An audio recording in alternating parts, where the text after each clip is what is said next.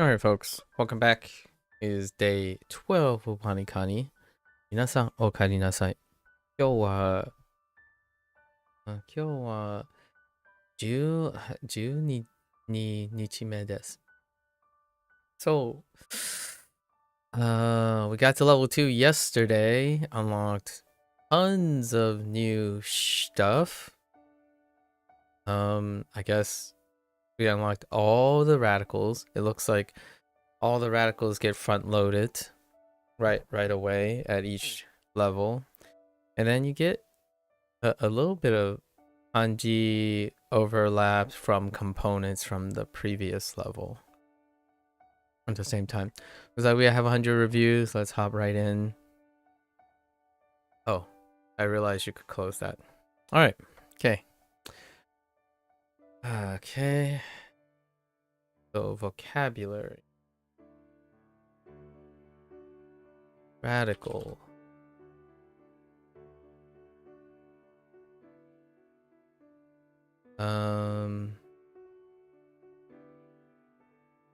Could I?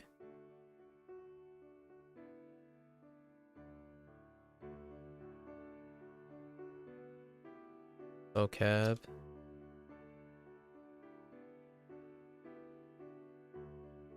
Pass. Radical.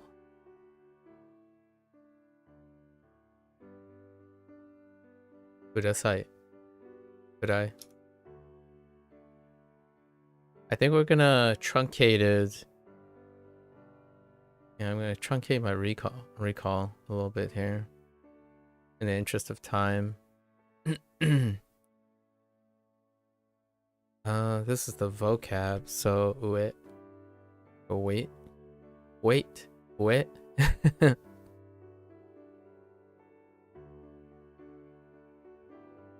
Radical, pass.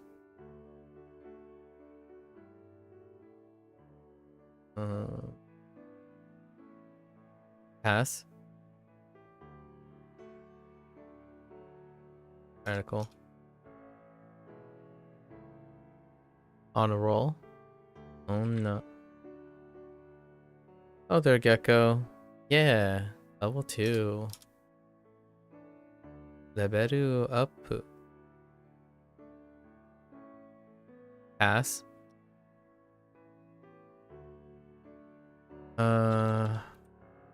Radical.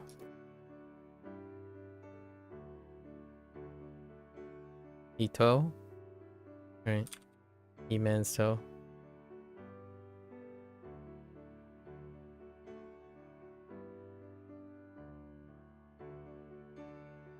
Stand? Oh no. Wait.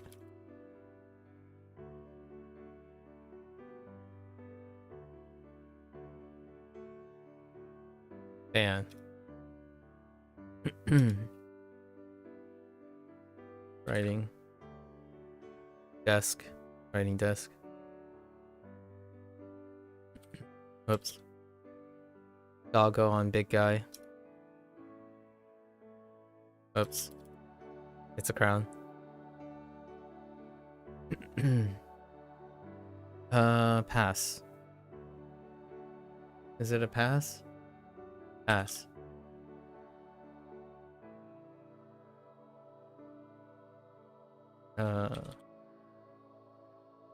Count people in jeans.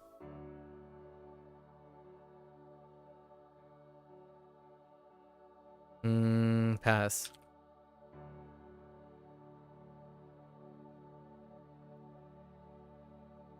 Rice patty. Jean Cole. Right. Cole at Tofugu. Out in jeans.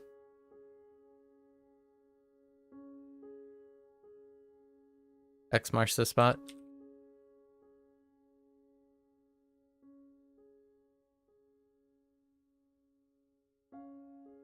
Santa-san at Nintendo.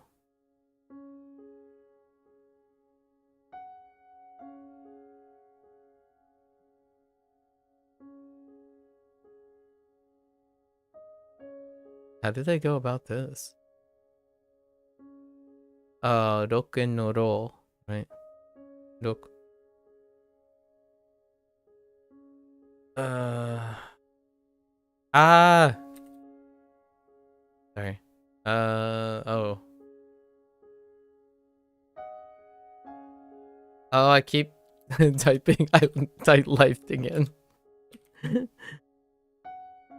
I typed life yesterday to life something. Okay.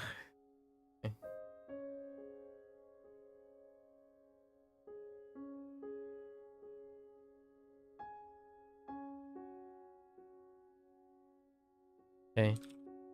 Radical.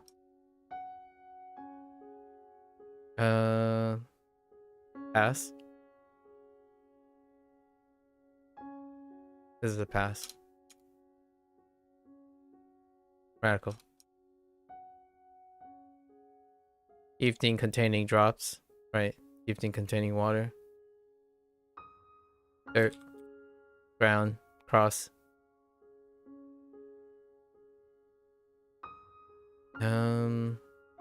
Saw. Right. Saw.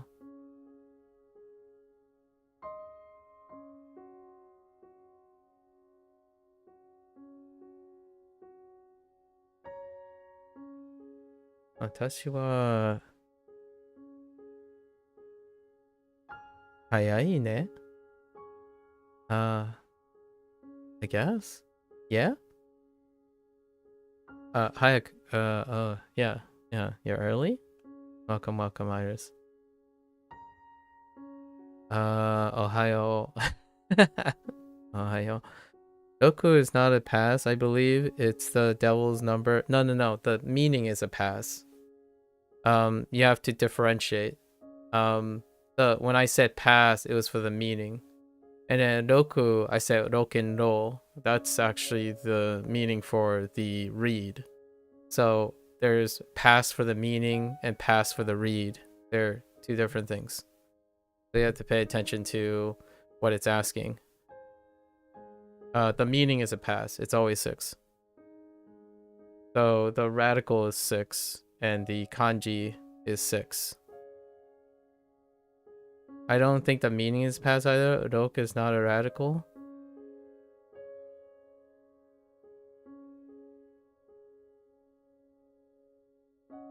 Oh yeah, that's fair, actually.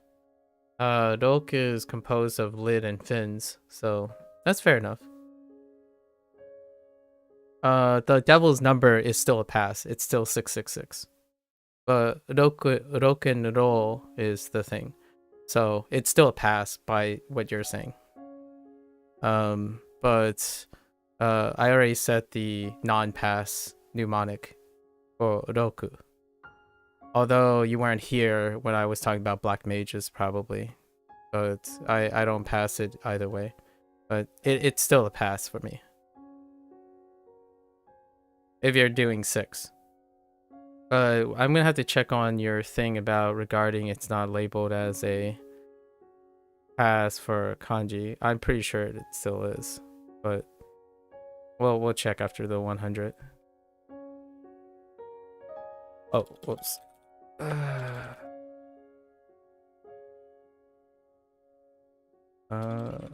Pass or radical. Whoops. Not radical. Wait. Oh, the radical name. Oh, cross.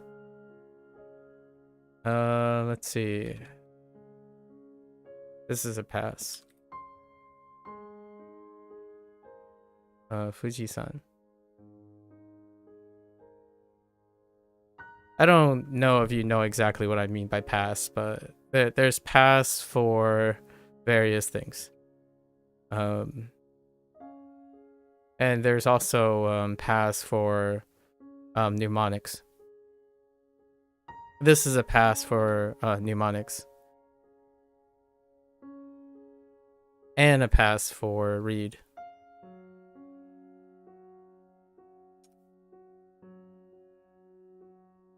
Vocabulary.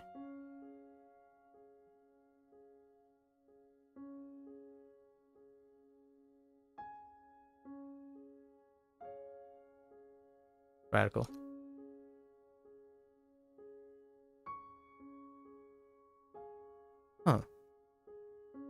did they use for? Huh. 你好，你好，朋友，朋友，跟很很久很久没看你的 I don't remember how to say stream, but those 你的汉语学习怎么样啊？不错，我的中文，我的汉语学习不错不错，现在我用 HanziHero 学习字，right 汉语字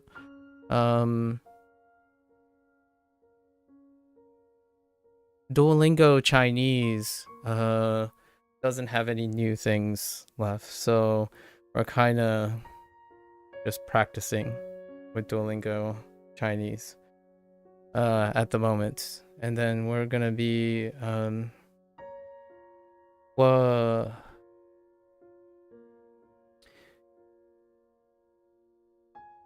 我用电脑游戏for studying Chinese in the future. So we're just gonna play 玩电脑游戏 for that purpose. But we'll talk about it later. And in terms of, I don't know what LLM is. I don't know how you say LLM, but ChatGPT, right? So we're planning on other projects with ChatGPT in the future. 我还没有打算做什么学习中文。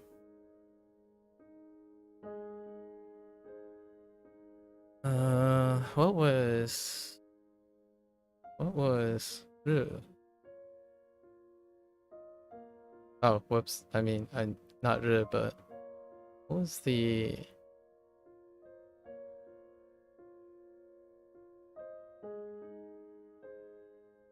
Xiping, or is it Xiping or Xiping? I mean, Xiping sounds kind of okay. Video. Oh, I also don't know how to say stream. Oh, okay. How you say video? Is it Xiping? Xiping?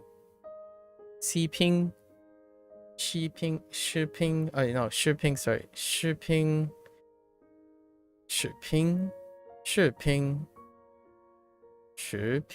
No, shipping sounds awful. Maybe like shipping.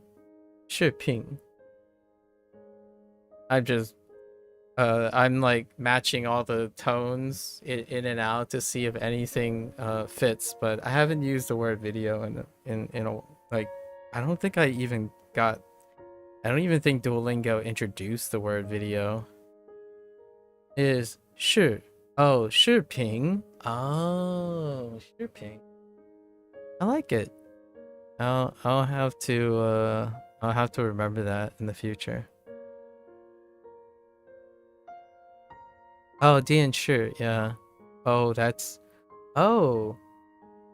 a good, yeah, that's a good comparison. Thanks. Yeah, 电视 that helps a lot actually. If I remember 电视 I should remember 视频.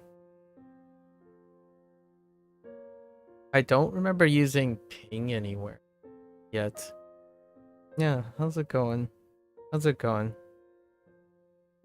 Now I'm trying to remember whatever mnemonics this guy gave me. Gave me for Nietzsche.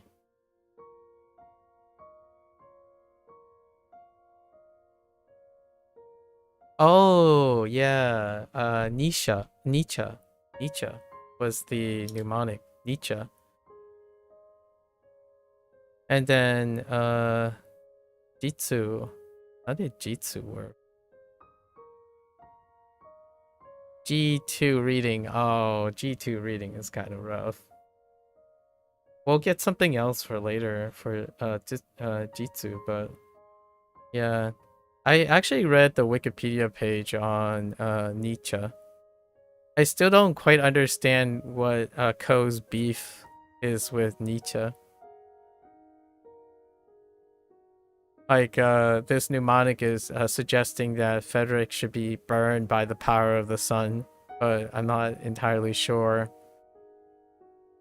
Like, the closest thing I can think of is this person's thing about existential crisis, like the existentialism, and then maybe that has something to do with the existence of people with respect to a solar body like the sun. I have no idea what the beef was. Like, it said he philosophized one too many things about the sun, so I have a distinct feeling it has something to do with his extensive philosophy on like existence and whatnot. I know very, very little about Friedrich Nietzsche. Nietzsche. Anyways, let's keep going. Oh no. I'm not sure if I remember what word they used. Maybe they used. Oh, okay. All right. Okay. I should write mount in it. What else would they take? MT? MT. Okay, so they take the abbreviation as well. Okay. You're taking I, right?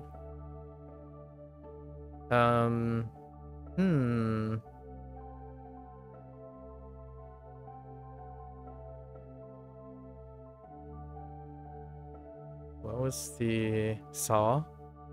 Saw. It takes me longer to remember the mnemonics that write what it is. It's a really fun feeling. It's like playing a puzzle game about it's like playing a video game forcing you to do something with something you already know in a different way. Kind of entertaining. Taishita. A tie. Tie for important things. They went with straight, barb, ground, and barb.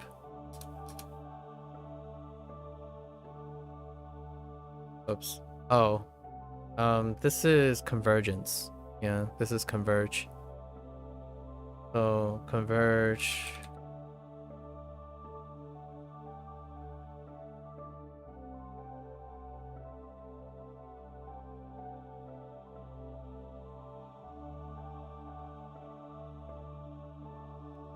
I don't think they take important.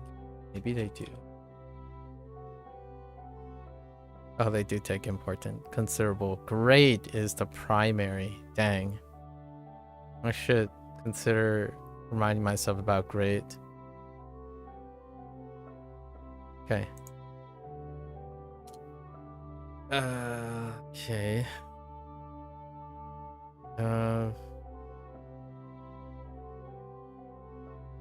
Exclamatory. This is a interjection. What's the mnemonic? Exclamatory. Oh. Kanji meaning. Wait. Is this a pass?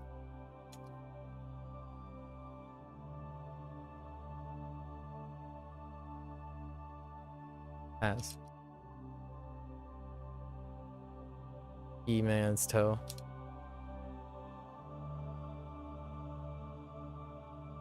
Cat. I watched the cat video. Turns out most of that cat video, Maru, most of Maru's video was silent. Although I still can't really show the contents of it, at least in my opinion, just for intellectual respect. But cute cat videos. It definitely screams the early days. Yeah, 15 years old. That screams about right. It was a montage of Maru's idiosyncrasies. You know, cat videos of cat videos. I have reservations about how fire is represented over, like, between prints. Let's see. Hito. Oops. Radical.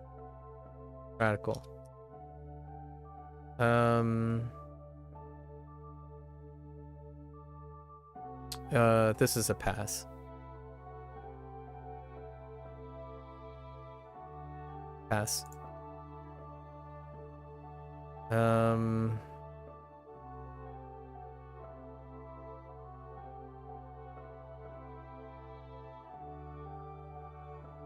Ida pass.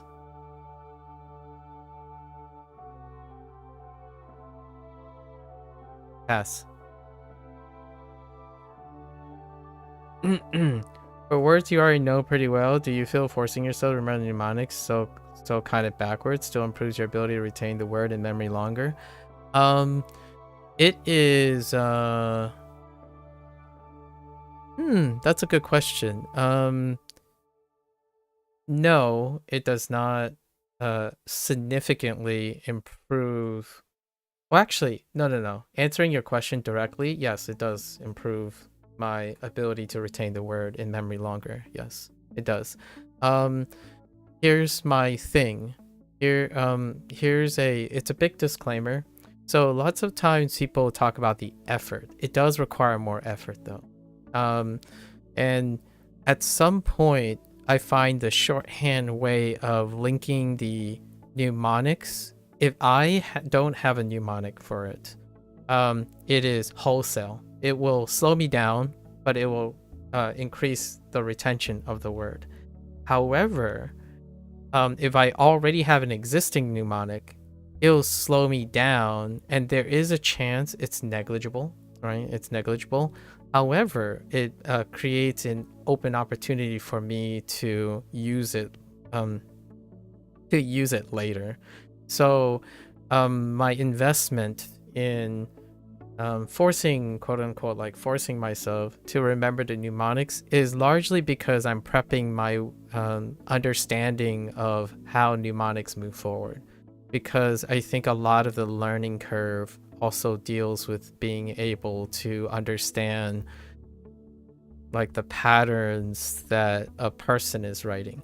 It would be a little bit different if this was written by a lot of people, like tons of people. Then I would probably approach it slightly different.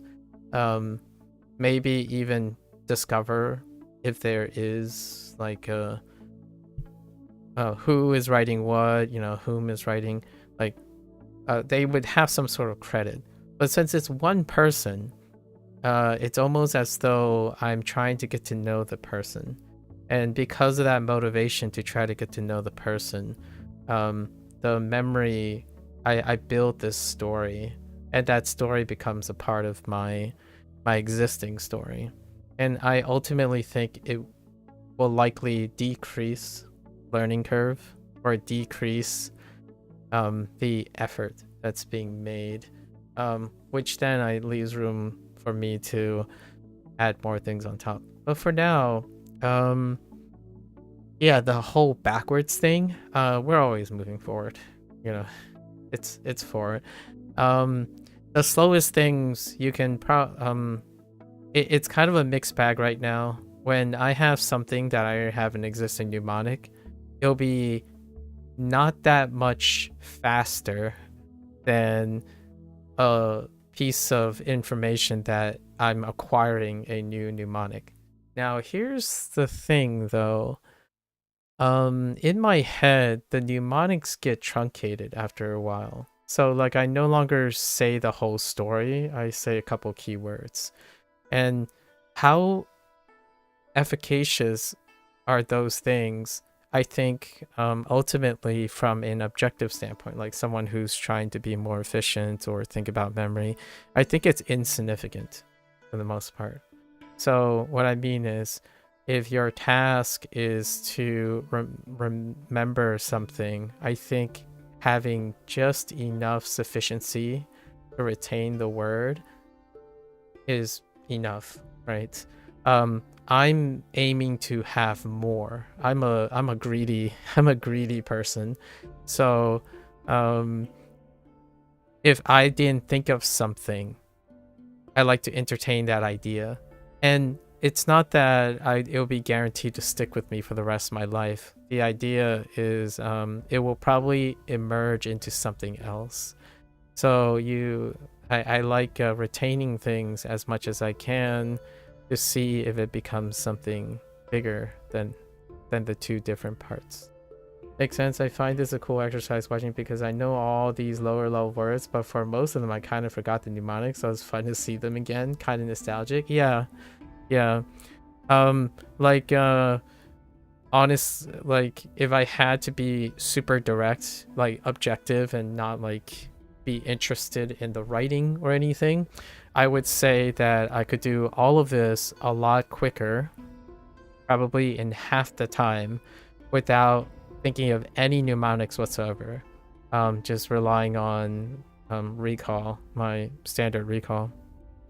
But I find it like it's a fun way to see how quickly so one of the disclaimers then, right, is that I'm spending only a portion of my time remembering the mnemonics. I don't necessarily am concerned of if I know the term or not. So there in the beginning it was kind of rough. So what I did was I used my knowledge of the characters to remind myself of what the mnemonics is. So it's like, yeah, it is going backwards for the most part. And now it's kind of forward. It's like simultaneous right now. Like it's very noticeable. And of course it's also a cool window, yeah, to Koichi's mind. Like here's my thought. When it comes to remembering these things, a lot of times people will say you're wasting your time, right? That is true if you know what your goal is, like, right? Because lots of people are goal oriented. So if you're saying you only want to learn Japanese and you want to learn as quickly as possible, what I'm doing is a waste of time. Like I have no qualms with people saying it's a waste of time. However, I like to, whenever I voluntarily do something, I like to use the stuff by maximizing its potential opportunities. So I may never know if in a couple years I will be in a voice chat with Koichi and asking him about these things. Like you never know. Like that's something you can't possibly anticipate. So most of the time, my experiences tend to be highlighted based on the potential of human interaction. If it's not potentially direct, then any form of indirect interaction is how I develop my skills. I would say the one skill that I could maybe conservatively say is that one skill I would focus on for the rest of my life is understanding people, and not in you don't have 99.9% access to the people directly, right? They are people, so they have their times, life, legacy, their own existence, right? So this is kind of my way to stay engaged with a product by looking at the person behind the product. It was one of my favorite things about creative reading and creative writing. When you're reading, I think some of my earliest times in high school and middle school was reading for the author's intent. Like challenging yourself to think like a human. I know how that sounds these days, but it sounds so weird to having to say this often, but trying to place yourself in the other person's shoes and think about the author's intent. And that continuously helps me be creative and problem solving when it involves another person, right? You oftentimes, when people think about products, they think about how the product solves an objective problem. And when I think about it, it's like, yes, certainly. However, that objective problem comes from people. It doesn't come from the product itself alone.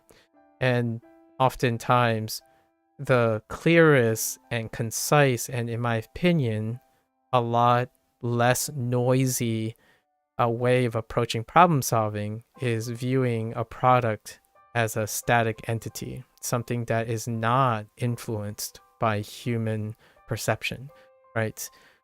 It's often easier, it's clearer, it's straightforward, and I love science for that reason. And at the same time, after working in science long enough to realize it's while we uphold this like ideal image of objective evaluations, one cannot avoid or ignore that eventually it's humans who use the information, and it's also humans who publish and communicate the information. So over time, I've kind of fell in love with the idea of it's not to sideline the people who love collecting knowledge. However, knowledge is in itself incredibly rewarding, but wisdom is what I'm after. So oftentimes when I think one of the more common comments that I have nowadays, actually among my friends and whatnot, is that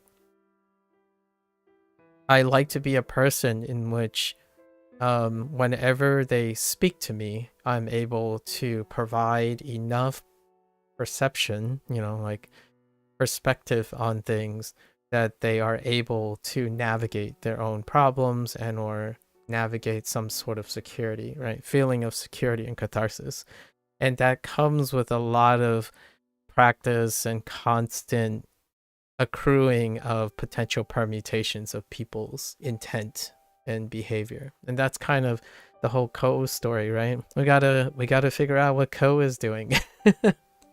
And maybe one day, I actually see this happening in the future. Maybe like 2 or 3 years down the line, we might start doing like interviews or something. Genuinely speaking, that's probably one of the holy grails, right? If you're someone who focuses on behavioralism and or things like intent and discussion and whatnot, what more dynamic and challenging is than talking about it intellectually with other people. And when I mean intellectually, I don't necessarily mean graded intellectual objectivity. So what I mean by that is that doesn't mean I won't be talking to a physicist in which the physicists continue to explain something that's beyond my comprehension right now. Right? There's no like grading of people's knowledge. I think thanks to the internet, knowledge has become this like gold standard. It's like, what is your raw knowledge of the topic? And somehow that makes you more perceptive. Oftentimes, actually, I find with more knowledge comes a greater gap in perception. You sacrifice perception for clarity and precise and comprehensibility, that kind of thing. It's oftentimes this is observed in language learning too, where someone who is incredibly competent in a language may fail to exercise proper emotional intelligence when communicating with someone who does not have that, right? Does not have a similar level of competence. I think that's a very large distinguishing factor between someone who is able to communicate while leveraging the knowledge they learn about language versus someone who has a lot of knowledge of a language but fail to practice interpersonal communication skills, right? Call it a bias. It's probably a bias because for myself, growing up from day one, had to navigate more than one thing when it comes to interpersonal skills, right? It comes with a lifetime of wisdom that involves looking different, sounding different, living differently. So it came with all the needs to emphasize a skill that, whether I choose to like it or not, it was a sufficiency. It was a necessity almost in order to be able to feel comfortable in academics, etc. Right? Growing up in a background in which you obligatorily is treated differently, you have to come to some sort of understanding, right? It's a very, very interesting question that prompts a lot of thoughts. However, I would say yes, it still improves the retention rate in the long run. However, it's probably not statistically significant. Like it's probably negligible in a grand scheme of things, right? So when I'm saying these things, it's the first thought that comes to my head. So you can find I can find like a gauge, and then people outside may find a gauge in the frequency of what my first thought is coming. I tend to try to speak my first thoughts when it comes to SRS related things, because SRS related things deal with that. I mean, they're called flashcards for a reason. I'm being facetious, but flash first thought, right? I don't think I'm being super honest though. I have a lot of thoughts instantaneously, like, so it takes milliseconds to have thoughts, but whenever my voice when I say something, it's probably the first when I finally get to the vocal part. But usually thoughts come before speech. Whenever someone says like, oh, just say whatever first come to your head, it's like, yeah, you have to think about it, then you speak it, right? So you try. This is vocabulary, right? So stuck.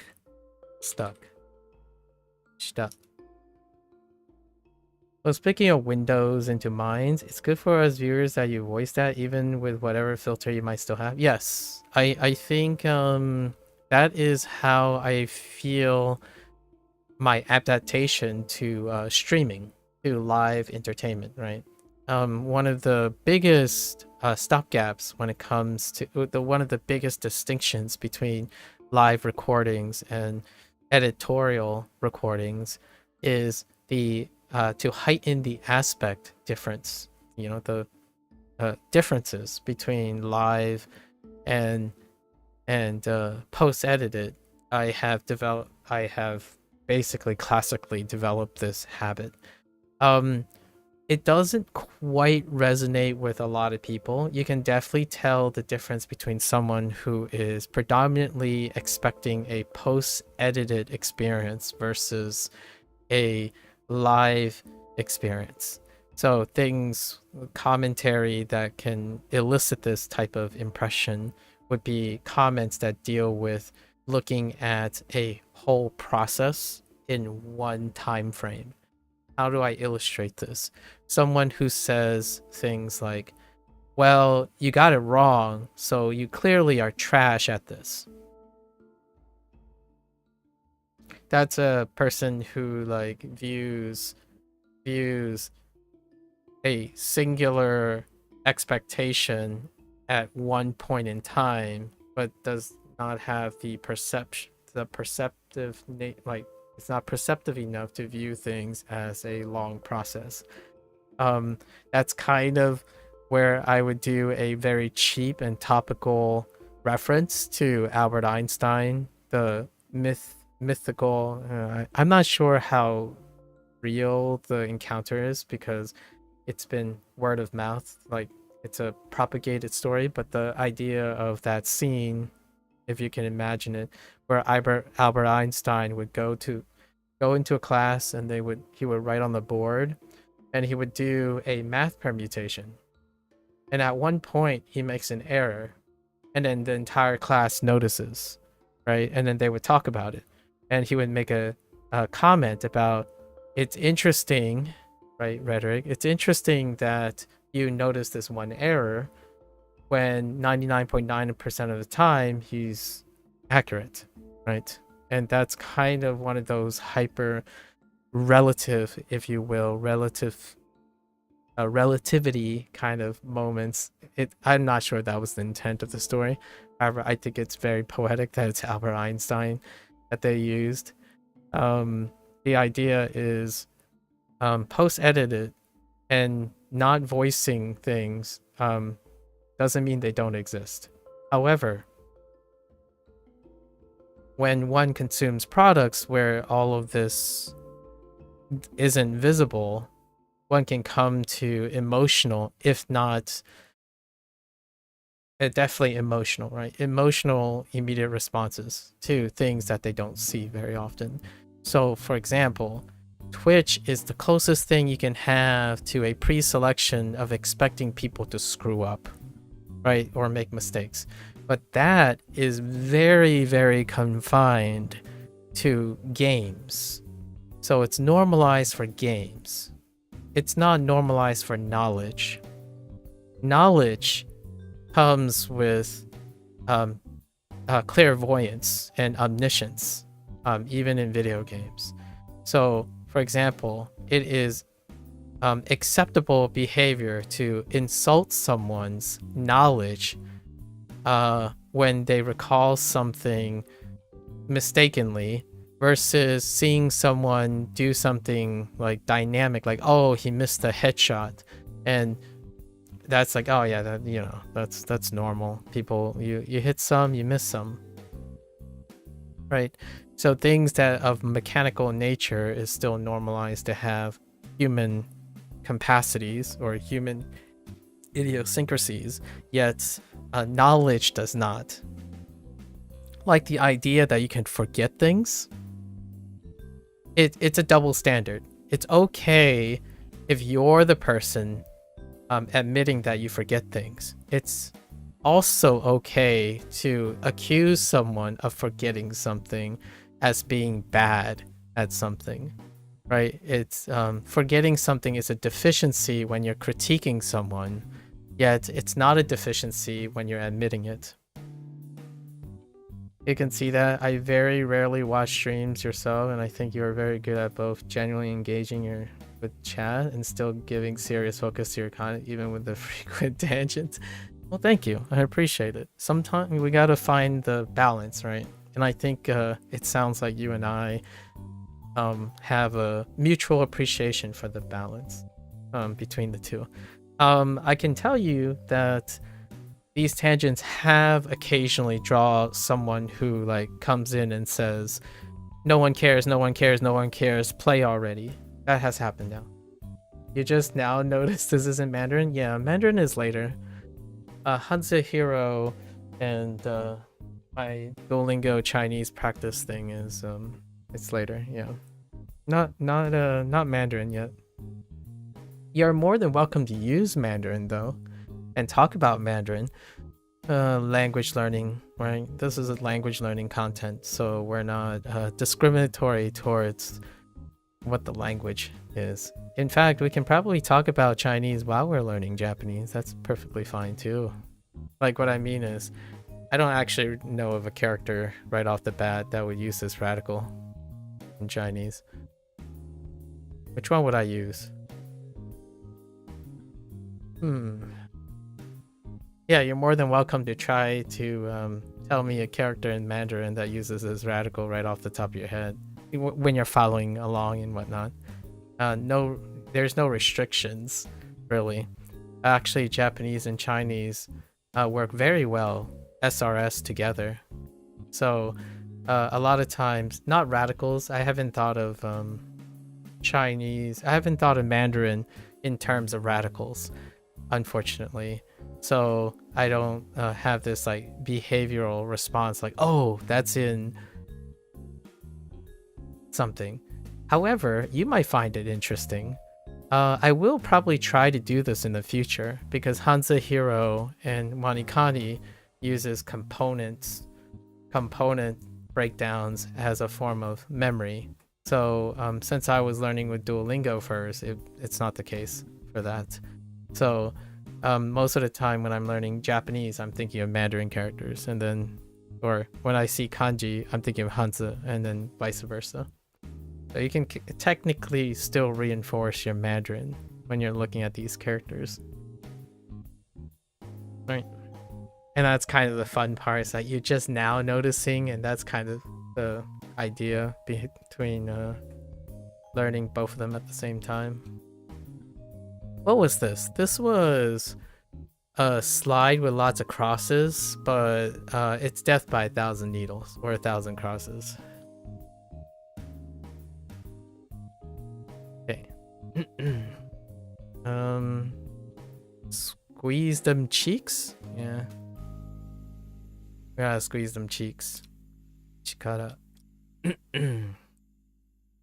Kami. Kami. Right? Kami.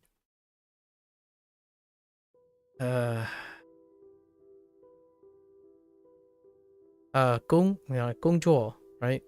This will remind me of Gongzhuo.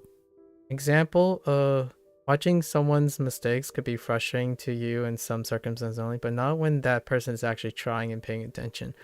Intriguing. Example of what I could find frustrating: streamers who don't pay attention to a game because they're looking at chat nonstop and then complain why they don't understand what's going on in the game. Ah, yeah. Yes, that can be tough. Earlier, the thing that you mentioned earlier, where when you see someone make a mistake could be frustrating. For some people, the mistakes come at a reminding someone self of their own mistakes before, and then that becomes an emotional baggage. So for maybe a good amount of 5 or 6 months, I talked to like 2 or 3 people, and since then I haven't spoken to them ever since, because usually that frustration builds up quite substantially, and that comes from a place of projected empathy, projected selfish feelings, but not necessarily a place of empathy, right?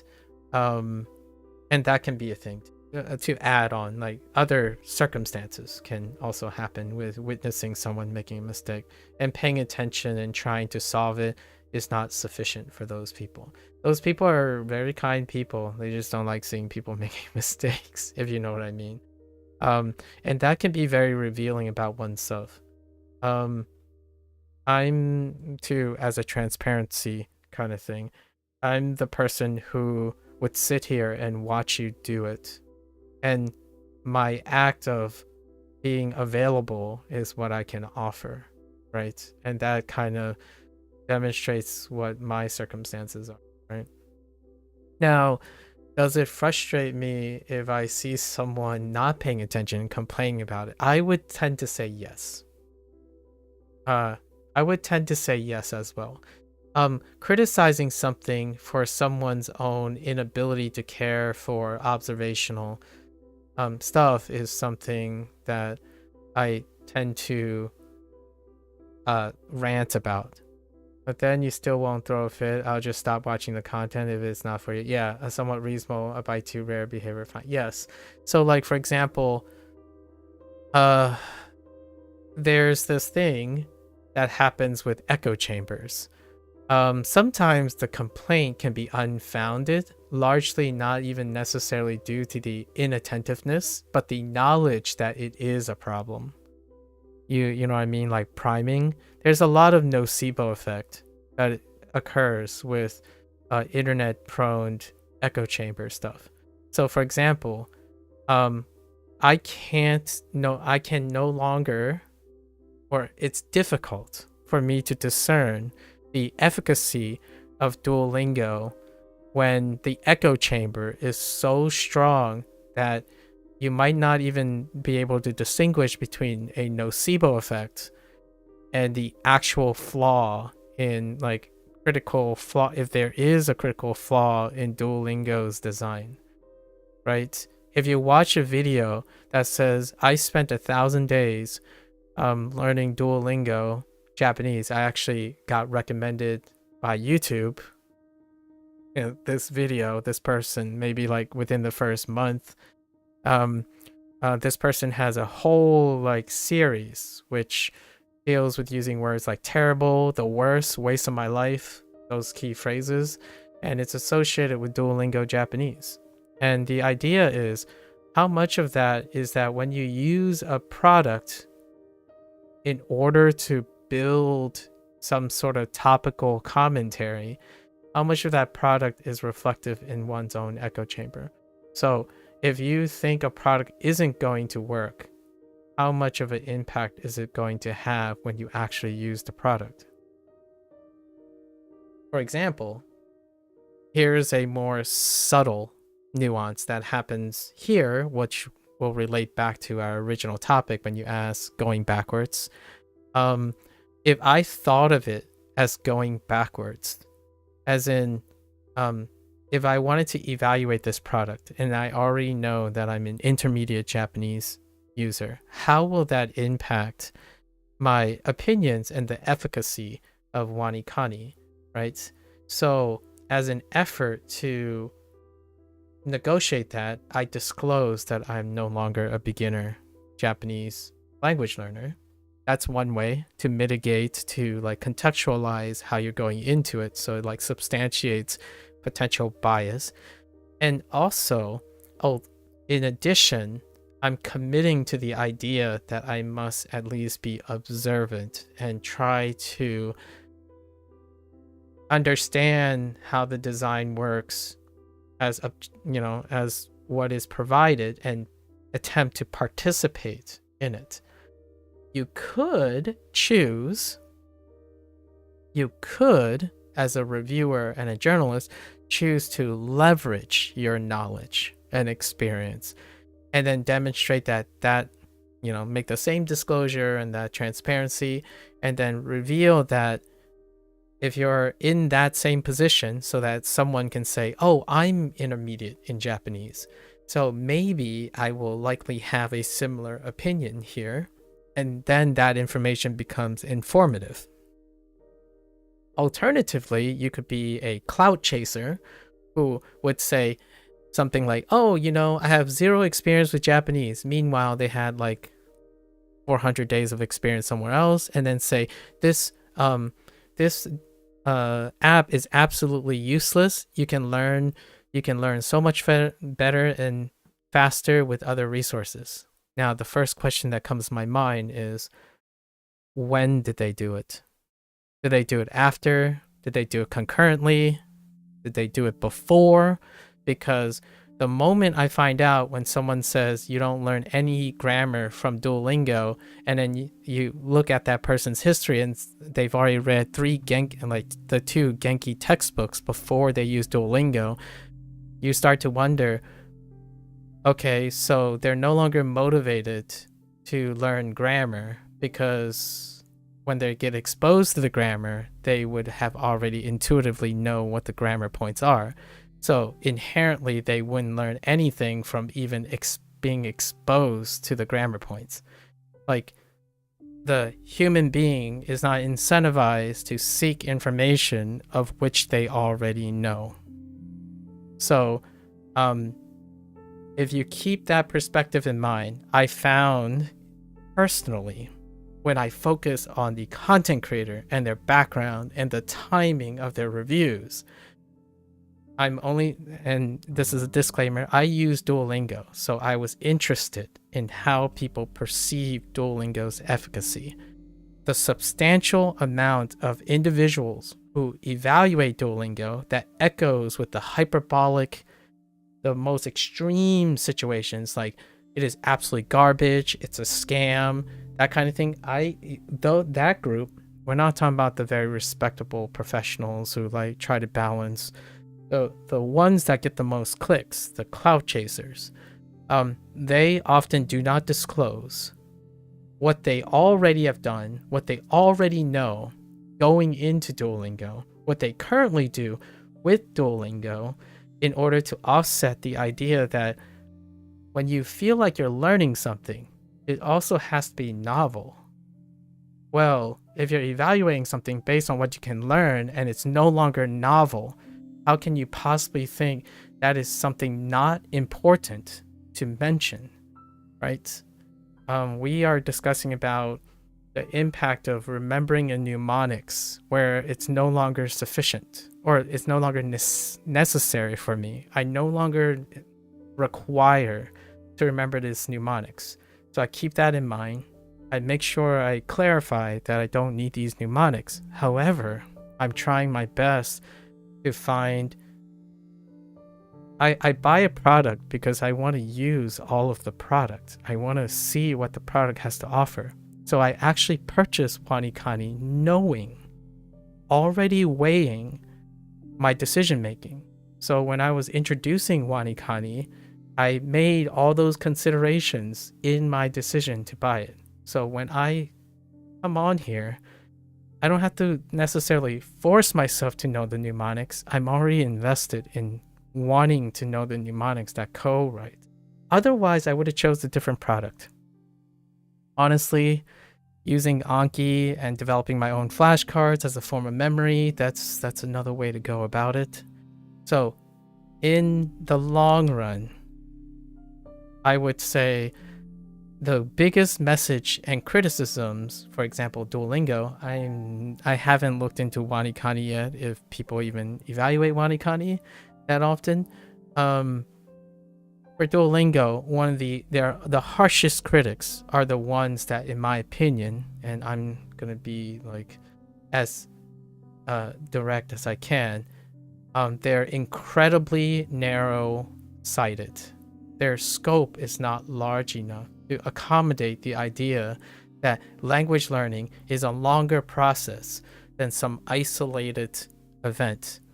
And one does not underestimate the nocebo effect. It is arguably as powerful as the placebo effect.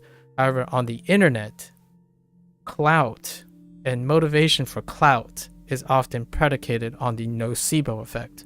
When something is garbage, when something is scam, when something is a waste of time, that produces a substantial amount more of engagement and controversy than celebrating something that is exceptionally wholesome, because even exceptionally wholesome and placebo effect dominant things are challenged by nocebo effect. As in, hey, oh, this guy learned something from Duolingo. Nah, that can't be true. Because all the other experts, quote unquote experts, say there's no way you can learn anything from Duolingo. So this guy's got to be cheating or something. There's got to be doing something like outside that. And I disclose all that. Like, I know what I do during the stuff. I even talk about all the stuff I do off stream because I can't stream those things. There's a copyright limitation. That's transparency. I can't show you the anime that I'm watching. It's copywritten. Like, I would love to watch anime with other people and mine sentences with them, but that's not legally possible, right? Oh yeah, I don't think I could give a proper opinion on a tool system of effectiveness to learn French, for example. I could probably project yourself, yes, and entertain ideas, but I would always preface that you're not the target group. Exactly. there's no what people are doing is not technically morally wrong. I know how that sounds. It's a moral gray, it's an ethical gray area, and it's also a legally gray area. So without standardization, I can only concede to the idea. I can concede to the idea that there are people who have different thresholds of ethics, morality, and perception. So until you are held accountable for these type of things, rarely is there some sort of standardization or regulation on it, right? Like our previous discussion about vetting, right? Vetting process. There aren't accountabilities for providing. There's no standardization. So if this is not normalized, then you come to expect that there are individuals who don't practice this type of diligence. I guess I would file it under due diligence, right? I cannot tell people that their WaniKani experience will be the same as me only unless somehow they decided to use Duolingo for Japanese for over 300 days and also do at least 80 to 90% of the things I've recorded. That would enhance the probability that the WaniKani experience I'm having right now is going to be irrelevant to theirs. Now, with all of that said, I then proceed to try my best to say, this is how I engage with WaniKani, because I can no longer be a beginner in Japanese anymore. Like, it is very difficult to not look at this, and I can think of Chinese and Japanese characters, like Hanzi and Kanji, at the same time. I can't remove that anymore. It's not like, oh, let's just use all my efforts to pretend not to know these things anymore, right? So that's kind of one of the limitations of human experience, especially when you're evaluating learning products. I think one little rhetoric to consider when you, since we love language learning, right? I like to think most of us enjoy language learning. The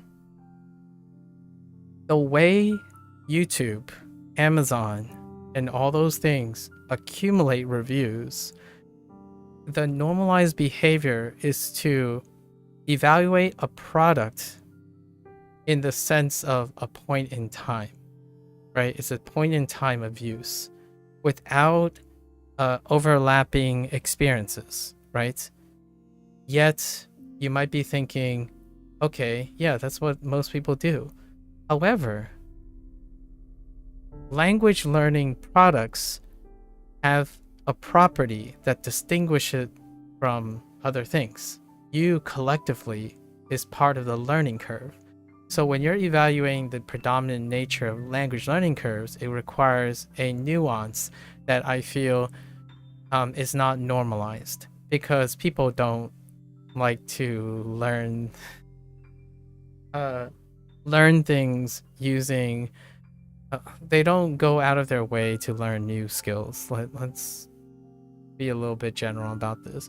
So when they go to evaluate things, in my opinion, a lot of times individuals who would go to evaluate these things also evaluate other types of products. And what happens a lot of times is they treat a learning product like a consumable or like a perishable. So that's where I find the biggest cognitive dissonance between the value evaluation of a learning product, especially a live service or like a live service product, versus a finished product. And this can be paralleled in the gaming industry and so on, right? And my difference here is I'm a streamer as well. So a streamer tends to invest in something that is consistently a live service, largely due to the nature that the perspective is that that product continues to evolve, change, coexist with the support of a community. The vast majority of reviews that are very viral compared to maybe a select few experts that do elevate to at that level. Generally speaking, they evaluate things based on a standalone product, and then they stick by their reviews as though that product never changes. That was probably my primary criticism about when I was looking for a alternative for Chinese and HanziHero, in which I landed on HanziHero. One of the most disappointing things that I have found largely is due to the nature that professional journalism, or I guess internet journalism, when the main sources of feedback when it comes to leveraging expert advice, or someone who says, I've tried all of them and here's my top tier 10 list, is the failure to preface and or establish a personal history with these products. It does matter. Order does grossly, significantly matter when it comes to evaluating learning products. It doesn't necessarily matter for creative process. Sometimes it does. Like, for example, I'll give you one from movies and industry, for example. When a movie is a sequel, right? Automatically someone will naturally intuit it, saying, oh yeah, I should contextualize this to the prequel. And maybe if you knew it's a trilogy, also contextualize it to a future setup, right? That's using knowledge to contextualize something in that sphere. So it still happens. Like, oh, this game is a sequel. Okay, now my mindset changes, right? In evaluating the product. Oh, this is a setup for a future installment. Oh, the sequel was great because it had a lot of nods to the prequel. There was a payout for sequel. Learning apps are not perishable one-offs. If you're learning something already and you're coming in evaluating another learning app, that matters, in my opinion. And there is a failed attempt to disclose that ever. It's right in your face, but they don't disclose it. For example, someone says, I tried all the apps. And I was like, okay, so that means you've already made your article very, very irrelevant, because you haven't stated in which order did you test your apps. What's your language background when you're testing all the apps? You have not established any of that. So your advice and your tiering is literally an op-ed, in my opinion. So that's where I find that professionally, that's fine, because they technically didn't say this was like monetized for performance or any type of vetting, and they kind of alluded to the idea that that is their opinion. So most internet journalism is predicated on being an opinion piece, right? And that's acceptable. It's uninformative to me, though. Like, it's so important to know when someone says you don't learn anything, is it that they don't learn anything? It's so hard to know. Like, do you hate a game because you feel like it's done before and you've played so many of these games? That affects the review and how informative it is to other people. And I'm only highlighting the clout ones, like the ones that are viral. So this is very selective for the pre-selection. I think the vast majority of people have a balance between it. They would say, oh, I love the Star Wars. Like, for example, you love Star Wars. So you have to establish, like, okay, you love Star Wars. That's great, because that is a relevant information, for example, as opposed to, so this movie is crap. Like, okay, can you give me more context? Like, have you seen another movie like that? do you like specific movies that aren't like this? Because it would help me to understand when you say Star Wars is crap. How do I do you hate Star Wars already? Like, there's so many more questions when you say something so sharp, like so hyperbolic. You're considering showing Star Wars to your 6-year-old sometime soon. Still not sure if I should start with the original and the prequel. Go crazy. Well, why don't you just start with the sequels? I'm kidding. Sorry. But why don't you go crazy and start with the sequels? Here's my take on this. Is a little bit different in terms of movie making. The sequels have a generational cinematography approach that is very distinguishable from the originals and then the prequels. So they represent like 3 iterations of the modernized cinematography at the time. So the originals represent the pop cinematography of its time, and the prequel then was the second resurgence, right? It's about 10 years ish. We're gonna give it a 10-year, like decade. We're just rounding, sorry. Rounding decades, and every another decade there will be another generational pop cinematography. So the question is your 6-year-old old enough to start associating and normalizing specific cinematography patterns, right? And you got to choose your poison, because you can definitely see that there is very topical production direction, at least in my opinion, when I saw across the board, right? They're like period pieces. That would be interesting.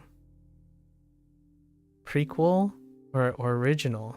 And you haven't decided if the sequels are worth comparing, because there are 3, there are 3 distinct time periods in cinematography history. There's, the George Lucas era, and then kind of the George Lucas era, but wet dream George Lucas era. And then there's the post George Lucas era. That's a good question. Obviously, from a process-oriented person, in my opinion, she'll eventually see all 3 of them, right? Although it could create a placebo effect, or a nocebo effect, and you might not get to the end. Your personal preference for media, game, TV, movies, anime is always to go by release order. Oh. Okay. I'm just afraid she'd be a little put off by the older ones because she's not familiar with old. I think... Hear me out here. That's what I meant by, is she familiar already? By 6 years old, is she familiar with modern standards? If you know what I mean. Because if she's not familiar with modern standards yet, then she is more likely to intuitively be associated with whichever comes first. Isn't that crazy? Just think about how interesting it is for an adult to look back on childhood preferences, right? There's a first stuff, and the first stuff effect is so substantial, especially for potentially a youth that hasn't established permanence yet, like permanence with creative ideas, for example, right? I mean, nowadays, I just spent like the last 30 to 40 minutes talking about viewing products at a single point of time. That perception still goes into like adulthood most of the time, right? At least young adulthood, where they don't view things as period pieces, where like the original will always be the original. It cannot be captured because you would have to take yourself out of place and time, right? So in order to rekindle that, literally the social like aspect and the context would have to revert or resurge back to that time period. I can't say I have seen anything that would want to recapture the days of old. I think the closest thing would probably be Star Trek. But yeah, that's a really good question. Let me know what you end up doing, because release order seems like a very pragmatic approach. You watched all of Jurassic Park and World recently. Okay, and she enjoyed it all, but she does think the dinos look better in the more recent movies. I feel she's more connected with World. Oh. You know what's funny about that? Dinos are real in the old ones, and then dinos are not real in the new ones. And what I mean by that is real. So, if you know what I mean, when it comes to like how they pulled off the looks and whatnot. So oftentimes when I think of the Jurassic Park ones, yeah, that is a very great contrast. So most likely, if you knew this now, and if she's connected with World, you could. Oh, this sounds like we're hitting a morally gray area here, or an ethics problem here, but hear me out here. So now you have a choice. Do you double down and reinforce and see how you could engage her with presenting the opposite order, or double down and reinforce the modernization of visual effects by starting with the sequels and introducing the idea of backward storytelling, or contextual, like expositional story making. Like, for example, you show the modern one, then you fill in all the gaps in order to create more significance for the modern ones. I know what you mean. Insert crazy conspiracy theory about the politicians actually being dinosaurs. So, if you know what I mean, like, the world's your oyster, I suppose, and hers. I think again, I don't have children, nor do I have a significant other. However, it would be interesting to hear what she would want to do at this point, knowing that you have watched Jurassic World or Jurassic Park, where like you would present the case where here's this, and here's this. Where do you want to start? However, know that we're gonna have fun and we're gonna watch all of them, right? So then you give the case where she will know that she's gonna end up watching all of them. So it would be really interesting to see what she goes with. Yeah, ultimately, I won't lose sleep over it. Either way would be interesting in its own way. Yeah, you'll probably end up asking her what she would prefer to do indeed. Yeah, like, to me, it's like, it sounds like I'm treating things like a social experiment, but at the same time, like, I love my social experiments. I think people are beautiful and dynamic. It's an everlasting process to observe how people think, and it certainly would be fun. I would love to hear what she ended up choosing in this case. I think normality predicates normality is the strongest force, one of the strongest forces when it comes to childhood development. So the higher consistency in a reward response is probably likely going to be the thing reinforced.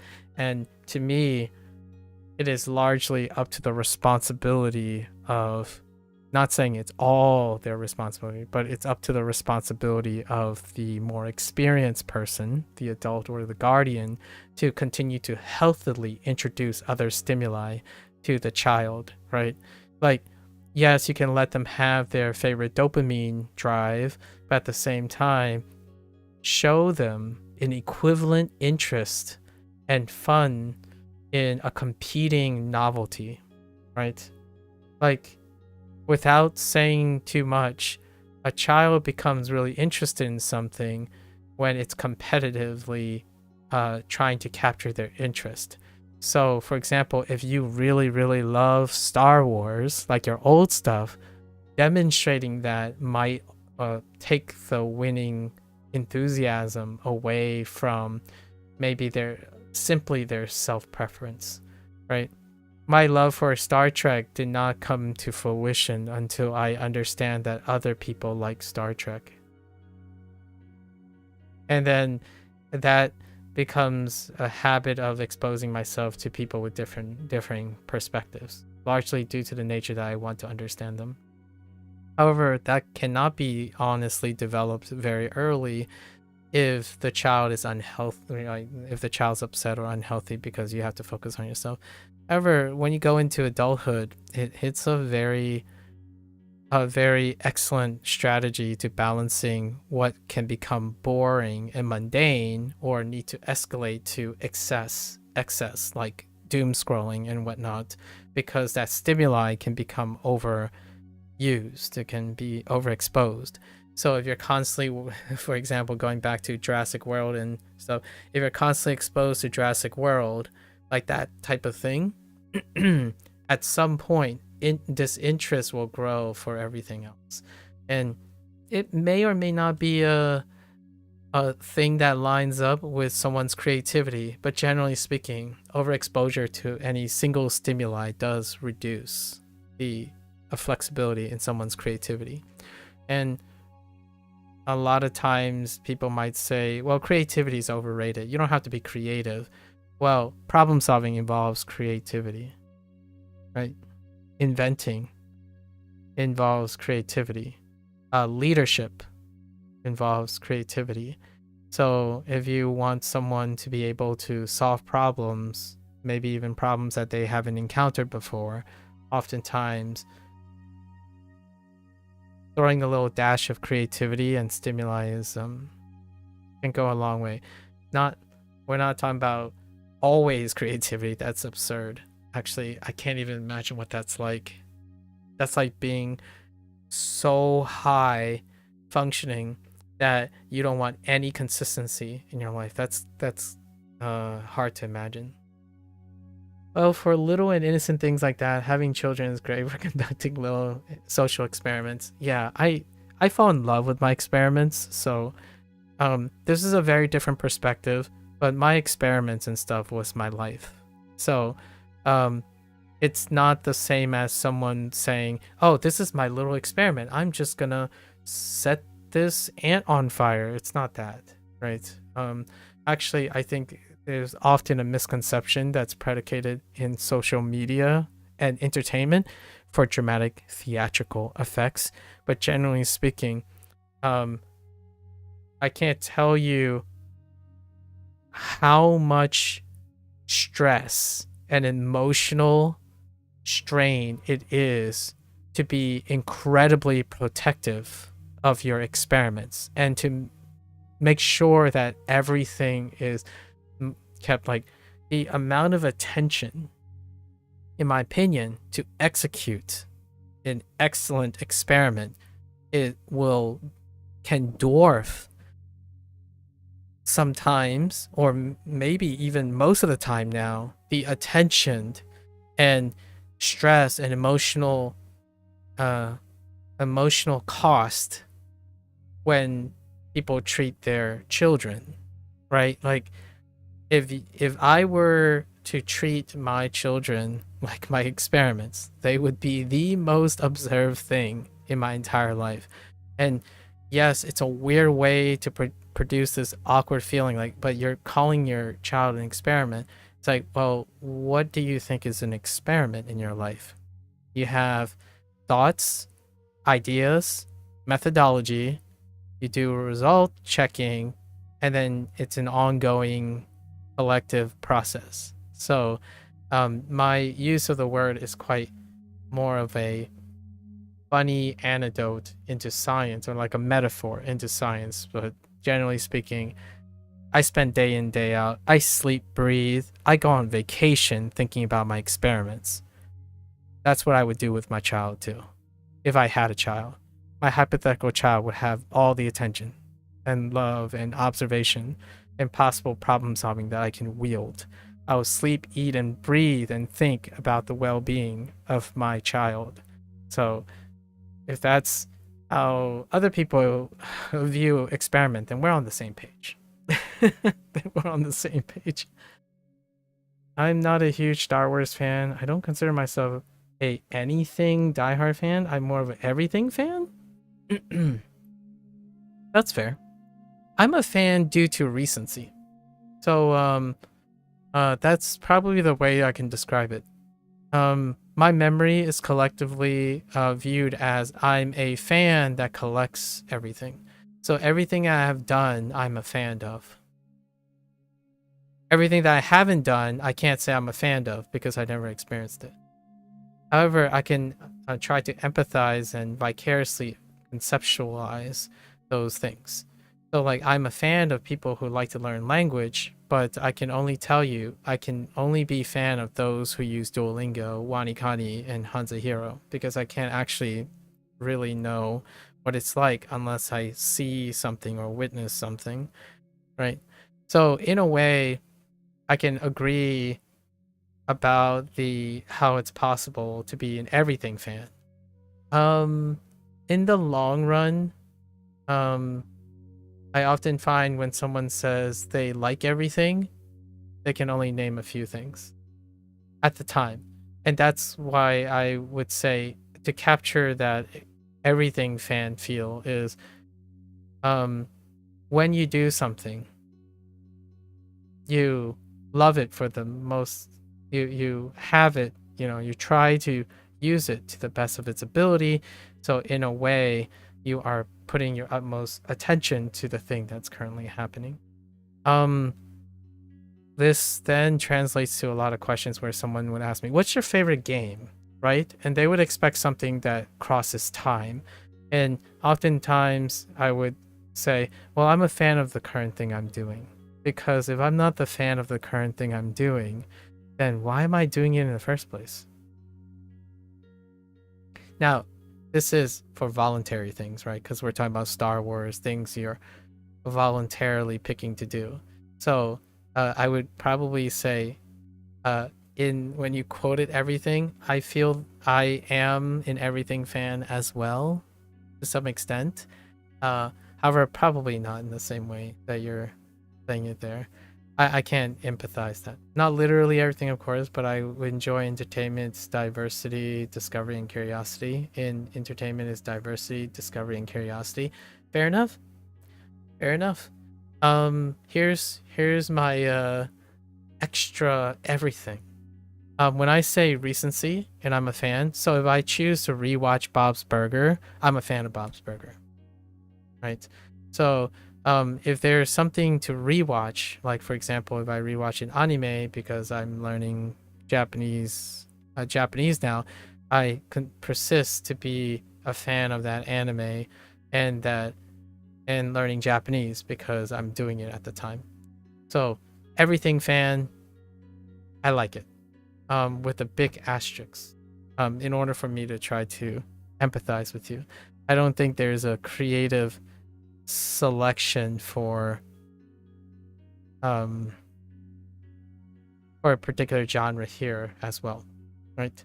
Maybe it's more to differentiate from possibly what you mean about being an everything fan. Maybe I'm an anything fan. So anything with a particular time frame in mind. I can only be the biggest of fans on the things that I can remember and experience. Thanks. Ogi Boros? Thank you. So a separate idea, if you will. When I play video games, one of the top 5 questions that I get asked is, what's your favorite video game? And I'm like, the current one that I'm playing. That's the short answer. It would be like, if you want a short answer, it's the current thing I'm playing. What is my favorite language learning app right now? WaniKani. in a few if you wait until HanziHero starts up, the answer is HanziHero. So, I try to that was me that followed, but I got an ad, so I'm back on YouTube. Oh, okay. Hello, Boros. Welcome back. How are you? Anyways, I look forward to hearing about your daughter. You're okay with that, right? Or in other words, there are definitely things I like more than others, but I like many things in many genres. My fandomness is not specialized. Very well put. Which to some diehard fans could potentially make me not a true fan, which is crazy to you. Yeah. When I use WaniKani, I'm not a serious language learner. Ne? Right?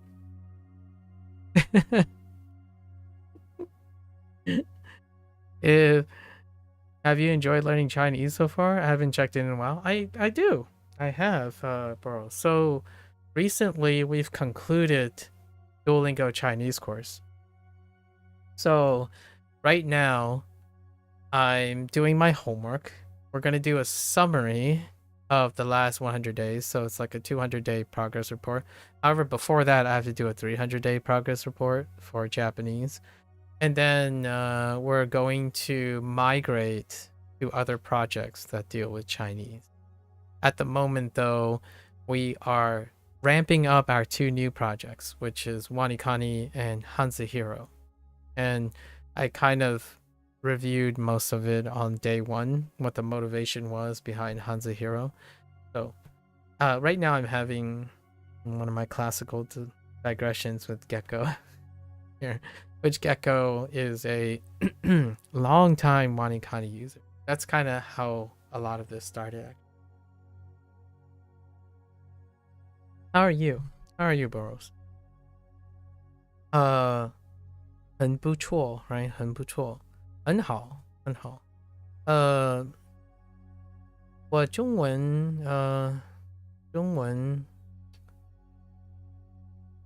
I don't know how you say beginner, intermediate. It's all right. HSK 334 probably, something like that. It's enough for me to start doing things like answer response stuff. So we're probably gonna move to an LLM soon. Don't worry, I don't mind talking about your daughter. I'm the one who brought her up. Okay. At this point in my life, I would definitely say being a dad is a core part of me, so it makes sense that she pop up in conversations.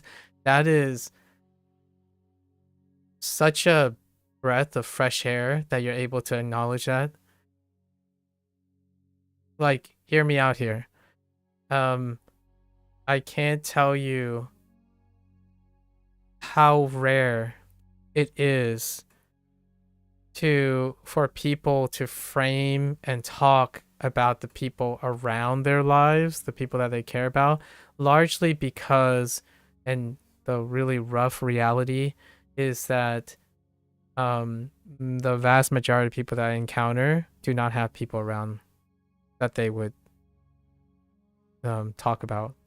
So, like, for example, whenever I'm concerned, when I'm sharing like a short story about my parents or my advisor, my academic advisor, because someone said, oh yeah, you know, my teacher is garbage, it's hot garbage, like I wish I had better teachers. And my first thought is, do you have anybody else? Like, you never bring up anyone else after all these talks? Like, what is your point of reference for a person that's terrible or a person that is not? And the reason why is, like, voluntarily, people don't, like, the vast majority of people don't give me an impression that they actually have people they interact with on a regular basis, you know, people they care about or people to be cared about and people who care about them.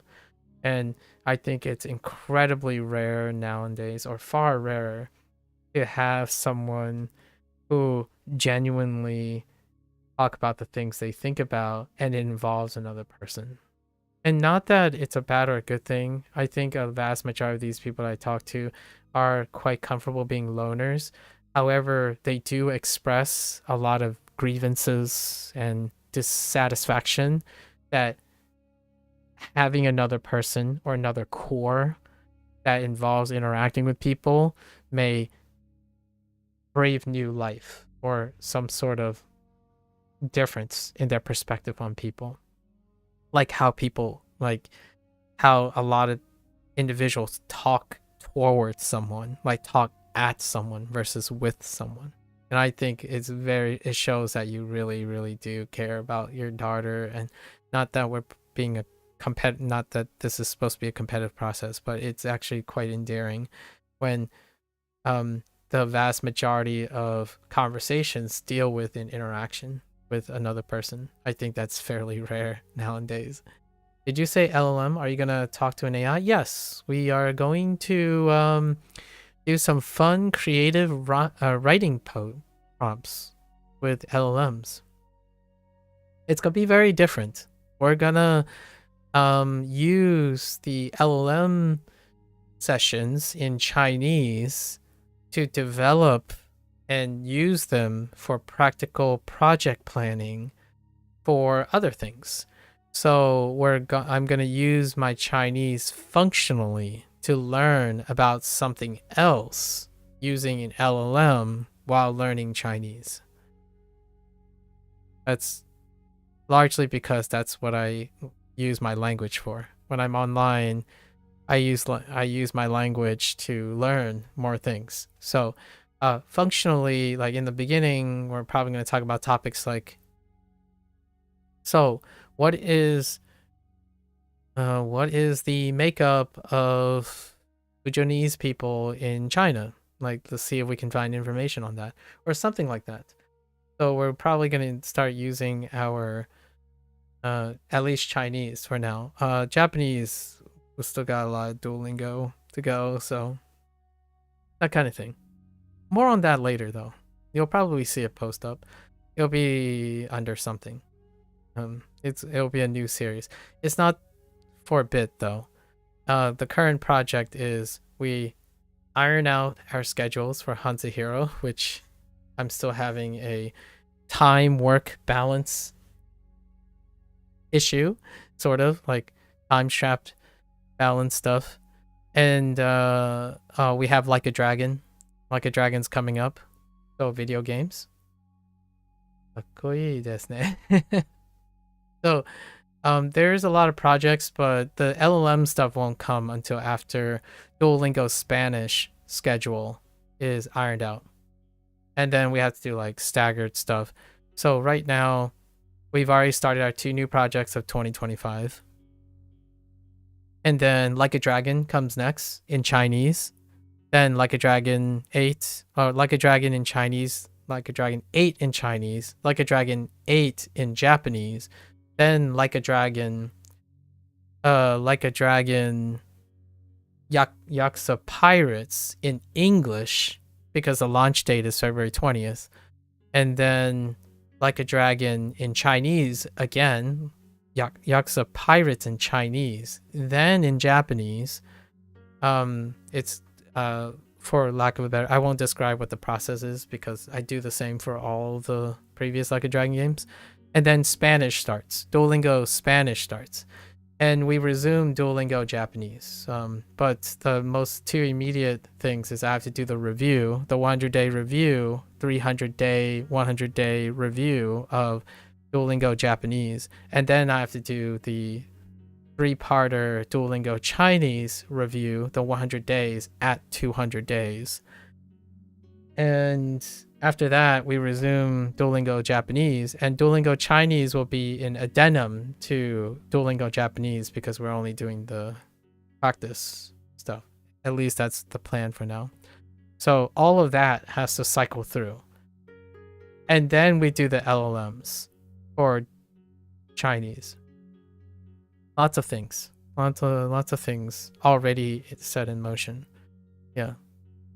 And we haven't gotten to like how video games is going to factor into farming for deck builder terms in Chinese and whatnot. I had to form the basis of the vocabulary word, and that involves Anki. Probably. So after that, we're talking about May and June. We're talking about like around May and June, we're gonna do Anki in order to form genre-specific game decks for Japanese and Chinese. Just genre-specific.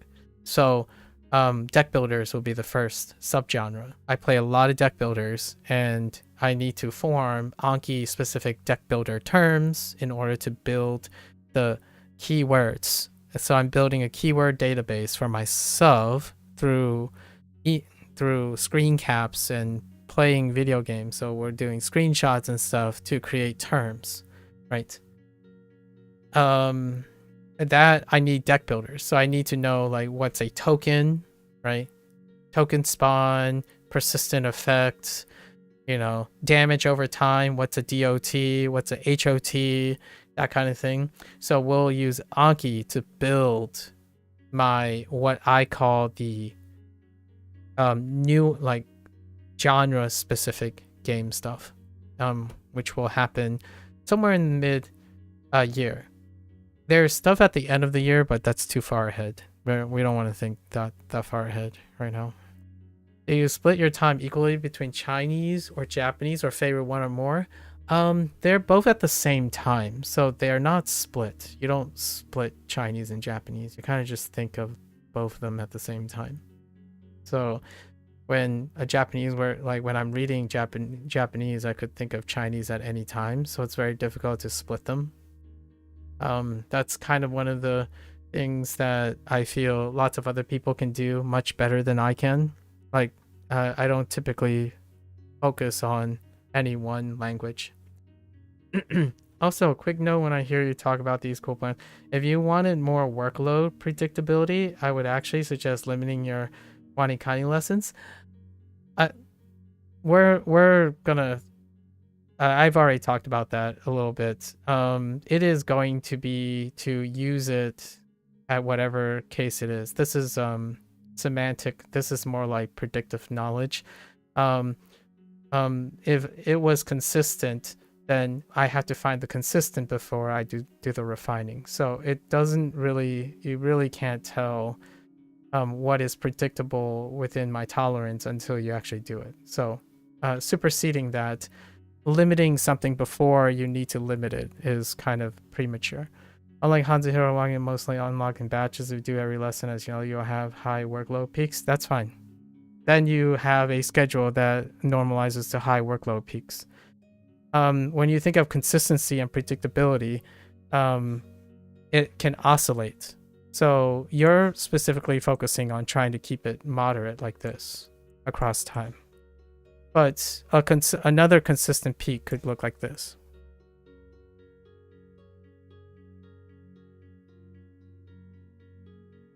So we could form a schedule around repetitious peaks. That's also a possibility. So when you're saying limiting the WaniKani lessons, it's to lower the range. Lower the range. However, we could adjust the schedule to this. Kind of like when you're having a long run day or a speed run day and a long run day. Speed run day, long run day. Think of it as an expanded as opposed to a day to day. So when you're thinking about limiting WaniKani lessons, it's more like thinking day to day. You could think of it in months or weeks, right? And we can fit a repetitious as we can separate them into repetitive units. So that's kind of what I'm leaning towards right now. So there'll be a peak day where it'll be WaniKani only, and then so forth and so on. So it could be a more dynamic process as opposed to trying to create low noise and consistency that way. This is consistent too. That's kind of how we went about it with Duolingo. Chinese was always like half the length of Duolingo Japanese. And largely because the Chinese experience is different. I don't have to process grammar versus Duolingo Japanese.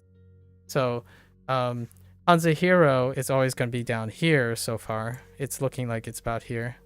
And this is 2 regular patterns, right? 2 regular patterns. You don't have to relate them together.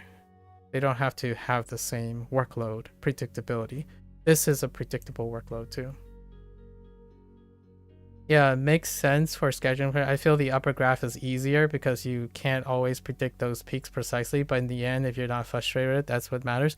Yeah, when you're within the predictive range, there's going to be a predictive range. Actually, to tell you the truth, in Duolingo situation, it's all over the place. Like, Duolingo kind of looks like this. And ultimately, you can form a schedule. Sorry, I'm like writing with my mouse, which I don't typically do. You can normally have a schedule that is flexible enough to address some of these peaks. Here's my thing about it. Flexible schedules are harder, in my opinion, or it feels harder. When someone says like one is easier and one is harder, I would say it's relative to the amount of how much practice you do in those. Because this schedule might seem like the daily life of a CEO or something, which may seem like more normal than a schedule by a office worker or something, right? Who specializes in a very specific schedule. So for me, we do multiple schedules. Like HanziHero will have a separate schedule, and Duolingo, HanziHero can have a separate schedule. Duolingo can have a separate schedule that negotiates with WaniKani, right? That's perfectly fine. It's the challenge. It's not only not frustrating, it's actually kind of fun trying to make it work. If it doesn't work, obviously it's not frustrating because I could do contingency plans. I can create contingency plans to fit the model. Duolingo game style learns a new word into different sentences and many different. As far as I know, this method still works. Yeah. Lots of methods technically work, and it's odd. Long story short on that one.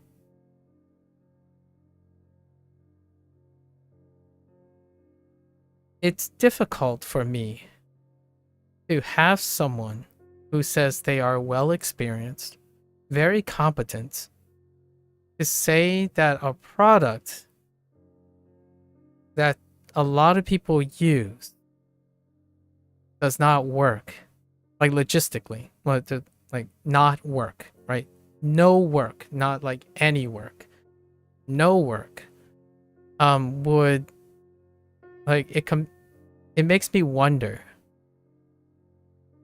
if a person is evaluating something if they use language like that, right? And I totally agree. It still works. Like pretty much all coexisting methods right now work to some extent, right?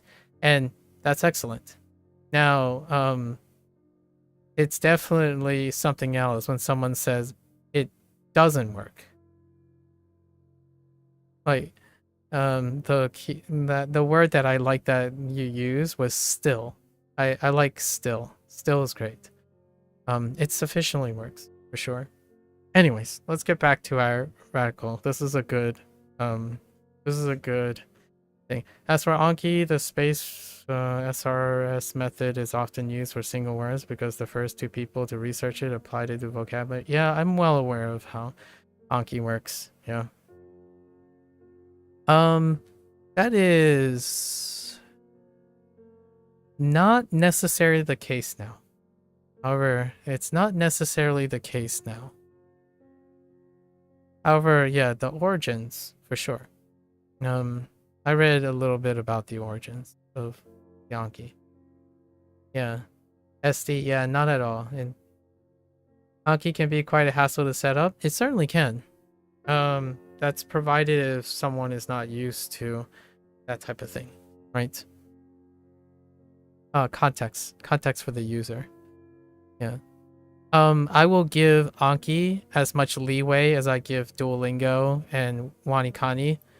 Viewing things based on an origin perspective is one time point, and viewing what it is now is one time point, and collectively is the whole thing. So I like to try my best to view the product as a continuum of all its development process, right? It is pretty much all the time points. Currently, it is a certain nature, and then where it started was a certain nature for sure. So you could pick any time point and then describe the product, and I would agree with you because it was at one time that kind of product. So yes, Duolingo at one time did not have any kanji listed. I'm aware of that. Not that I used it at that time, but I'm at least aware of it. You're a diehard Anki user and a Duolingo hater? That sounds fine. Yeah. Sounds like you know what you want. Boros. What about WaniKani, Boros? You have any experience with WaniKani? There is a relationship between WaniKani, HanziHero, and Anki, by the way. And it's dealing with the very mechanical thing that most people like WaniKani or like Anki for, yet they are unaware how coding works and promiscuous coding is between various apps. You use both Duo and Anki? Yep. Very nice. Very nice. Oh, which by the way, you can be a hater and still use a product. I'm just saying. That's actually quite admirable to try to find value in something that you dislike. There's a lot of practical uses for that type of skill set. You've heard of WaniKani, but I don't even know what it is, honestly. Never used. It's Anki. I'm kidding. That's being awfully generalizing. It's having a friend while using Anki. Sorry, that's the last one. Last one. It is Anki with mnemonics created by someone who really likes other people to learn Japanese. That's probably the shortest answer I could use to relate to someone that is a diehard Anki fan and a Duolingo hater. It's Anki with a personality. Yeah, I'm using Duolingo to dip your toes into Russian, but I'm still a Duolingo hater. Yep, there you go. Perfectly fine. The idea is your hate and your dislike is based on experience. I think that makes it possible to talk to people. There is very different talking to someone who has a preconceived notion without experience. That is something that rarely I would engage in any deeper conversations with, because that person is not open to any new experiences. When someone says, I hate this thing, and then you ask them, so how long have you used it? 5 minutes. I'm like, well, I can't really help you there.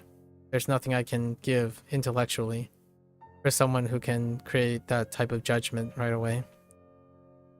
You think Duolingo is good for an introduction to languages? I agree. I tend to agree. It's very difficult. Like, I'm not saying there aren't people out there to be able to talk like that. Like, if you meet someone like that, hopefully your relationships are great. For myself, when someone says they hate something, I hope they understand why they hate Duolingo.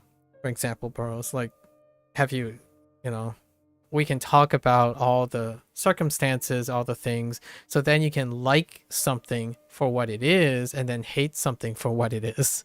You know what I mean? Like, it's very different from someone telling you that you should hate this and therefore you hate this. That's the type of person that I cannot speak to too often, because on the fear that I have to behave like that in order to talk to them. Like, someone who believes in something without experiencing it means that I would have to present an idea enough that they would believe me without experiencing it. That's how they interact with information, right? And I'm not that kind of person. I don't like gaslighting people in order to get their attention.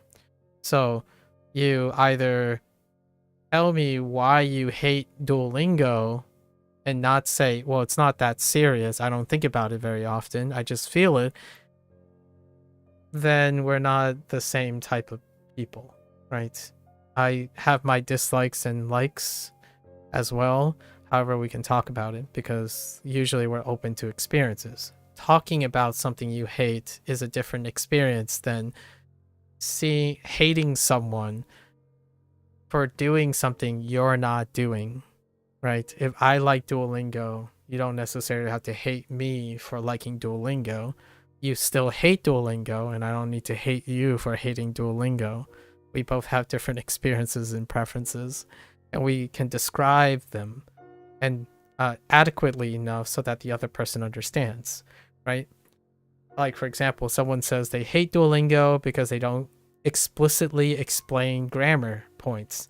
And I'm like, that's understandable. I totally agree.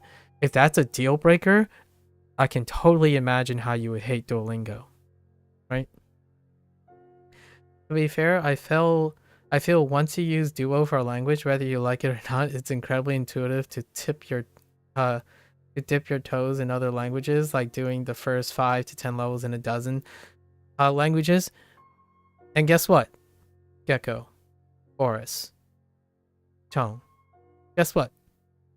That is exactly what the CEO of Duolingo said. That was their idea. So if someone said, like, you know, the tagline that people always focus on, Duolingo is the best way to learn Japanese or best way to learn Chinese. You see those ads like in the search, but they're not talking about the best way to become fluent in Japanese, the best way to become advanced in Japanese. They're talking about getting people to learn a language. Like, one of the ways to intuitively get someone to learn a language is to show up. And then the rest is history. They can leave Duolingo if they want. The idea was, as I might paraphrase the CEO of Duolingo, he has this vision of getting people addicted to learning. They didn't say what. Get learning. What is the hardest thing that faces people most of the time? Getting them to consistently start new things after they complete another thing. So if you talk to a Duolingo person, oftentimes the people who stick with it, they don't say that they became advanced. They don't celebrate that they became advanced or fluent in a language. They talk about their interest in many things. And that captures the spirit of the design. Not to try to tell you a little bit about what I gleaned from interviews from the CEO. And as much as I would say I overall prefer WaniKani to Duo, for example, any comparison becomes moot on that front. It really does, because of WaniKani's design. Yeah, fundamentally two different tools. I think a tool is only hated when it makes users feel difficult and want to give up every time they come back to use it, provided that he or she is not affected by criticism of tools from social. Yes, that's an excellent point. Subconsciously, or not subconsciously, psychologically, that is a very excellent consideration for design cues, for social consideration when it comes to learning material. Like live service models is what I talk about most of the time because I play live service games. If you find that it costs you something, right? If something you're voluntarily using and you are also paying for it, if that product is costing you emotional stress to use it, that ultimately leads to the generation of the idea of hate and anger and stuff. Now the question is, oftentimes when people try to evaluate products based on this feeling, is the feeling self-controlled and self-aware, or is it propagated by exposure, which you've mentioned? One of them is affected by a tool from social, right? There is a lot to be said about the nocebo effect by exposure, and then a lot to be said about a hatred that is self-aware, but also when one is self-aware, they can tolerate. So you could use a product in which you are self-aware that you dislike, but you like it for what it is, and you also hate it for what it is. That is far more than someone who's caught in an emotional distressed cycle where, and this would be considered predatorial then, to lock someone into a vicious cycle. That's a dubious thing, right? Like gacha games and stuff. There are levels where it can be predatorial, which the person unknowingly to themselves can be locked into a habit that promotes an unhealthy habit.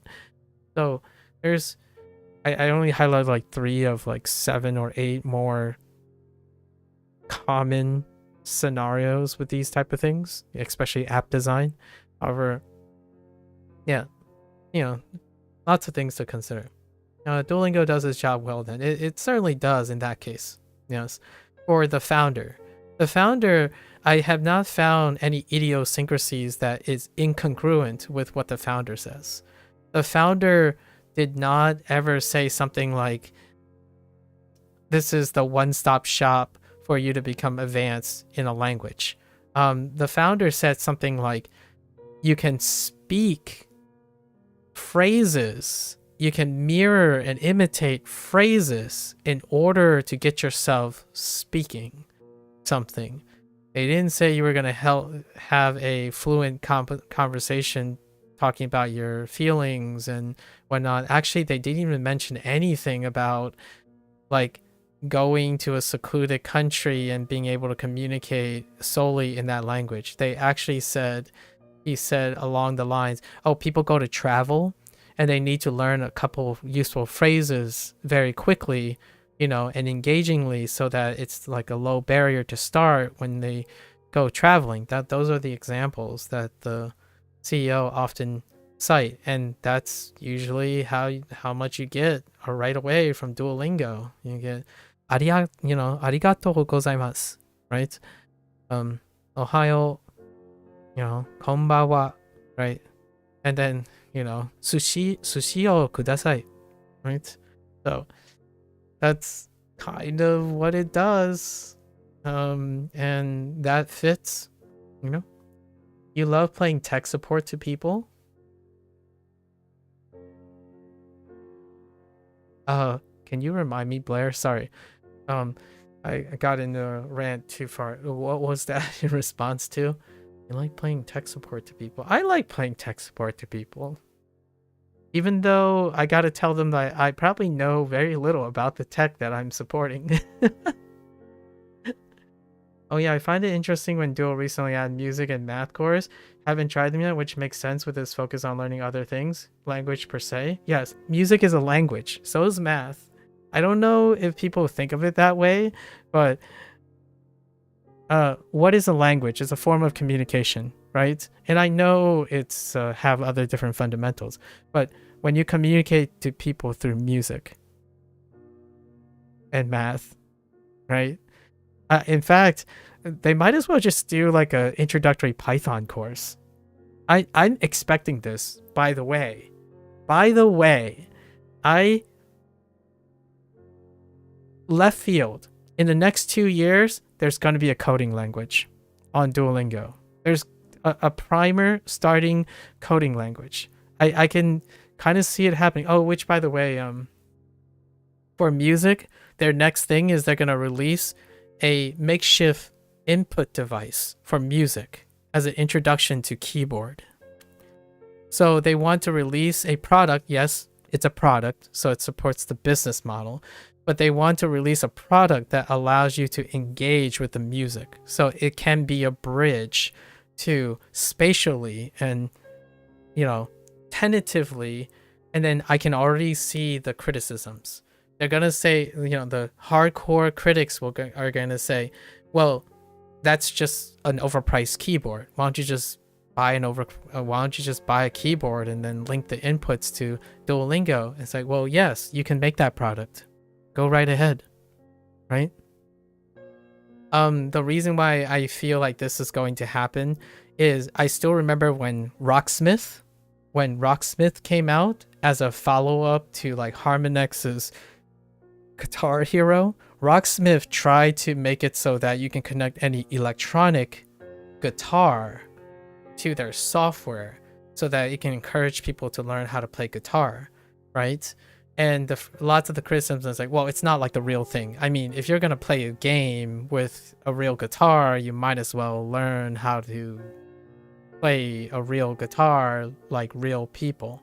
What does this dialogue kind of sound like? Oh yeah, that's right, Duolingo. I'm being a little facetious, but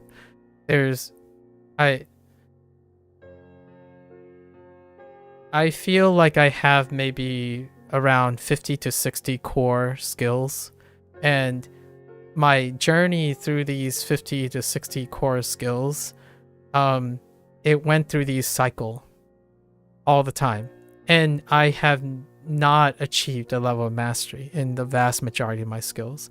So those individuals will always be someone that I feel I lack empathy towards. So playing the guitar, the violin, bowling, disc golf, right? Disc golf, running, obstacle course running, calisthenics, right? Singing, movie directing, visual effects, digital artwork, like the list goes on, and it's going to happen predominantly. Now, do I have to be upset about it? No, not really, because I can use my experience to say what I can't empathize with. I can't empathize with someone who has a level of mastery of guitar, right? Or language learning. But it's not the first time I've been through this rodeo. So I can present myself as, sorry, I lack understanding, and it's probably not going to happen, versus, oh, you will never understand, for some, like, you could go that route, which typically is very non-conducive to the purpose of streaming. It's goes really deep. MIL was having an issue logging into Facebook. My mother-in-law or my in-law was having an issue logging into Facebook on a new phone. It kept forcing her into an old account. It wouldn't let her log out at all. The delete this autosave login from this browser button was hidden like 5 menus deep. Oh yes. Depending on which browser you're using, it's at least 5 menus deep. Largely because when you accidentally delete your browser history or like logins, that creates a more negative response, so they make it a little difficult. They add extra steps to deleting the autosave. A lot of times people think, why don't you make the task that you have the most convenient thing, right? And then you have to ask yourself, why do they bury it 5 menus deep? Because oftentimes, if it's one click away, imagine accidentally deleting your autosave logins by 1 click away. That happens too. It's great that you were able to find the 5 menus deep to delete autosave login from the browser. Blair, that is certainly one way to. I want to try the music course. I hope it teaches how to read sheet music. I'll have to check it out. I saw a demo of it, and it does teach sheet music, which is fantastic. Oh, you're heading off to bed? I think people should read sheet music. It's so wonderful. It's a language in itself. It's so fun to read sheet music, in my opinion. I had an underappreciation for sheet music for a while until I got older. Sometime when I started playing the guitar and trying to learn how to read guitar tabs, I'm like, yo. Good night. Good night, Gecko. Yeah. You have no work tomorrow? Nice. Enjoy your break. Mata ne. Oyasumi nasai, Gecko-san. Husband have been trying for an hour with nephew's help. Oh, aren't we a little smug today, Blair? And you just came in and spent like 2 minutes? The first purchase you almost ever made was a violin? You almost ever made. Have you made a violin purchase since? I think it's so difficult. I just learned the songs and memorized them themselves. That sounds fantastic, having such a high ear acuity. You already learned Japanese, you know? Or was it Chinese? I don't... Wait, which one are you learning right now? Probably Japanese, right? And then you're dipping your toes in Russian. I think now is a great time to learn sheet music.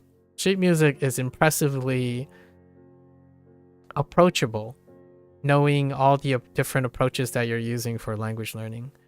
I actually think it is a very excellent pivot for Duolingo to teach math and music, because they are fundamentally languages, in my opinion. Obviously, this is only personal, and I hope that other people may choose or find how to empathize with me, but reading a sheet music is like reading a sentence.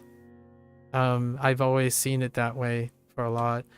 You did band in school, but you're pretty sure you forgot how to read sheet music. Wouldn't it be a wonderful time to revisit, to see what you have forgotten but still know, and then now you get reinforced in what you know? I haven't tried music and math yet, and I honestly don't know what the learning sheet music industry is like. Are you feeling me about what Duolingo is doing? Like, here's the thing. If their music course is pretty shoddy, like it's like, oh, it's very basic and stuff, the only way someone would find out it's too basic for them is they're going to use it. And when they use it, they have a lot of criticisms. What happens after that? They go and find how to learn sheet music even more. And if you think about it, that is the original. That's what Duolingo was designed to do. So, hey, I know you eventually, lots of people develop a hate for Duolingo for not being detailed enough and hardcore enough. But generally speaking, it's a step in the process.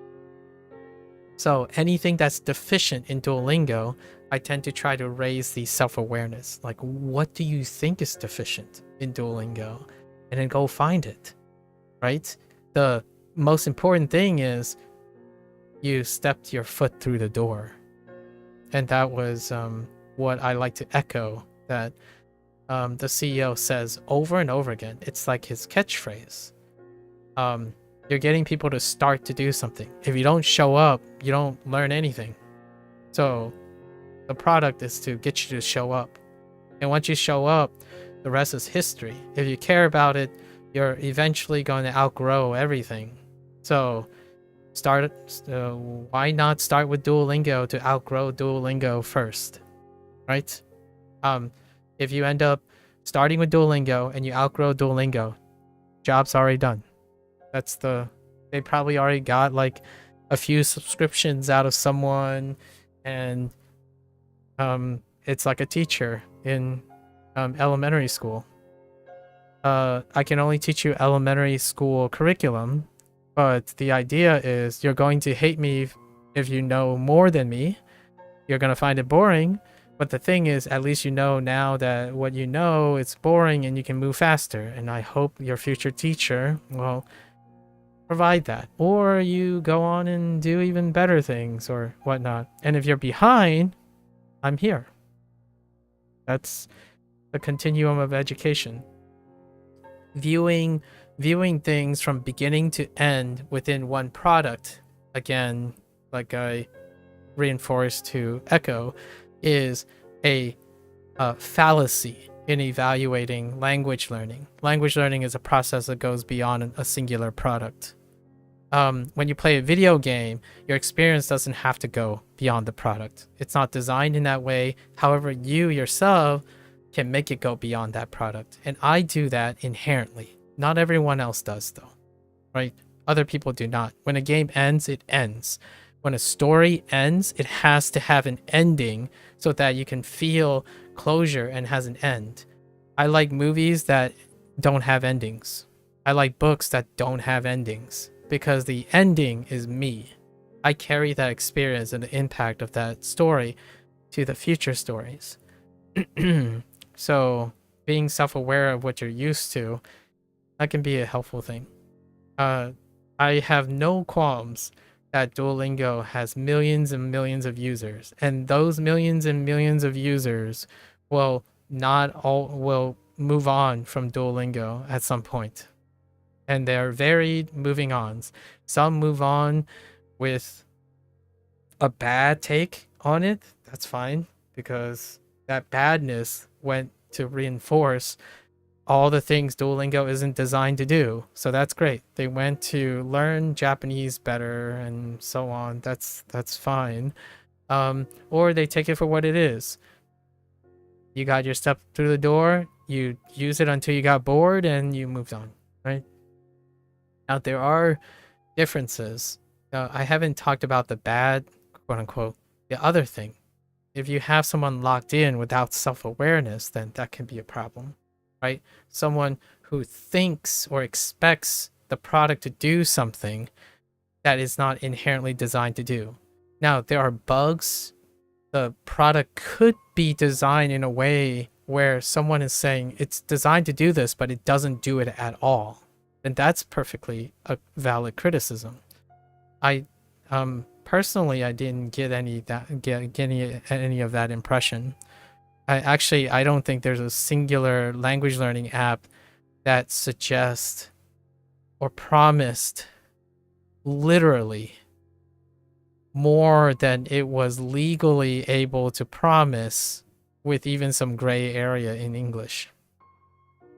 So at the moment, there isn't anything that I could say visibly is a scam. Yet it doesn't stop individuals who lack self-awareness and lack a larger perspective to review products as scam because they expected something that wasn't written, in my opinion.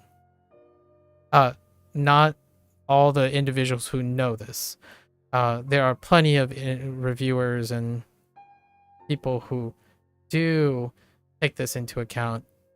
The ones that are most viral and create the most turbulence are individuals who I have more questions than information coming from their takes, right?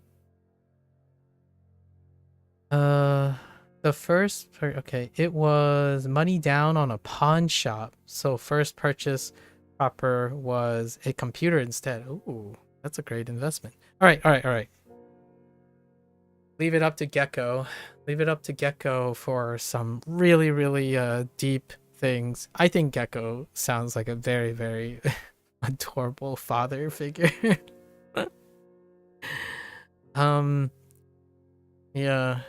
Again, I don't have kids, but I think the most closest empathy or connection I have are typically father figures at this point. I'm around that age, right? I mean, I'm actually past that age. Usually at this point in my generation, I should start being considering like a child who's entering into high school, right? If we were taking the statistical average kind of situation. But man, I see we're gonna stop talking about this in the interest of time, but if there's ever an opportunity to get someone to be aware of why they hate things and why they like things, I take every opportunity possible. I don't think life can be very long, but I don't think life is long enough to spend most of your time hating or like not understanding yourself, right? I think that's something life is. Not long, it's just not long enough. Spending time hating something, but you don't know why you hate it. And then liking something because you don't know why you like it. and you just do it. Just do it. All right. I promise I'll get through this review cycle. All right, what is this construction, right?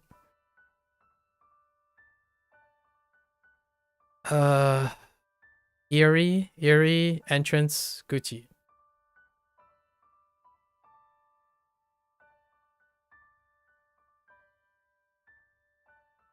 Drop on the sun is white. Two things. Pass. Converge.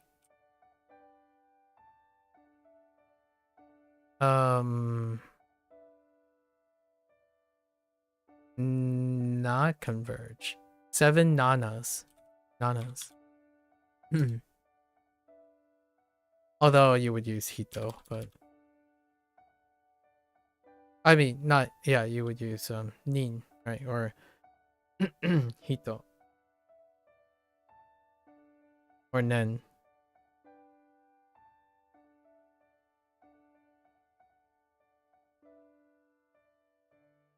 Nin.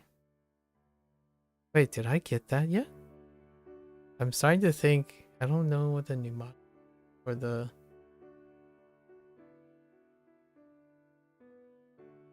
Maybe I don't have it yet. Can't think of a mnemonic. It could be a pass.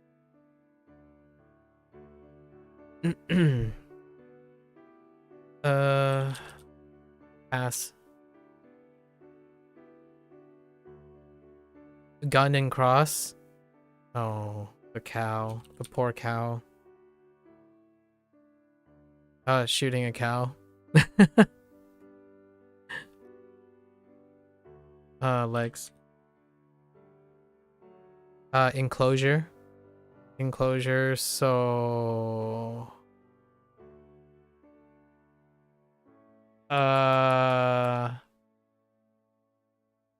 oh no. They want to be... I'm gonna use isolated. It's not isolated, but private. Yeah, that's an English problem. So private. Okay. That's a synonym problem. Oops.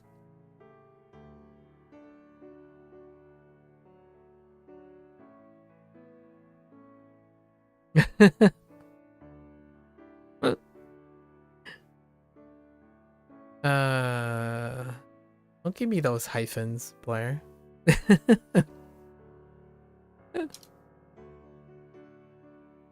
Knee, that's a pass.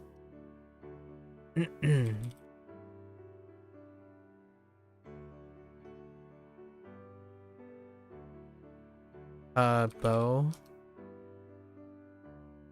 This is slide with barbs. And it takes talent from a cyborg.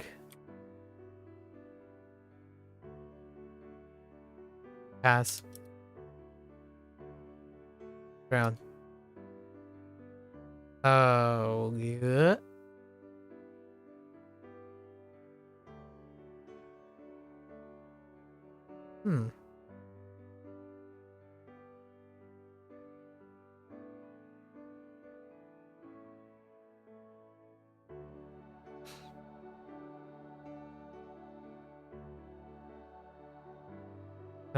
The mnemonic was like...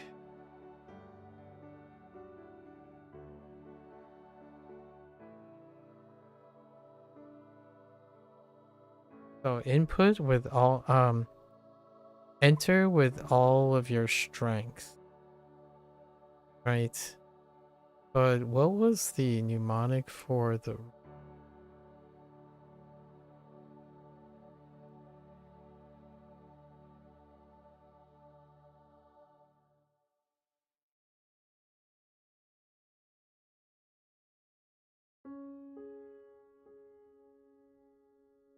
Input with all your strength. So I don't know what the key word is at the moment.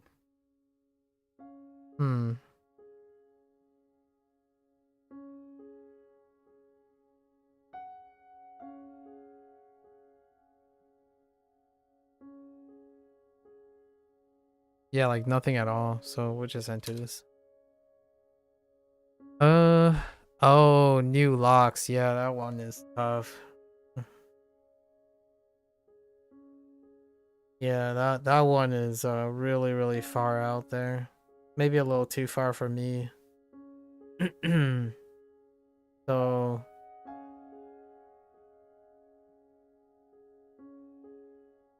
I think I might go and change this mnemonic a little bit. I think as a person who's inputting things into the computer, you are trying to unlock new locks of your career. You are trying to unlock new locks on the career ladder or the career door, right? So I'm going to integrate mnemonic with doors, opening new doors with new locks in one's career in computer science. I think this needs more. Okay.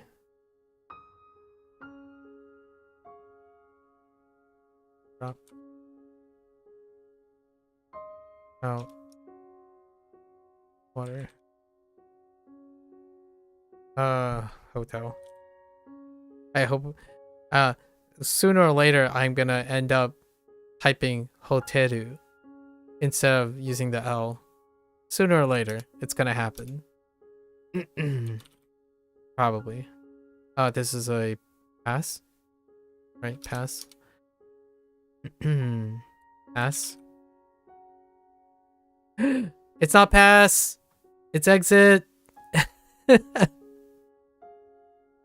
Oh no, it's not exit. Oh yeah, it is exit. Not a pass.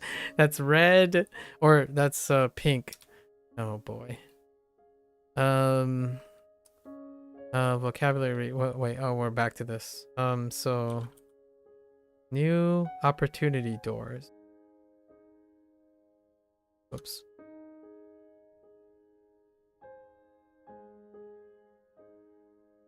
New locks. New locks on opportunity. Psy. Or cyborg.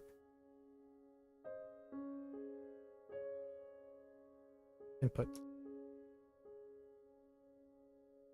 Vocabulary. Close mouth. Oh wait. No. This is kuchiko.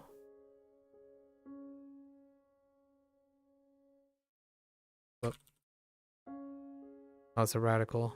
Okay, vocabulary. I think this is a pass. Yep. So hachi.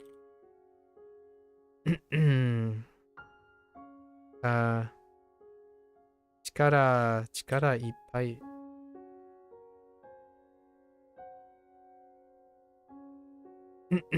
What was this? Mountain exit? Yeah, mountain exit. So, yes, mountain exit. Radical. Whoops. Pass.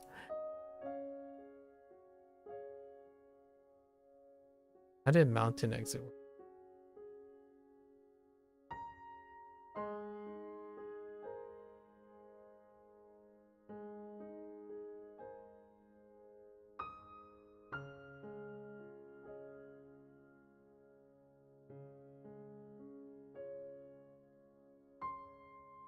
Oh,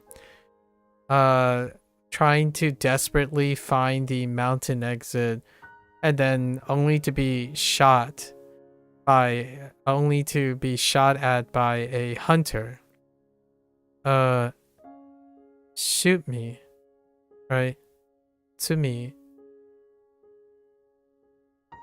Or got shot?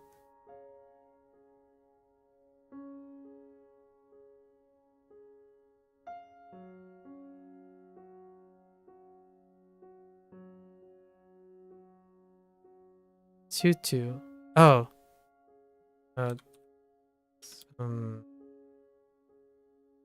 Chu. Jutsu. Yeah. That one's a little Shutsu. Shutsu. Through the legs. Yeah. Knocking you down. Okay. That one's a little yeesh. This is Converge. Oh Kisa.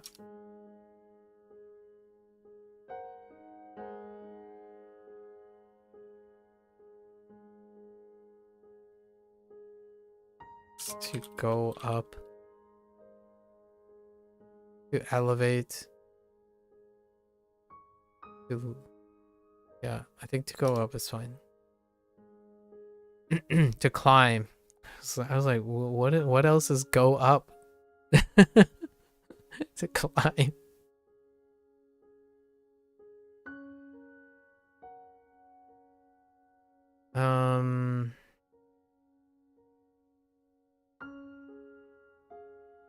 Oh no, I have problems with this too. Not powerful. It's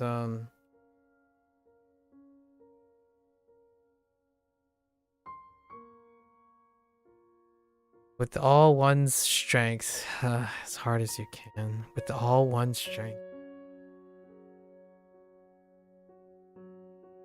This is a pass. Nar. Lily pad. Moon.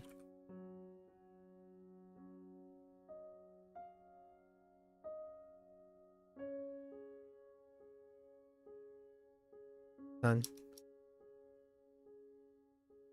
Say hi. Yachts. Yatsu.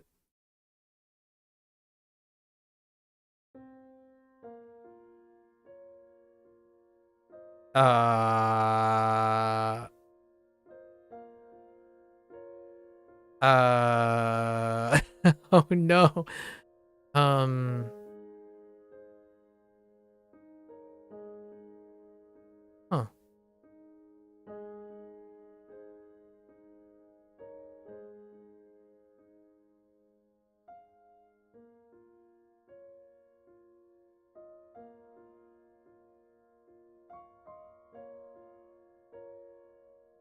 Hmm.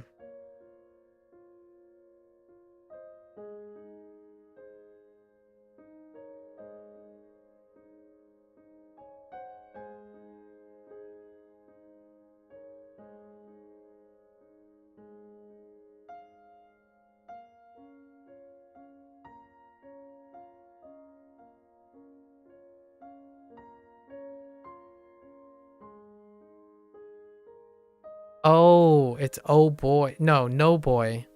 No boy. Noboru. I'm like, what the heck is the mnemonic for this one? It's no boy. Noboru.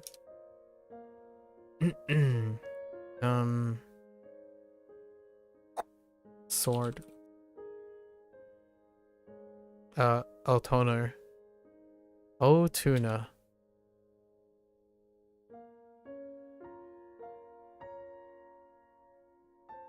Minecraft. It's not Minecraft, it's SpongeBob. Brother Steve. It's even the same color. Brother Steve. Like the background color of the t-shirt. Brother Steve's t-shirt. Or shirt, or whatever the shirt is. It's kind of hard. Oh, a button shirt, I suppose. What are we doing? Oh, tuna? Otona. Sun. Enter. River pass. Whoops. Oh wow. Oops.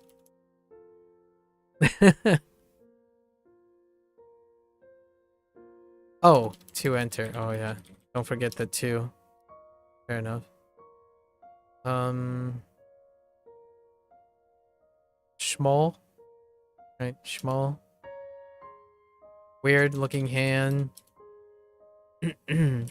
Noma. Oh, whoops. Repeater. Pass. Stop. Noma. Pass.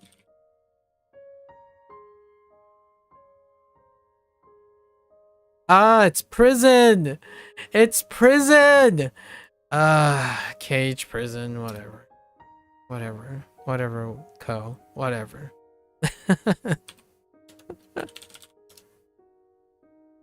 Pass. This is Yama. Oh, wait. Yeah, this is Yama. The vocabulary.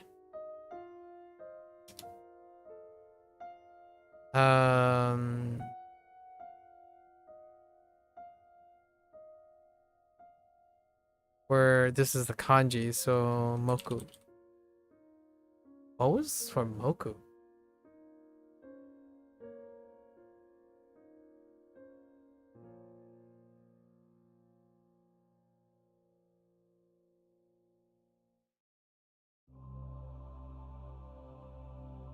I think it's moku, but I don't remember the mnemonic. Oh, the trees are mocking you, right? Moku. Mocking you. Okay. Dang.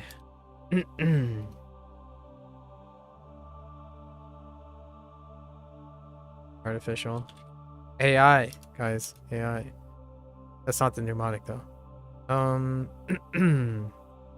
She cheated? No. Or are they going with, oh, this is 7 for either. We can use either. So Nana or Shichi. Jinko. How do they go about Jinko? Oh, man-made.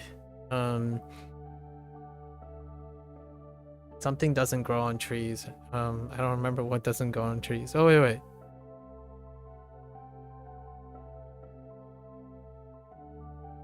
I genuinely do not remember the mnemonic for this. Oh, genes don't grow on trees. Oh, okay. To pick which, either gene or yin. Yeah, I just think artificial intelligence is good enough. Kevin, the two levels of people. It's level 2. Wait till they get to Super Saiyan level 3. All right. Okay. 1, 7. Pass. Prison. 1 review. All right. That wasn't too bad. I mean, outside of my 1.5 hour digression, it took 1 hour. Probably less. We could probably do it quicker. We're getting our context clues or our mnemonics down to shorthand verbalization. Whoops. Oh, this is read. Me. Right. Me. Oh, each item counts as each permutation of it. Oh, okay. I was wondering what that counter in the top right would mean. It's all the permutations of 1 entry. So they count the literal entry. I see. Because this all count as 1. I see. Oh, stranger danger. It's not really a big deal. We immediately know what it was, so not that big a deal. Okay, So this is a complete review day, right? Complete review day.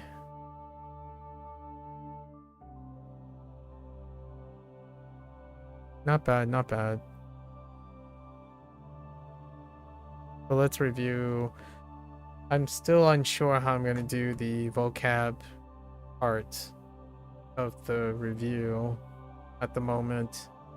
I think HanziHero and WaniKani has like half and half of an organization that's ideal for me.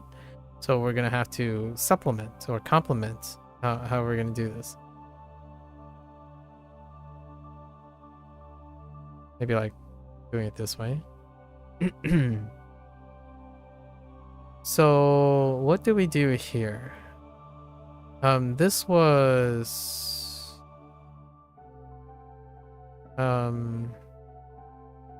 exit. Mountain. Exit. So don't type mountain, right?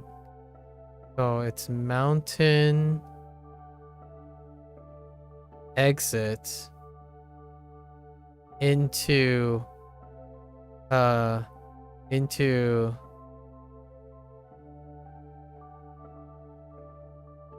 jutsu. This one.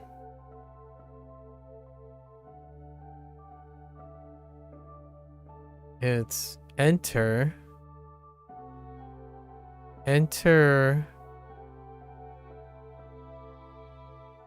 all might.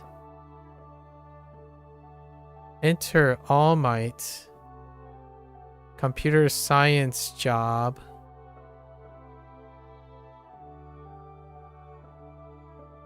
New roku.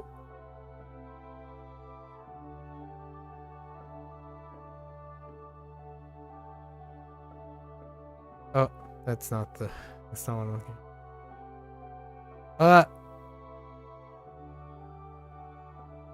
New roku. And this one is fundamental. So rote memory. Prison. Not prison, private.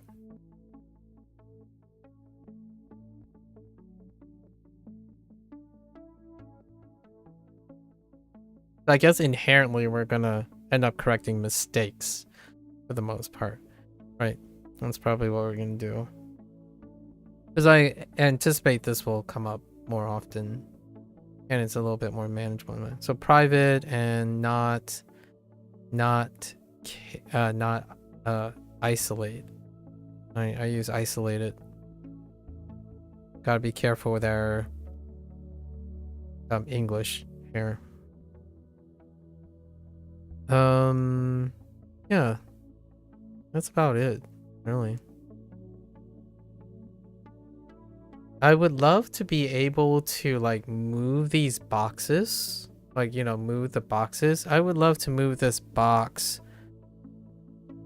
like either here or underneath, because these levels, I think this being at the very bottom is sufficient. Largely because this is a tally. Tallies being at the bottom seems like a natural flow of things. I like these things to be up here, so then I could view this window with this, and ideally the other windows, but that's fine. And with that, let's keep trusting the system. I think we're gonna dispense with writing a little bit. Continue dispensing with writing. What were our new unlocks? At least write our new unlocks. So our new unlocks are it took me a while to get this one too. This is no boy.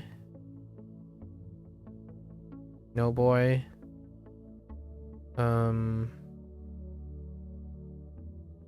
Ageru is BBZ.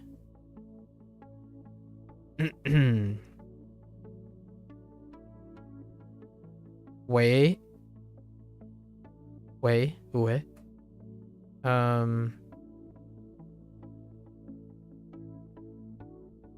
Fujisan is in the name, so Fujisan is a pass. That's not too bad. Yama is yams. Oh, I forgot to say yams. There's Ohio.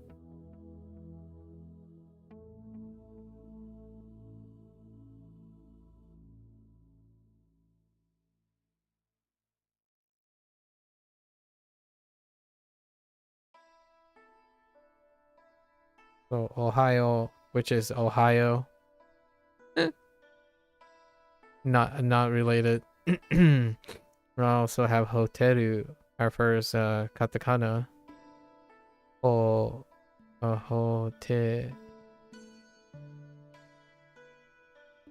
do. Self-explanatory. I think that's it. So we have a bit of a weak spot. I should start writing down. So in the next couple days, I will start writing down anything that I'm pausing on, because that may be a little bit more where I should focus when I pause on things. The mountain thing is rough, and the lock, the input is rough. I think those are the two biggest.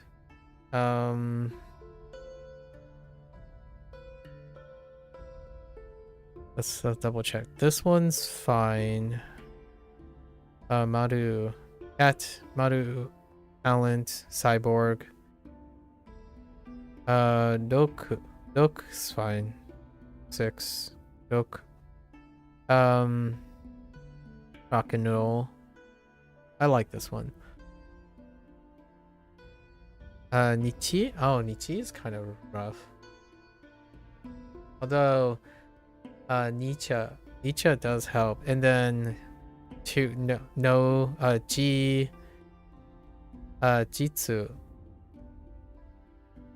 G, 2 reads, Jitsu. Yeesh, that's the second one's rough. How did I screw up Ki? Ki got stuck, right? Moku, right? Moku, oh, mocking, Moku. Moku was a little rough. We covered exits, right? Exits down here. This one's fine. Let's quickly look up here. In our radicals. Check. So let's cover them really quickly. Water, dirt, sword, Norwal. Norwal, street, legs, head, treasure, 1000, evening, child, small, bow, flag, hair, 5, heaven, and writing, moon, stop, leaf, fire, dog, king, middle, book, rice paddy, white, eye, stand, cow, and private. So that's fine. Very, very quick, right? This is pretty much why SRS is a reliable process for isolated words, right? It's a very comfortable feeling. It's a technique that I use without literally doing flashcards. So, in fact, after saying that in this order, if I say it in order like four or so times, I can probably say all the radicals in the order they appear from left to right. That's how I used to memorize things, where you would take a grid. So after you get really used to it, right? The first day you learn a bunch of things and you put them in a grid. And then the second day you'll learn them again in that same order. And then the third day you can probably list them in that order, or at least I would list them in that order. And then one day when you're looking for something, you have to rearrange all the things so that you can do like isolated looks, right? Like you imagine it in your head. Like, oh wait, what are all my radicals? So like one way to organize this in the future is radicals that share clustering. But I don't know how far they're going to go with this. I don't think they're going to go that far, where they would group the mnemonics and or shape or what they look like into groups that are close together. So for example, you could place like barb and slide next to each other or far apart, right? They're placing eye next to white is kind of helpful next to moon, right? You can see that this is no particular order at the moment. So in my head, I would typically place them in some sort of grouping as I go. But for now, let's trust the system because random is kind of nice too. It forces it requires more effort. However, the effort goes a long way to making them look be interpreted as distinctive parts. So there is kind of a practical use for that type of thing. And it's pretty clear that I have no problems remembering like the mnemonics. And the mnemonics have already been reduced to a single English word. And for kanji, we're reducing it to maybe a phrase, like a 2-word phrase. And for a vocabulary, we're going to probably do associations, like sentence associations in the future. Those different levels, so I can partition them. Like when I see blue, I immediately think of a single word mnemonic. Single word mnemonic. When I think of kanji, I think of word phrases, like two word phrases. And then when I think of vocabulary, I put them all together to try to create a mnemonic that connects all the characters. That's probably what we're going to do to cluster the things. On top of, if I see blue, that's what I do. If I see red, that's what I do. If I see purple, that's what I do. And then yeah, it doesn't look like Doku is a radical. So it's not a radical pass, right? It's not a pass from a radical. However, Doku is a pass from this to eventually, right, the read is what I'm saying. So you need to know 6 in order to get to Doku. Is what I'm saying about that pass. So you have to pass through a previous knowledge from the other thing to get there. Most of these kind of do. Like, for example, you need to pass mountain. You need to pass mountain through this, which I didn't do at first. And then you need to know about the shooting, right? The shooting between your legs and the hunter thing. The desperate need to get out of the mountain. So that means you have to pass. I don't even think mountain is on here. Yeah, mountain is on a different list. So they remove the previous list, which can be a little organization nightmare. Just a little bit. I can kind of see it. You got some organized chaos here. Alright, folks. That's a wrap for WaniKani today. We had some excellent commentary. It's commentary, not advice, not suggestions. Hopefully.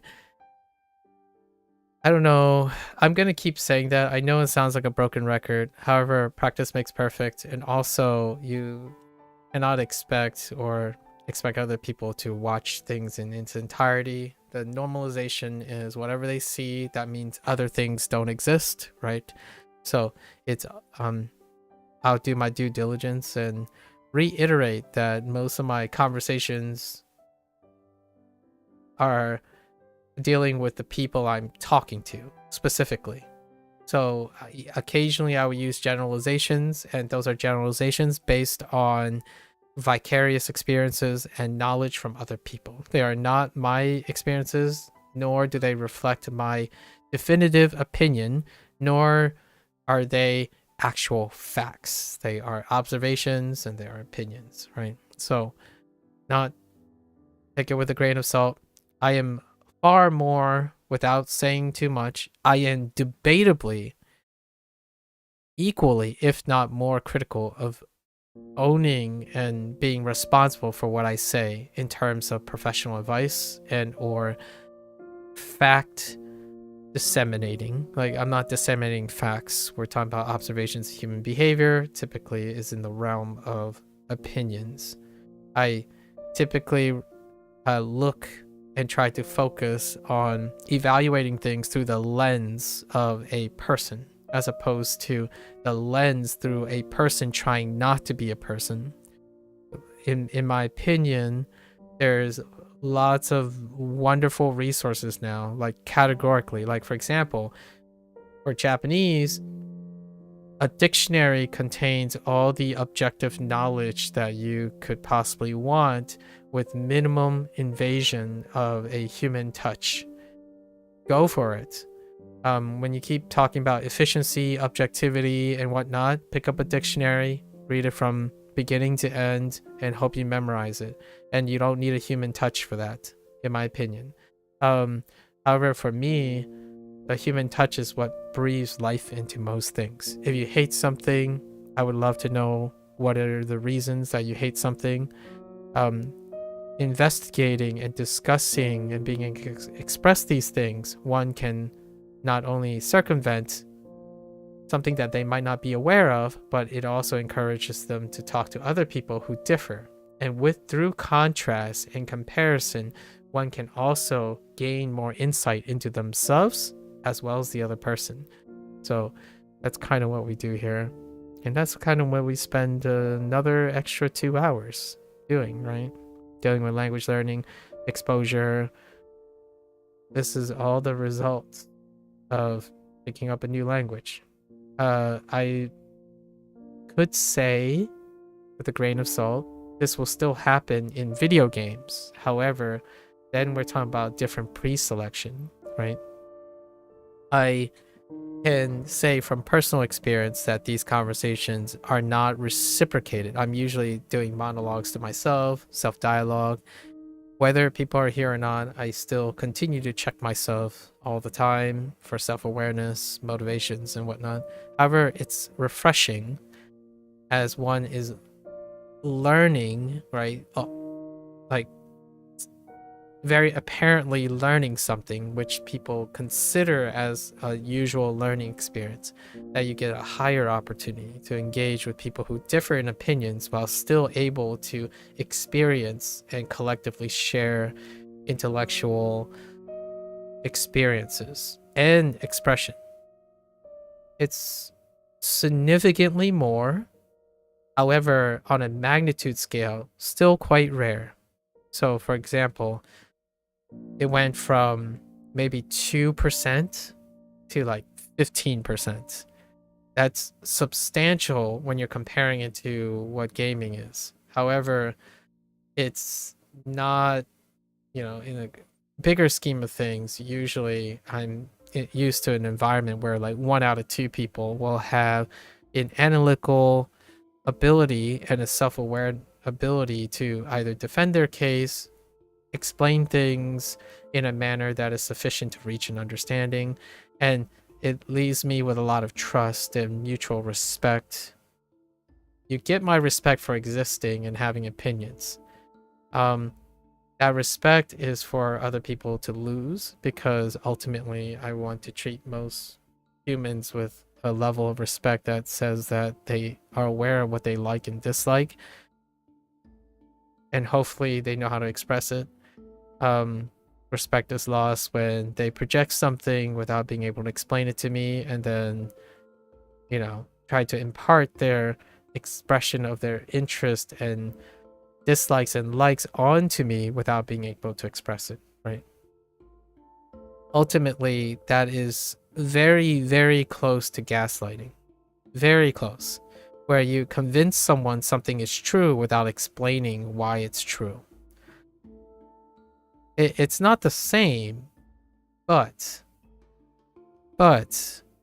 when you keep saying you hate this thing and I have no idea why you hate this, it doesn't increase my ability to understand why you hate it other than you accept that, right? And then I am made to believe that I have to believe that is the only acceptable outcome.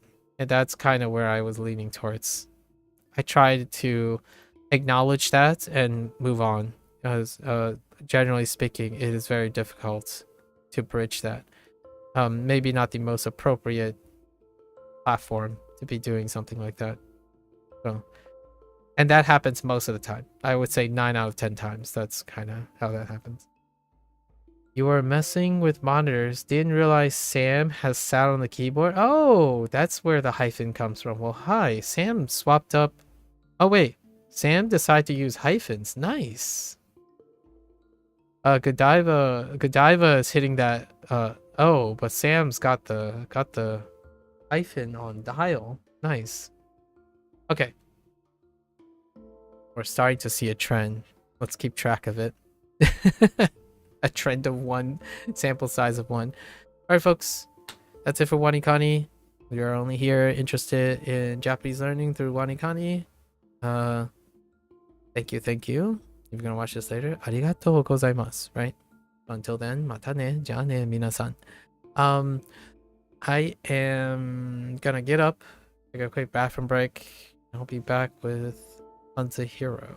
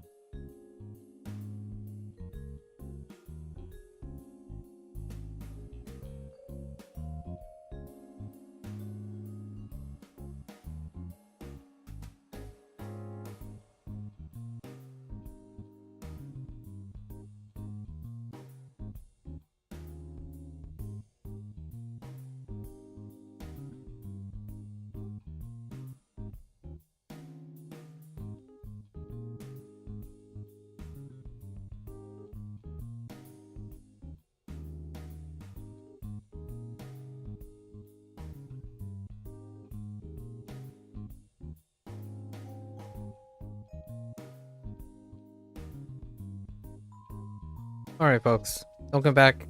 It is day 5 with HanziHero.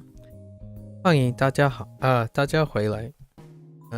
今天是的第五天。Yeah, that awkward moment when you go upstairs and you ask your father if he knows what pickles are. Like the word pickles, and I'm like, I don't know how to say pickles in Chinese. in any language outside of English, like, what's pickles? I was gonna say something like sour cucumbers instead.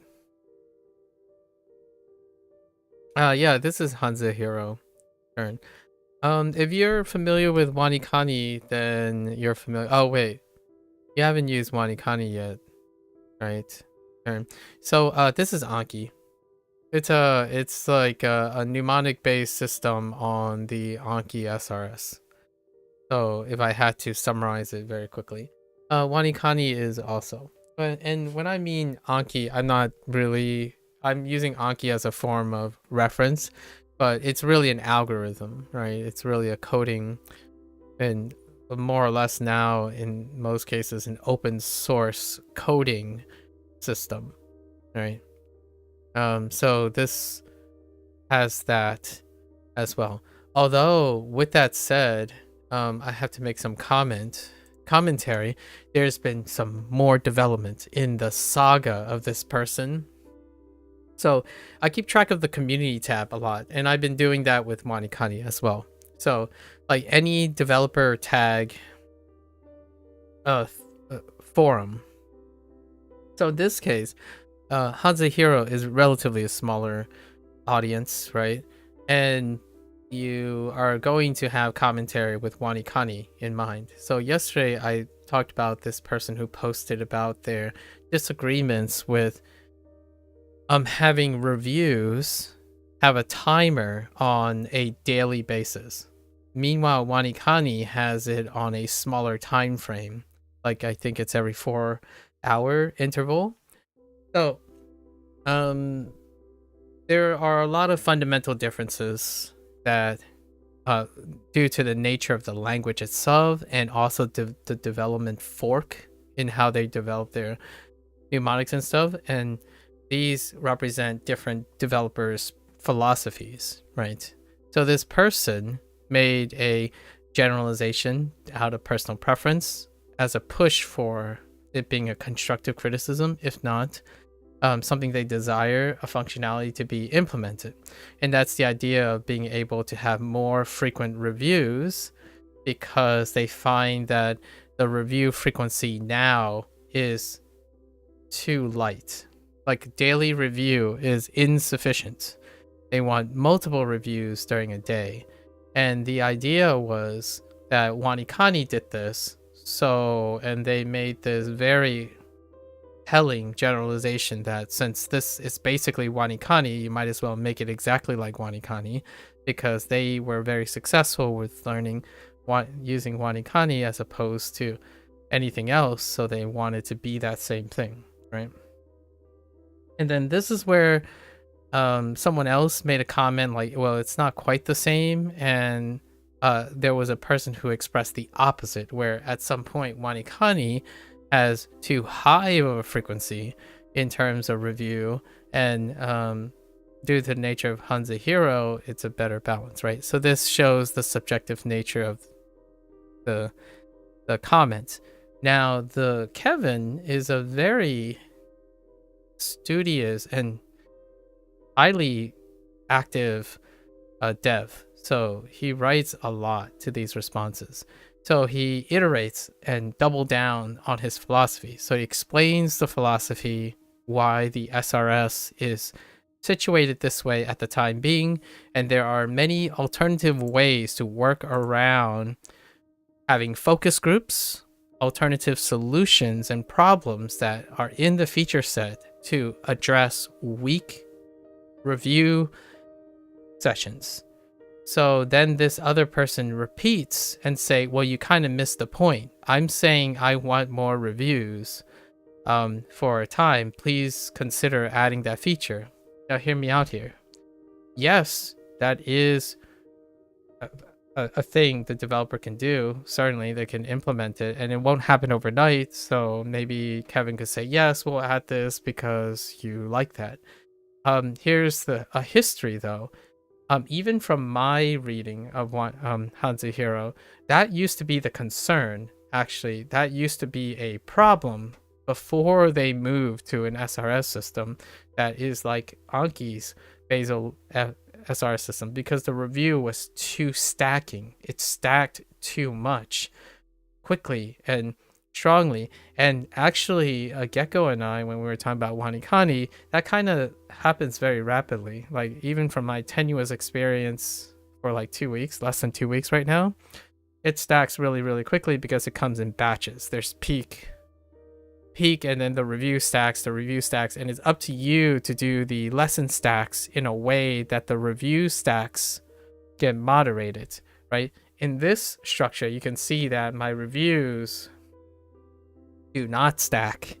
It rarely stacks. It started at 10 and now it's at 15, right? And the elements, we'll see what happens when it changes to level 2.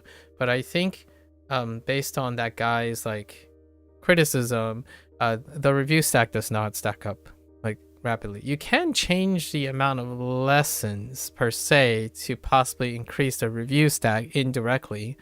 You can also prioritize things and mark things for weaknesses for review. So that actually is a sufficiency level. So there are plenty of ways to work around this deficit that this person is talking about, and yet that person double downs and talk about their solution as the only solution to their problem. So that illustrates my point about restrictive learning. Someone who is so used to something that works that they cannot ultimately see workarounds or adapt to the situation. In my opinion, is it a criticism? It is a valid criticism. However, Kevin doesn't necessarily have to do anything about it because there are lots of tools that they added, which, why am I bringing up all the feature set? Because they Kevin also mentioned FSRS system, which is now a part of Anki, and I looked at the FSRS system, and that is kind of tweaking and having the functionality of being able to manipulate the SRS system through a UI, right? Through a GUI. Basically, you can click tab and functionally affect the SRS frequency on its own. And that's kind of where they're heading. And the idea is, Kevin admit, that's probably where they're going. And this person was unable, in my opinion, they were so fixated on the idea that it has something to do with the reviews that they're not remembering these things.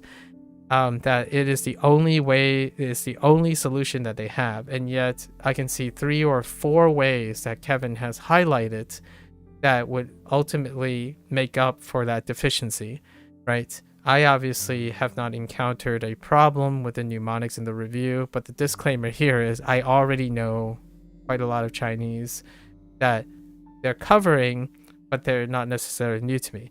However, Churn, I don't know if you notice, but this is traditional Chinese course. They do have both traditional and simplified. And on HanziHero, I'm doing the traditional course. So we have already seen a lot of teasers and collective coordination between like, oh yeah, okay, this must be the traditional character for this, right? After I hear it, I'm like, oh, okay, so this is the traditional character for this. So it has already happened a couple of times. And anyways, so the saga continues. I'm not sure if this person, I think Kevin more than elaborated on alternatives, and it's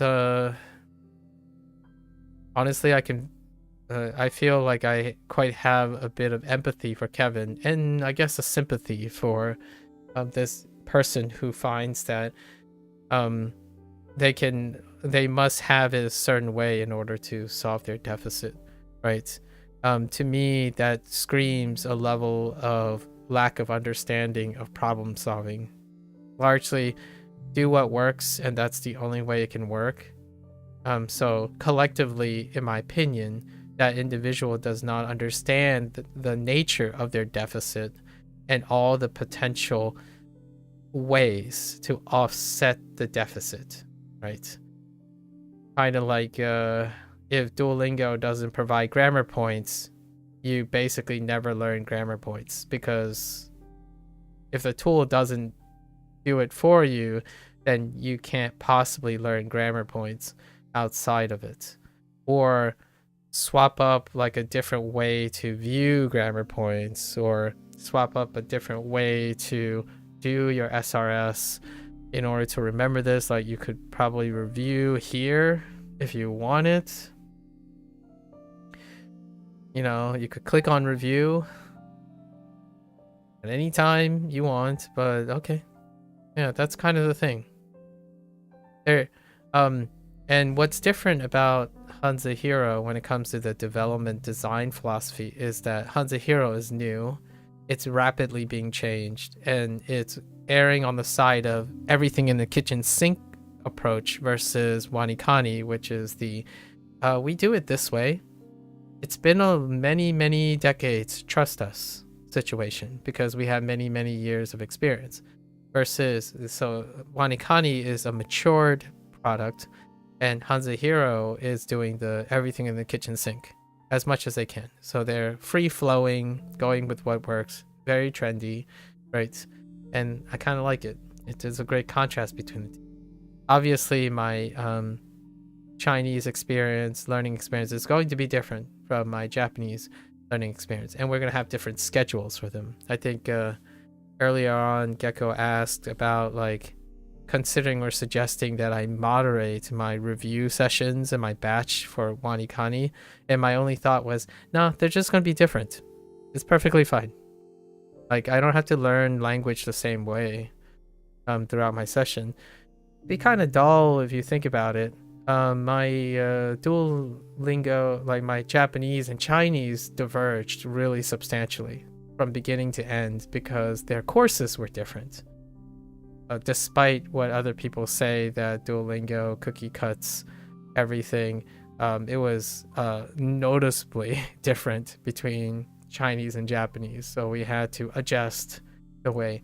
Now, what I learned from the Chinese course inevitably was adapted to the Japanese learning, and then vice versa. And I'll probably end up doing the same thing here. If I gather anything that was interesting, I could adapt it to WaniKani and vice versa, right? That's pretty much what this experience has been like. All right, so let's get into our lessons. These are usually shorter. Our HanziHero sessions are shorter, largely due to the nature of how they produce their SRS.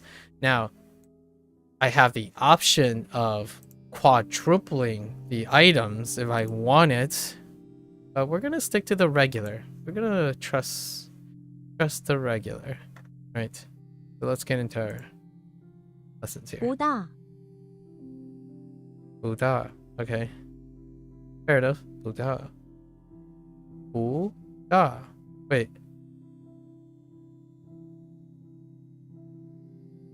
Can I hear that again?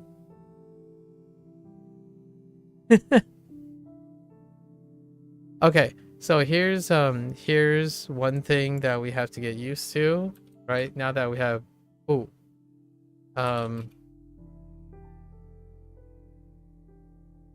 we have to remember our Sanghi rules, right?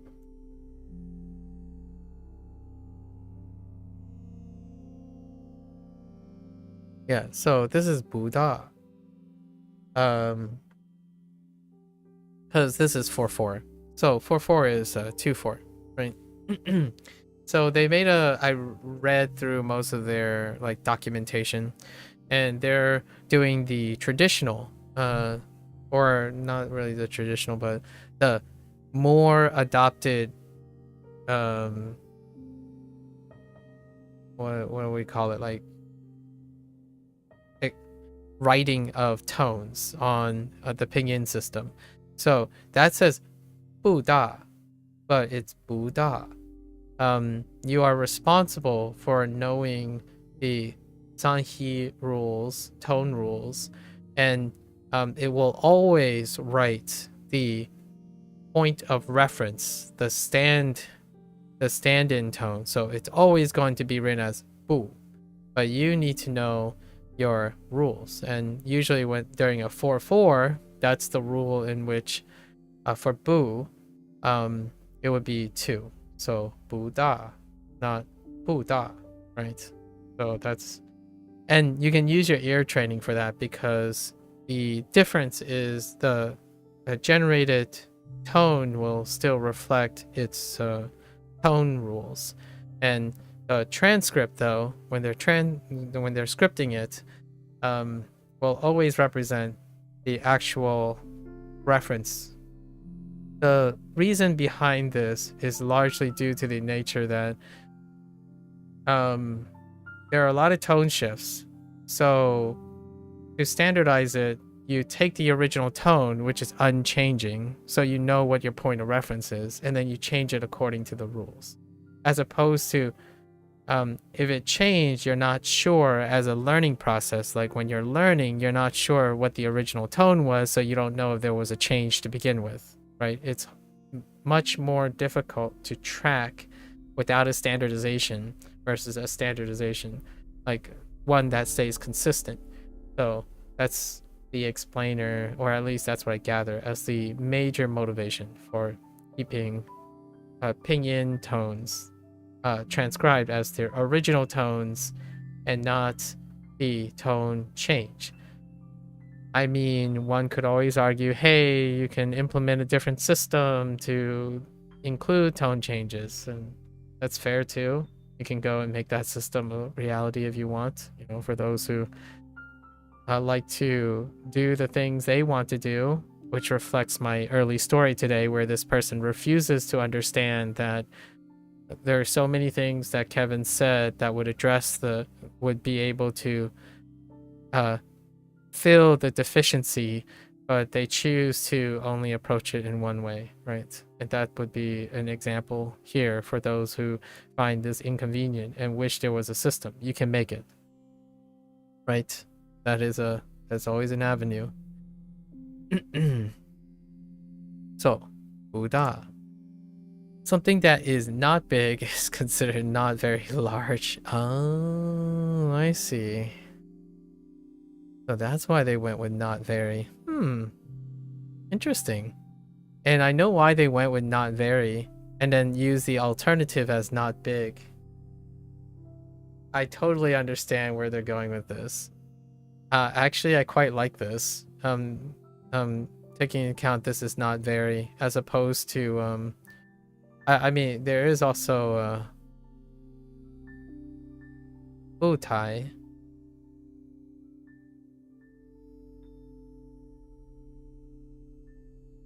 Or is it Butai? Oh, it's Butai.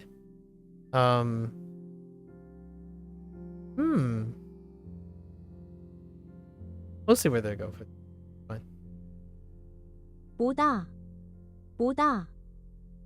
And it still looks like also a little different from WaniKani, obviously. I think these are generated voices, as opposed to, I'm kind of curious if they ever considered them pronouncing it. That'd be kind of an interesting touch.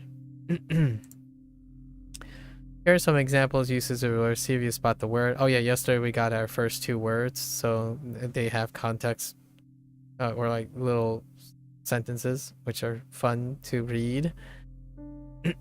Because I have no idea what that is. Let's see. 他的稿 不大 something 话 他的狗不大听话。听话 Oh, that's 听话 Wow. Dang. 今天不大不大冷冷今天不大冷。冷不大冷。我不大我不大累。我不大累。Lay is the same. Yes, lay is the same. Jeez, that's Ting? Man. Jeez. Yikes. I haven't decided if I'm gonna write these or not. I still haven't decided. Okay, so what do we have? So, oh, and we have to write the original tones. So, boo, right, is Bugs Bunny.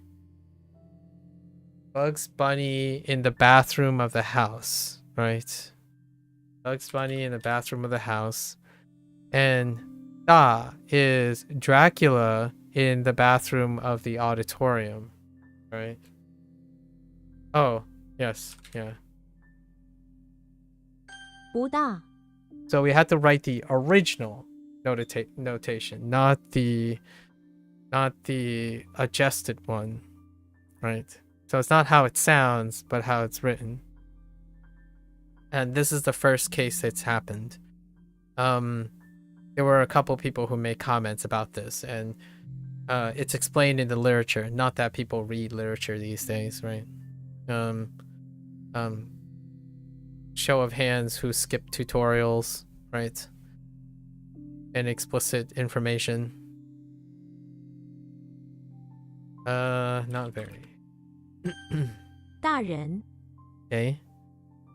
大人. Okay.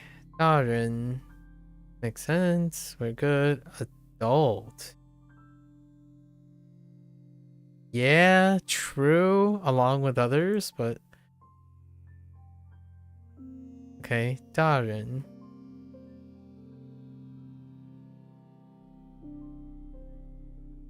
A big person. Okay, we're fine.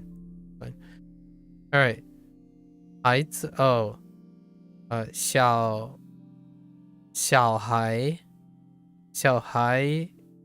要听大人的话。Okay. 小孩要听大人的话。小孩要听大人的话。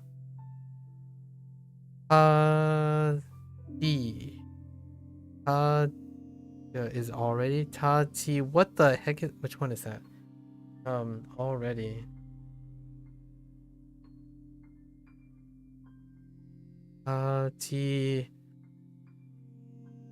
What could that be? I'm supposed to know this character, but since I don't see the actual character right away, I don't know which one it is anymore. 是大人了。他已经是大人了。已经 Oh no, I got the wrong one. That's why. I was thinking of G, not Jing. Oh yeah. 他已经是大人了。I was thinking of E, not G. I mean, I was thinking of G, not E. Wrong character. So, 已经 what did 已经 look like?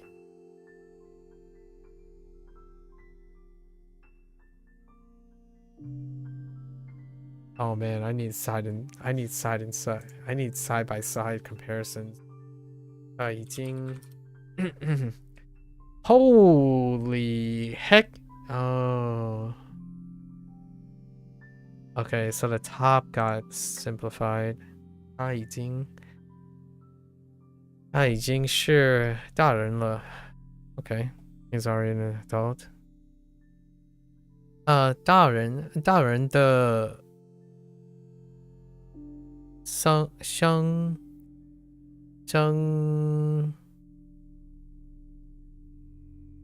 something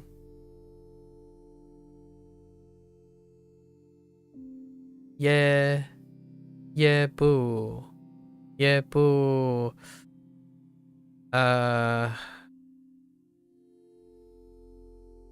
this is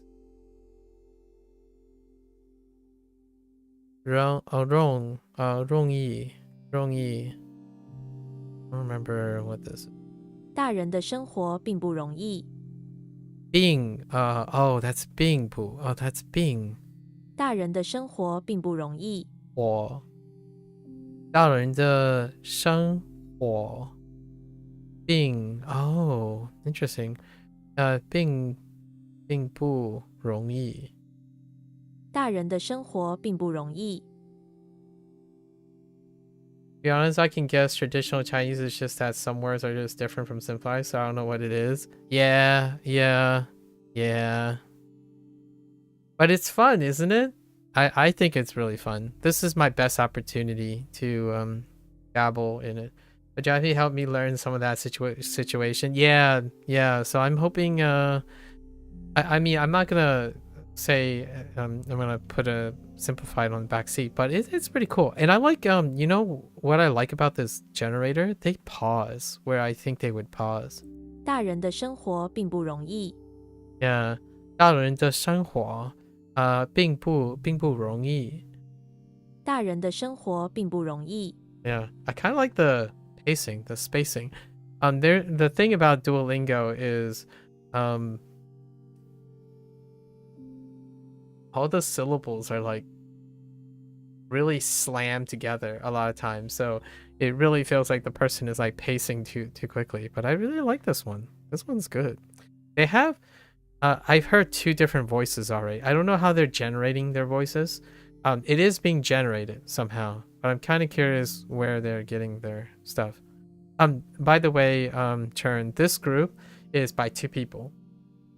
It's a helmed business model. Everything's run by 2 people. They are brothers. Both of them are from Tampa, Florida. Kevin, the person who's writing most of the content and stuff, he's the primary language learned person, so the literate person. And they moved to Taiwan. Oh, it's that character. Oh, really? So I'm hearing...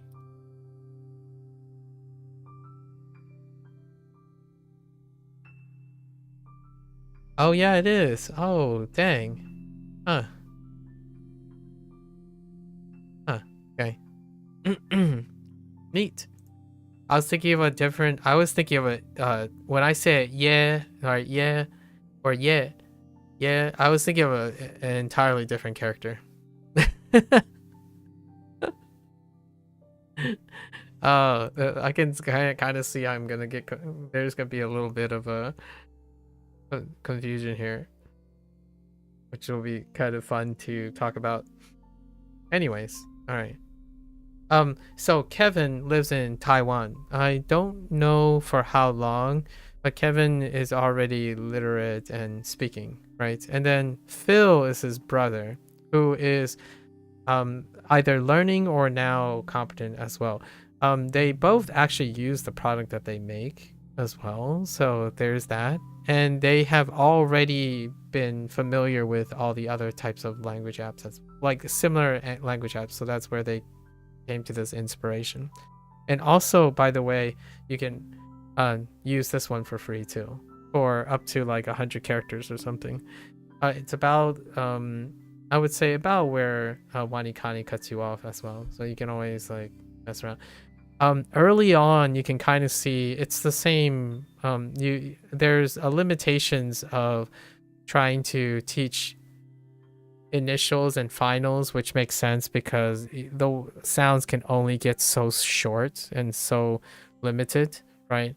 So past that though, you really get used to building there. The way they build mnemonics is very different from WaniKani, and I really like it. Largely because it's different, right? It's getting me to learn languages. Both of these are getting me to learn languages substantially different from Duo. Although I have to admit, WaniKani, the whole SRS system, that is something I'm far more familiar with. Duolingo was more of a challenge when it came to, and in a good way, in my opinion, to challenge me to get that curriculum and how to go about it. This one is very comfortable. And it challenges me in a different way. Like they took time and effort to create the mnemonics, and that's where I spend most of my time having enjoyment and engagement. Obviously, the SRS system, you can go on Anki, download the deck, and not worry about that kind of thing. Anyways, so we have so Dracula in the auditorium's bathroom. Ren is Robin Hood in the infirmary. Yeah, Robin Hood in the infirmary. Ren. 大人，大人。so Yong, Yong. Okay, so this is the character. All right. And their color coding is pretty much the same. They tried to keep the color coding consistent. It is kind of a nice touch. Yeah, it's largely consistent, so it's kind of a nice touch that they decided to do that. So you don't have to learn a new coloring system. So like this is the character. So this is Hanzi. This is the Hanzi. Purple is the vocabulary, and shades of blues are the components. And they have 2 shades of blue because there's the pinyin. They wanted to create a reductive pinyin system using the Maryland method, and this is the component, which is equivalent to the radical. Components make up the characters, the Hanzi. They use different terms, but that's semantics. Obviously, you kind of get used to it. So, for example, Yong is Yoshi. Yoshi. Oh, and then we got a new term, temple. We're just gonna the new pinyin for temple. So then Yoshi is in the bathroom of the temple, in the temple's bathroom, because tone 4 is bathroom, and that's what I was using. Why I was saying those things in my head, because it's kind of fun. You can make stories and encourage, like if I were to try to get someone to learn or find a different interactive way to build stories and write in their notes, that this is a really cool way to go about it, where you do a constructional way. So they went out of their way to make pinyin also part of the mnemonic, and I quite like that they're attempting to do that. It can be very difficult because you need to create a foundation, like a Lego block that works with all the characters. So their goal right now is to cover 4,000 characters or something by the end of this year.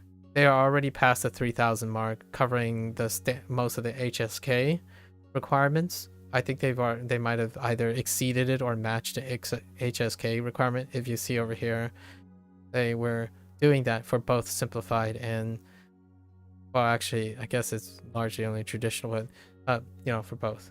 That's their idea, anyways. Neat.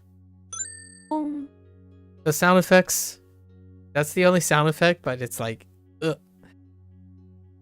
Something that I do miss, or feel like it's missed potential on both Hanzi and WaniKani is sound effects, sound cues.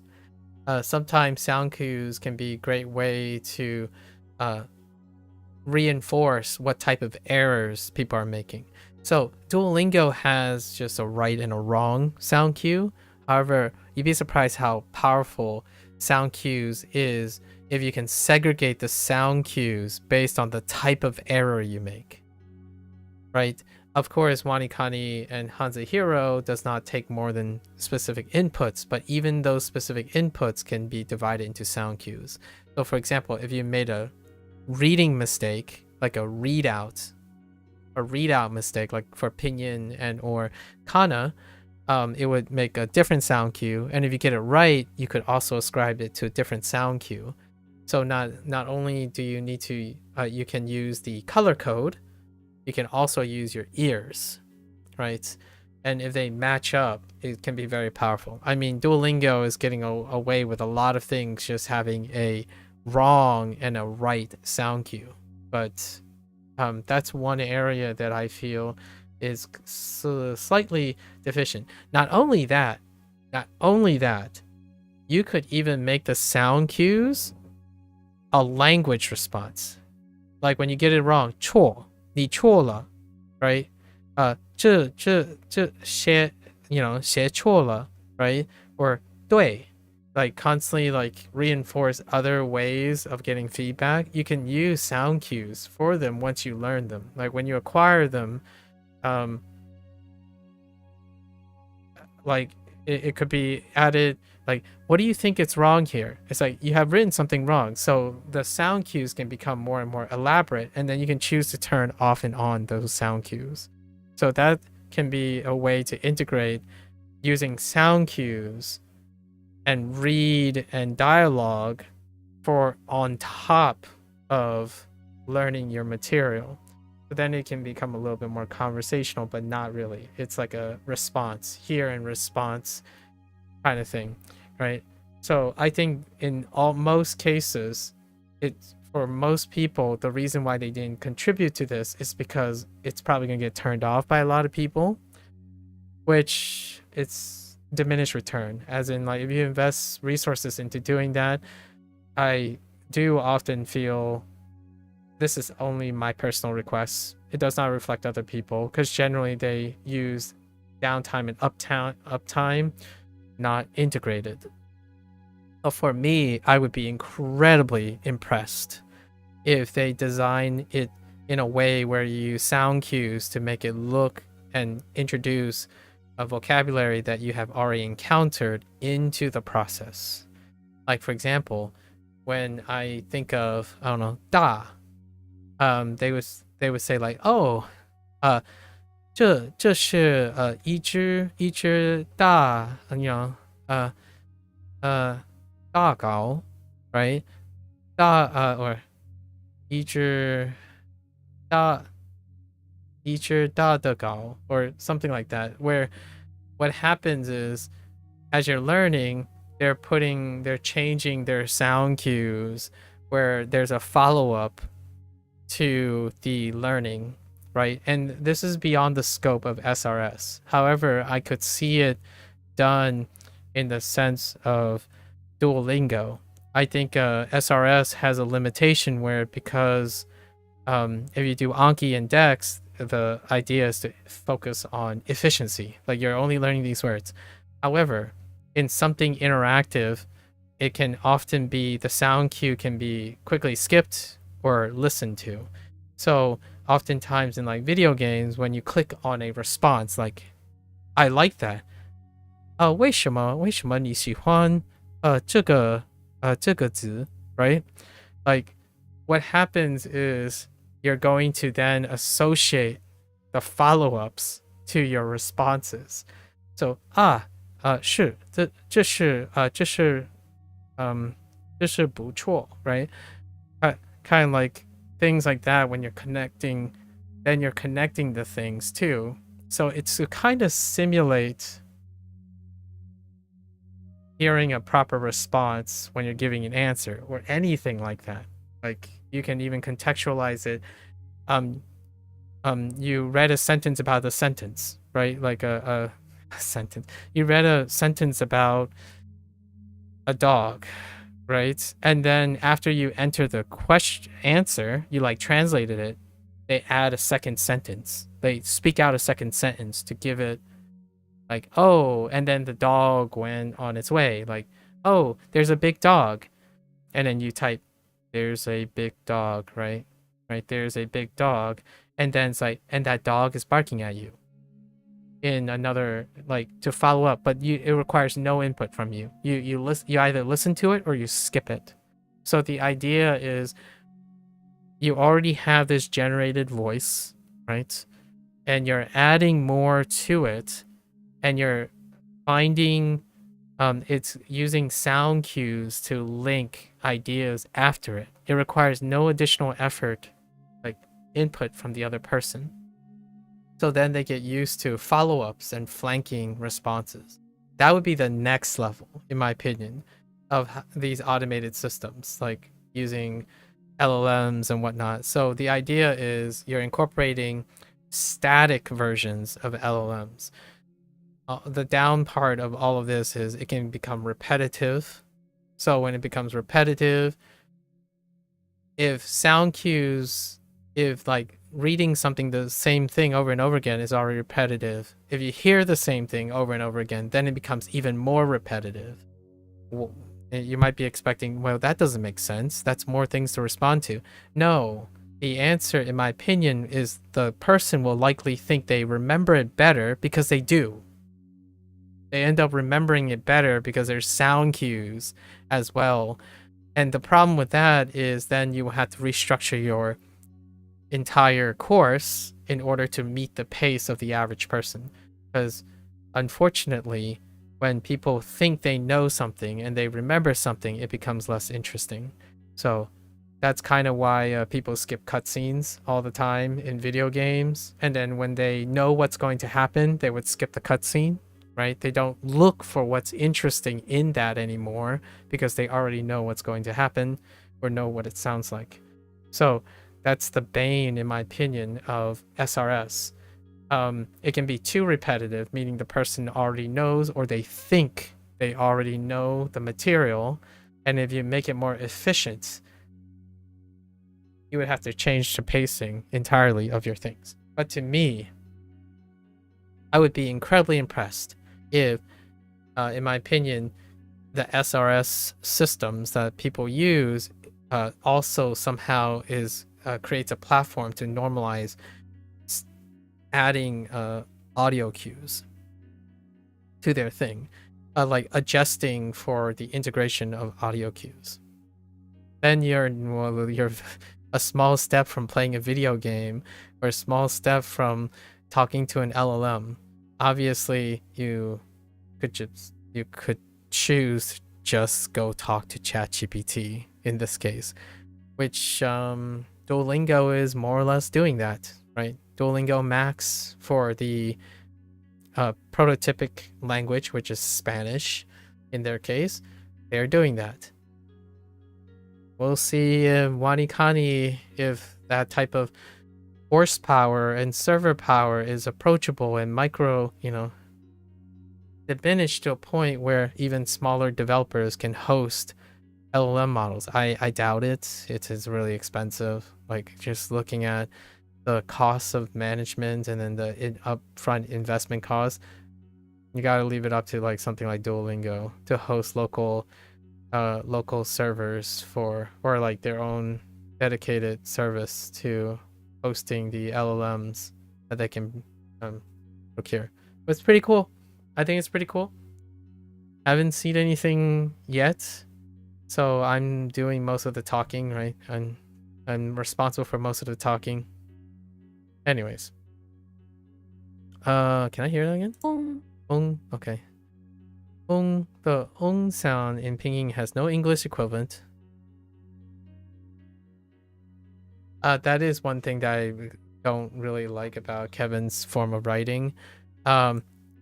No English equivalent or never or don't. It's not like people cannot produce the sound, but saying no is like suggesting that only one English accent is the predominant way.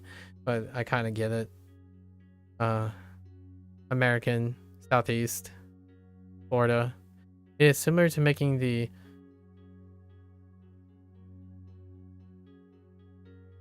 ung sound in the English word, like sung, yeah, but with an o sound at the beginning, yeah, ong, right.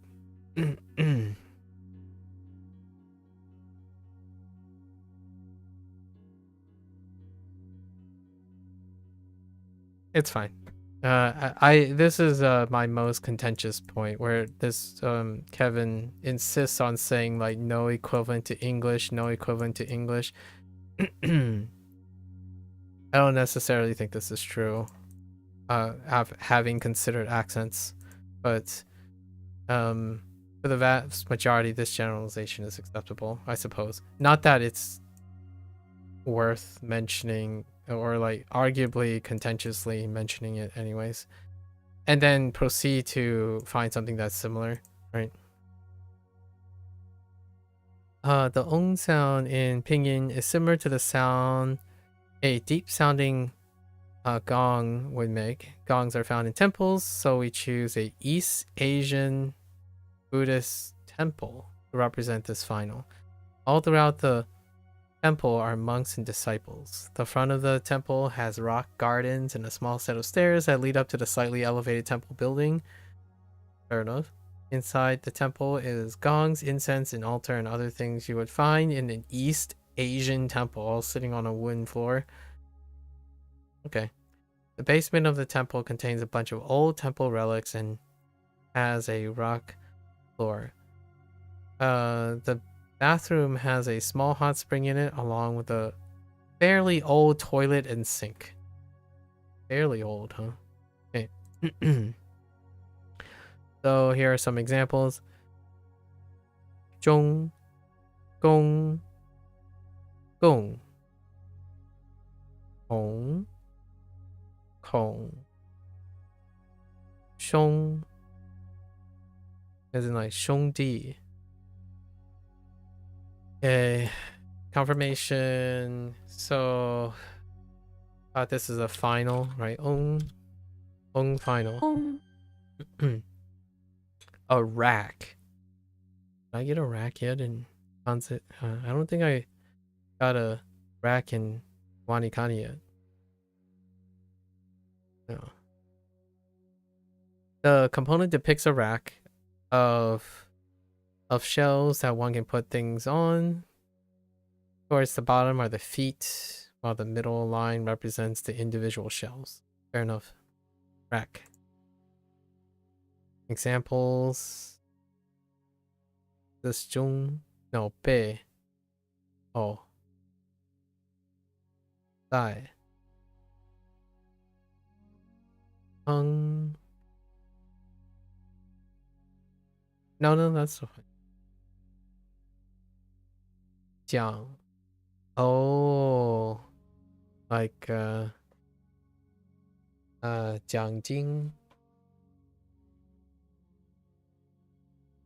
Okay. Alright. I got your rack right here, buddy. 用 Okay. Yong. Use this rack. Yep. Oh, they gave 2 Yongs. Okay. Oh no, they didn't give 2 Yongs. Just kidding. I'm kidding.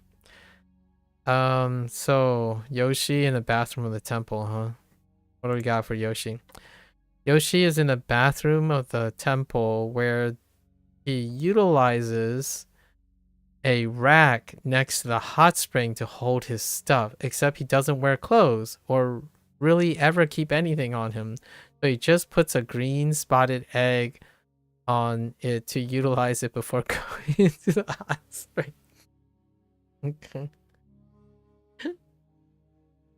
Alright, wow, look at these alternatives.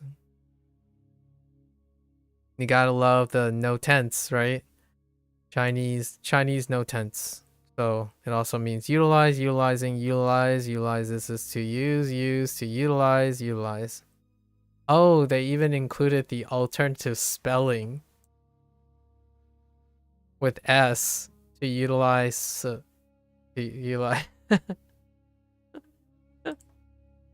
That's a little that's funny. They added the alternative spelling as well without the Z. Okay. So basement, bathroom. So temple bathroom. They were in an onsen, right? The onsen utilize a rack, but no clothing. Got it. Here's some vocabulary words. Too delicate. 佣人 interesting. 不用 yeah 不用游泳游泳游泳 reserve 丁 bay oh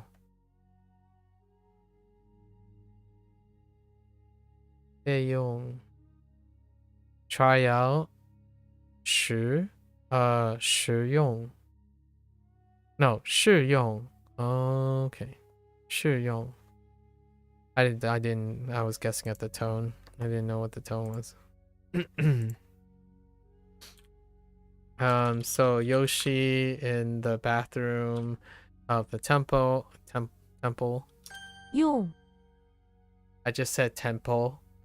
Temple comes from. I don't know if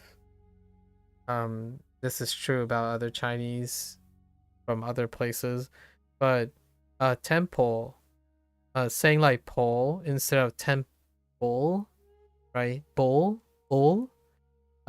is a very like thing that I find myself doing that my parents do all the time too. When you're shifting from like Chinese or like sounds with Chinese and stuff, and then you suddenly start saying something like able,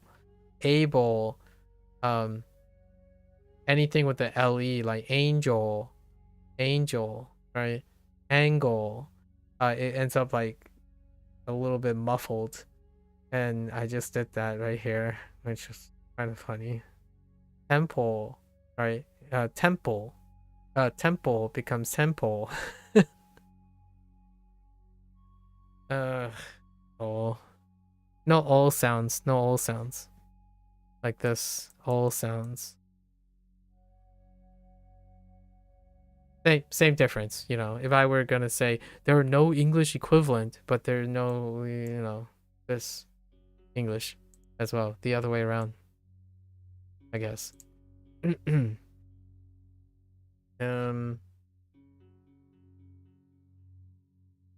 guess they utilize. To utilize. Oh yeah, I gotta remember to write to. Not that that matters too much in Chinese. This is probably why I get marked off. I get yelled at in WaniKani because when I think of WaniKani, when I see a dictionary, like a do, right? Like skuru, for example. Skuru, I think of use. I don't think of to use. But WaniKani, because of Japanese, it's specifically to use because they can differentiate between the two. But in this case, you don't get marked off for this, even because technically you can use either for Chinese since there's no conjugation, quote unquote, verb conjugation.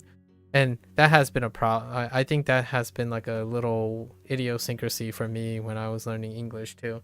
Like the difference between to use something versus using something, or use, using, to use, conjugation. And then I just learned Spanish and then started having an appreciation. No, it wasn't only Spanish, but still. Spanish was one of the earlier times hitting that conjugation. A component name where you use rack instead of shelves. Yong. 用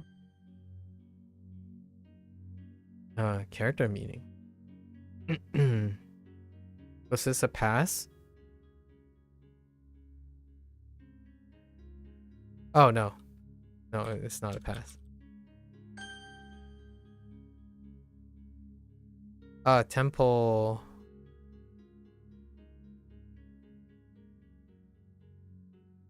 The heck? What was temple? What am I taking from temple? Oh.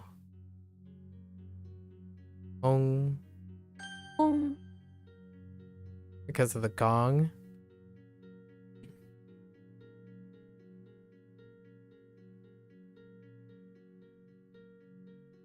Ooh. Buddha. Skuru. Skuru is to make.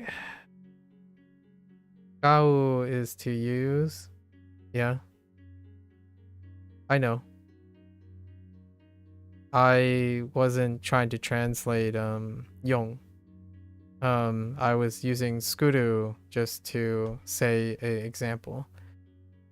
So I'm guessing you clarified because I was looking at 用 to utilize, but I didn't use 使う instead for use. But yeah, that's a little pedantic, but I gotcha. Between you and me, I gotcha. Why you made that comment? 不大 I wasn't looking for a synonym there.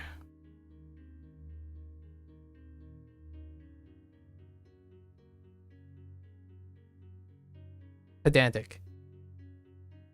Let's see. 不大 Not very.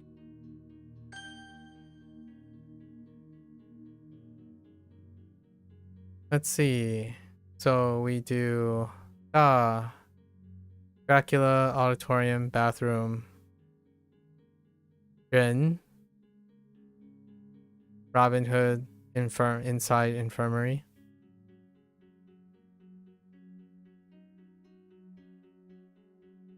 大人大人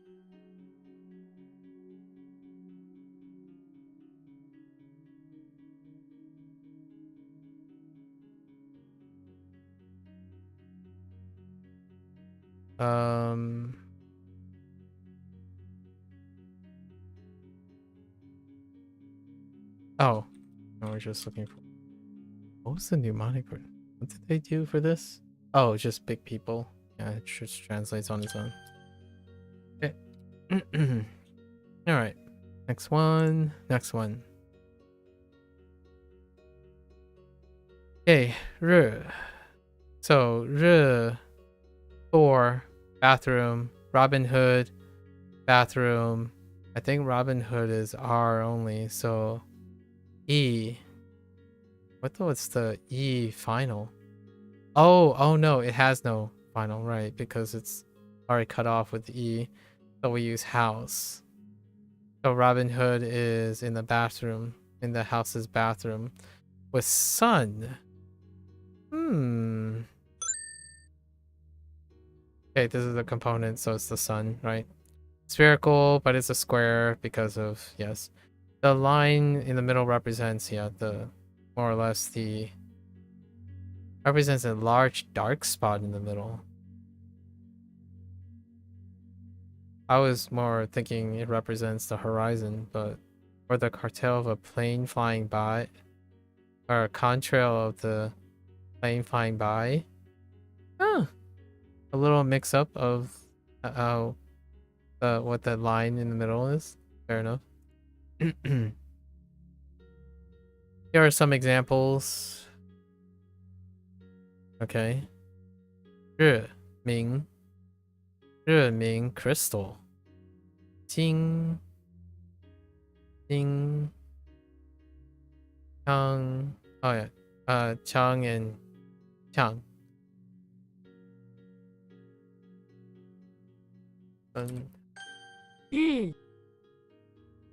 Okay, so what is Robin Hood doing in the bathroom of the house with the sun for his day?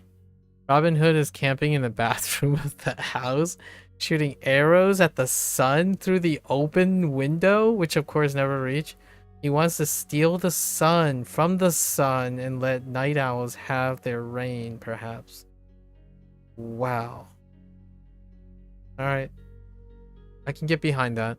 That's feverishly outrageous. I can get behind that. Shooting arrows at the sun. Easy clap. Okay, 日子 日子 Interesting. 日子 日日 Oh man, 日日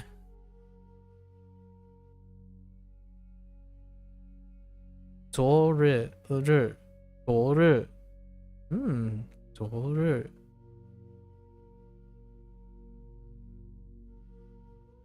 生日 and 热情 日行 日期 oh 日期 oh my gosh, what do I had a different word for date, something with 会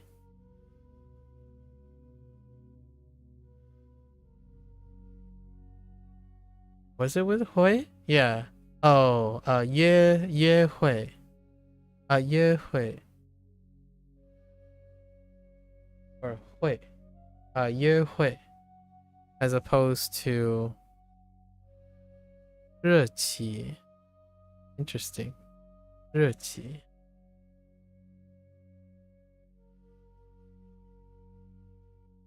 All right.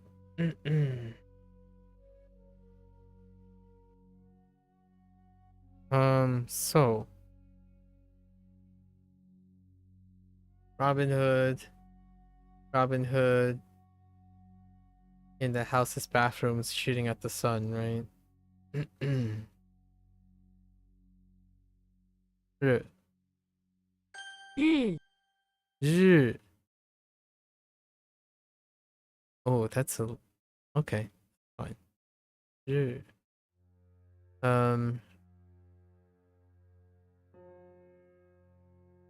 Are we going with sun? We're going with sun. Oh no, we're going with day.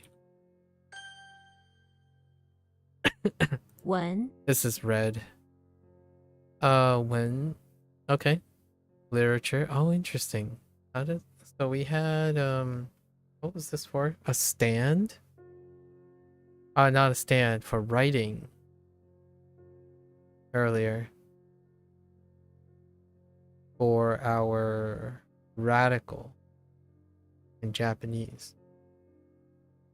Okay, when so we have giant. We don't have giant yet. That's a giant? Oh, I can kind of see it. That is a giant, all right.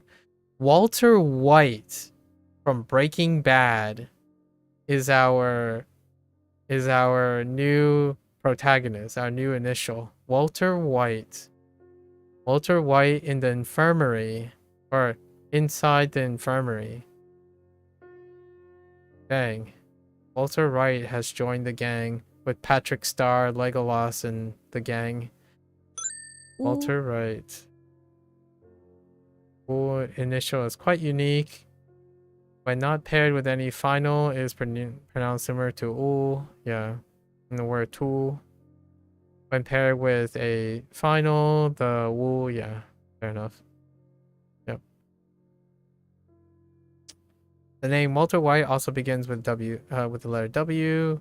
So we choose him to represent his initial. Walter White is the protagonist of the American crime drama television series Breaking Bad, a high school chemistry teacher who begins cooking crystal meth to meet ends meet. Okay. Examples. Wu, wu, wu, wei, wan, wan. Oh, which one is this?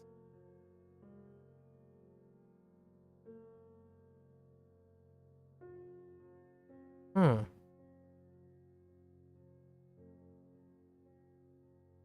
pill.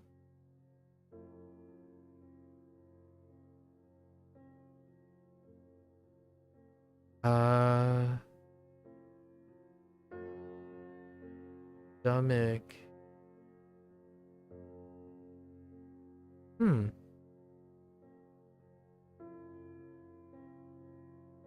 Okay. I'll learn the characters as we go. So 乌 ooh, ooh. This component depicts a giant that stands tall. He is extremely wide. That's why his head is so small, right? Exactly. I saw you. I got you. I got you. Mosquito. What the heck is mosquito? When? Interesting. Erudite. What the?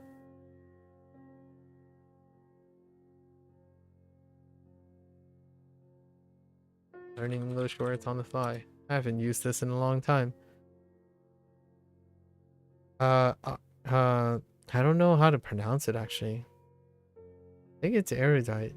Erudite. Erudite. Oh my gosh. It's a little bit more airier. But dang. That's a word. Countenance. What the? Oh my gosh. Okay, I can get behind product though.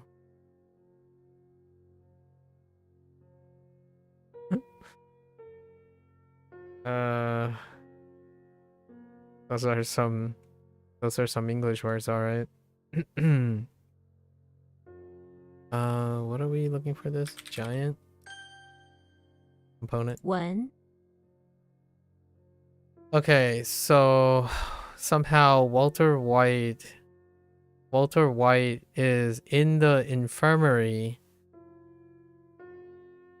reading a book about James and the about giants. Walter White is inside the sick hall of the infirmary where he is sick. In the next bed next to him is a giant with a stack of literature. Okay. He wears glasses and carefully reads Shakespeare. Okay, so okay. Who knew the giant was such a connoisseur? Walter, with nothing else to do, borrows some literature from him. Okay. That's kind of cute. I like it. 中文、英文、向下文 Interesting. 向下文 A clause. 陶文 And then 汉语 Oh, 汉文 Oh yeah, 汉文 Whoops. That's when. I immediately think Hanyi. Okay. So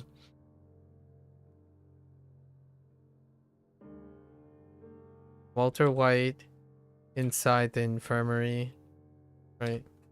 文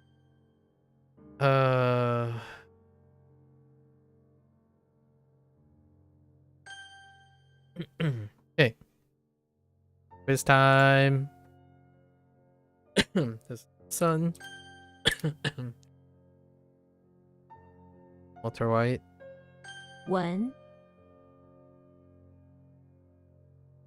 The kanji. I mean the Hanzi. Walter W initial. 乌 Giant.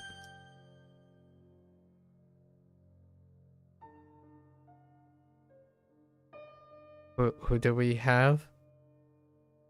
Robin Hood. Robin Hood inside the house's bathroom. 日 And then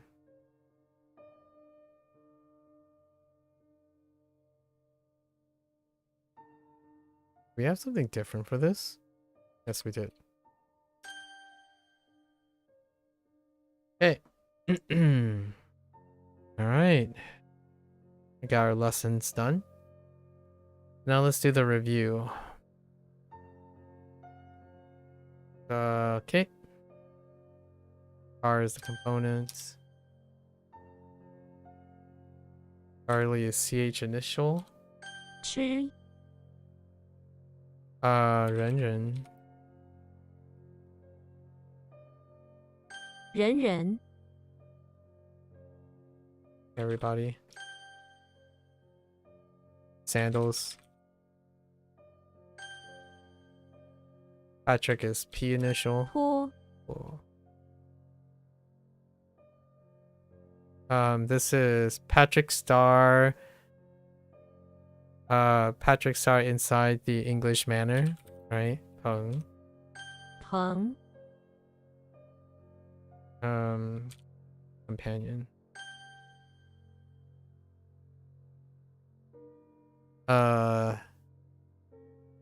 Yoshi. No. Yes. Wait.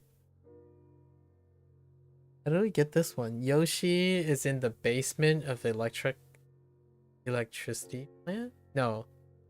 Yoshi is on... Yeah, Yoshi is in the basement of the electric power plant? That doesn't... What was Yoshi doing down there? Oh, that's right.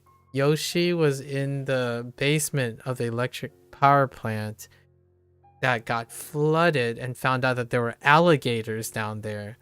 But the alligators paid him no mind because he is also an alligator. And where does the alligator come from? It's because of the component alligator. Dang. Yeah. Dang.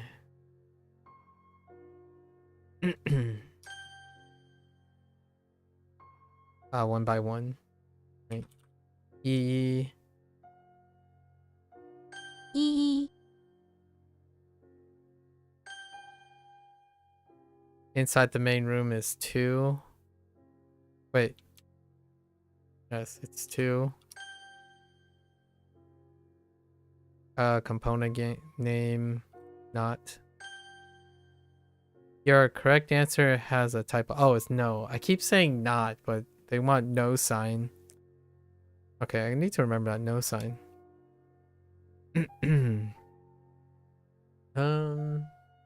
It works with one of the mnemonics.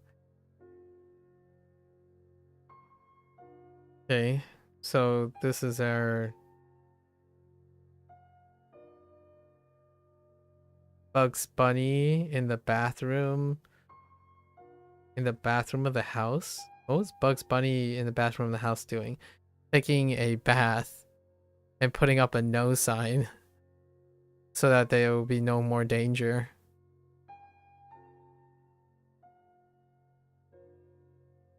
Ooh.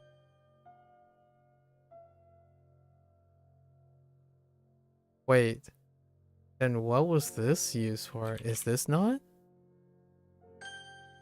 Oh, okay. So no, I need to type no for both of them. Okay. Okay. And this is alligator.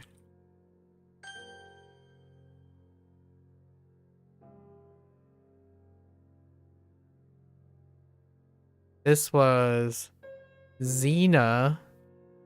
Xena inside the English manor. No. Yes, inside the English manor making okay sandals. Xing. Xing. Starting to sound like a crazy person at this rate. Okay. Okay, sandals. So we have Charlie Brown is in front of the electric power plant trying to charge his electric car. That's where the car comes in. 车 Xena is X initial. Oh, they did 2. Yeah, XCC. Okay, that's fine. 西 Fine. And it's only +1 day when you get something wrong. That's I see how it's going. All right. +1 day for that. Okay. Ooh, we have some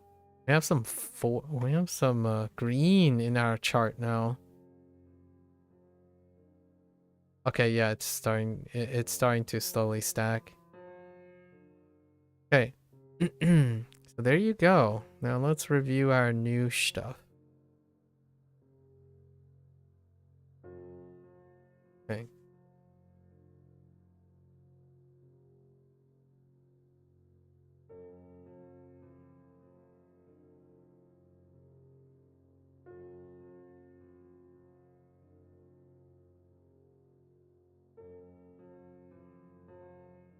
All right.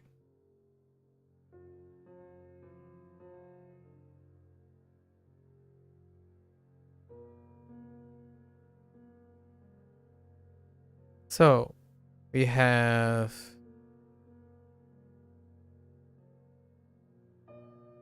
wait, oh man, I didn't get that right. So Xena, right? Xena's getting pushed. Temple. We'll put Gong. in parentheses. Now we have Walter White.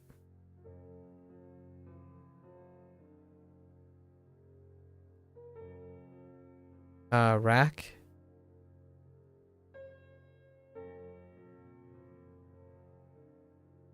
Sun. And giant.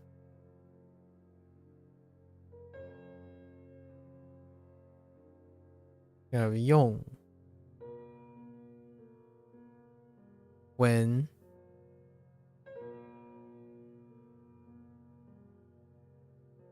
日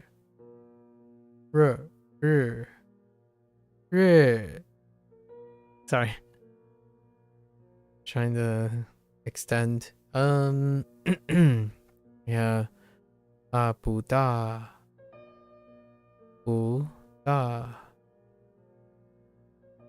Not very. 大人 Adult. Okay. Do we have anything that...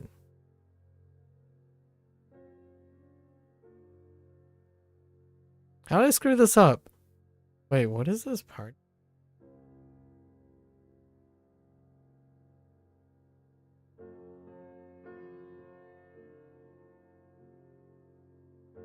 Do we use C, T, or...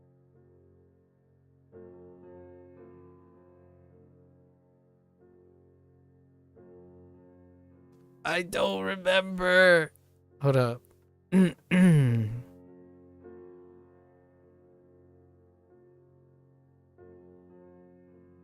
Oh, 行.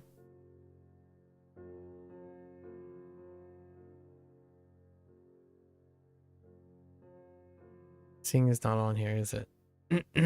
Okay, so 行.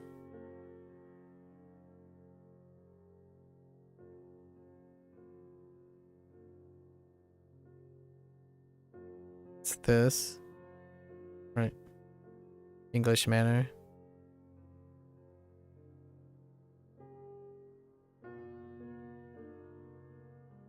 In. Right. Inside. Goes with okay. Sing.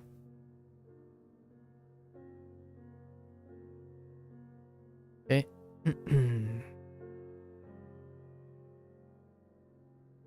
So then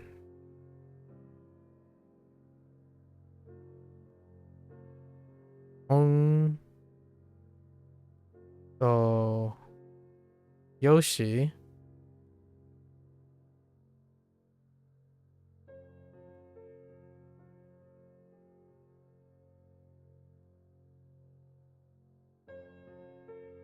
Bathroom.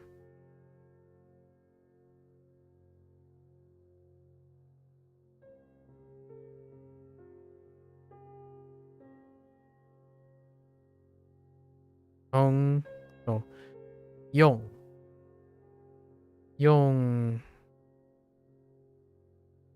didn't know how to use the rack.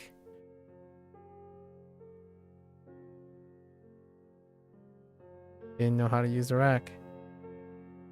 Spotted egg. Then we have pool.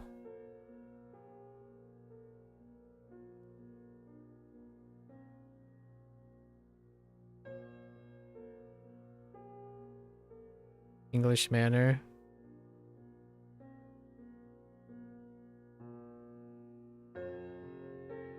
Oh, that's not inside, that's outside. Whoops.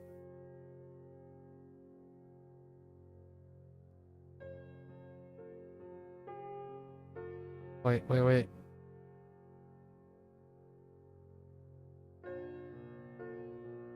So inside manner.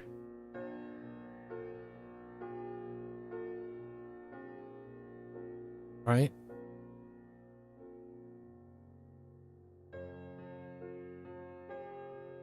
Walter White inside the... No. It's the not that. It's the infirmary.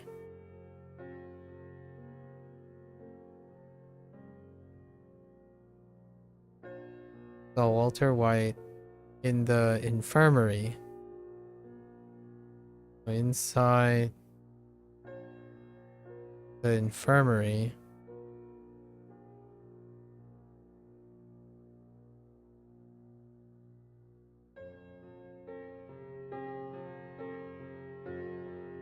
Infirmary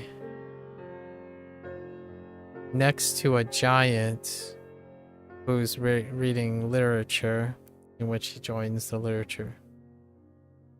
Then we have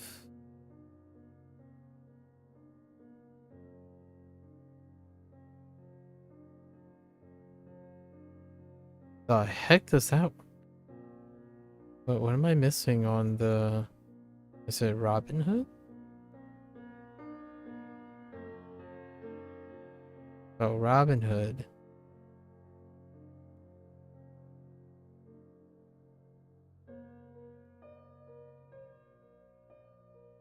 Oh yeah, Robin Hood is inside, or is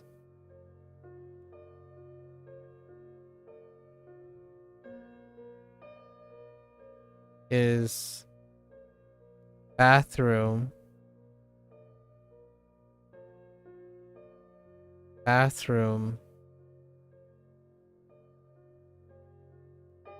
house. The house's bathroom. Shooting arrows at the sun.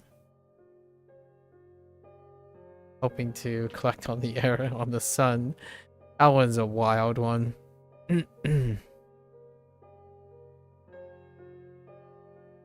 and those are fine. We'll elaborate on the words in the future. Because basically you partition the components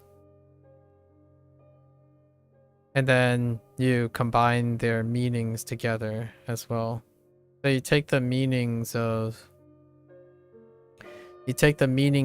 the characters and combine them into this. So that's fine.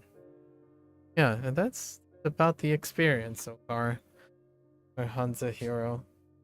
Again, takes about an hour, right? So, other than learning Chinese and then someone making a comment, yeah, that is the. Oh, there's one here. The forecast is a little weird still, so not entirely sure how this forecast works at the moment. Having reviews, but you can kind of see the reason why there's like overflow and zero and whatnot. It's largely because it's a combination of these things only have 2 pips. So you're forecasting something down here. You're forecasting that if you complete these, you no longer have reviews of those. They don't come up as often. So there's no like stacking on top of each other, like because of that. And then whenever you're introduced to something, it's 24 hours before it's introduced again. So then you have like different clippings because my days are different. I complete the reviews on slightly different hours. They're gonna see that, but not quite enough to figure out this is gonna be used for or not. All right, so what does that leave us? I can't go too late today, so I'll put in like 2.5 hours. All right, so we're gonna switch gears one last time. Today's every other day. Today is a Duolingo Chinese day. So anyways, let's wrap it up here. This is the end of our HanziHero section, right? Still working up, steady state, right? I've gotten very used to all the locations. The pinyin mechanics are being built up at this point, right? So we got our first Sanghi rule, the Bu rule. triggered, not necessarily explained. So there's no explainer for the Sanghi rules, which that was a thing that was brought up. Like maybe somewhere it was the rules themselves weren't explained. However, it was already mentioned that how the pinyin works with the generated sound. I think with larger sentences and stuff, whatever they're using for generating the larger sentences and stuff sound great. And then everything else, there's too much restriction. Obviously, it's difficult to only voice the initial and the end and the initial finals and then the tone representation. All right, that's a wrap, folks.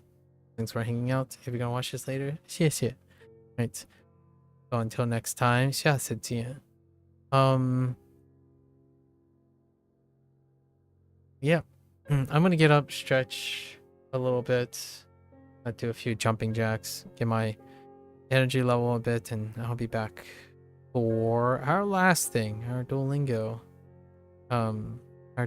exercise, or practice, really, at this point. Thank you.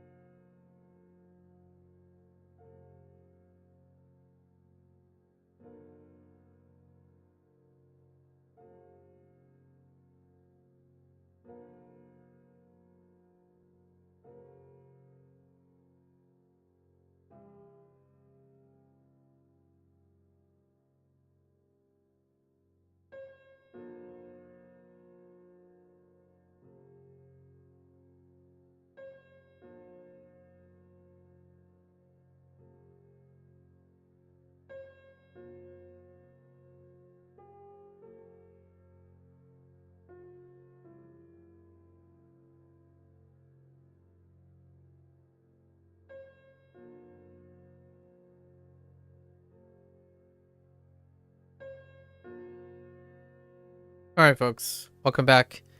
It is day 200. Now, we got to be clear about this. This is the 200th recorded session, not necessarily 200th consecutive days. I want to clarify that, obviously. All right, so welcome back, folks. 欢迎大家回来。今天是第200天。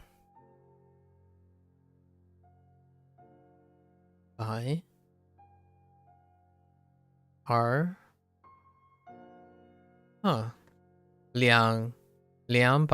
no, we're using not r 200天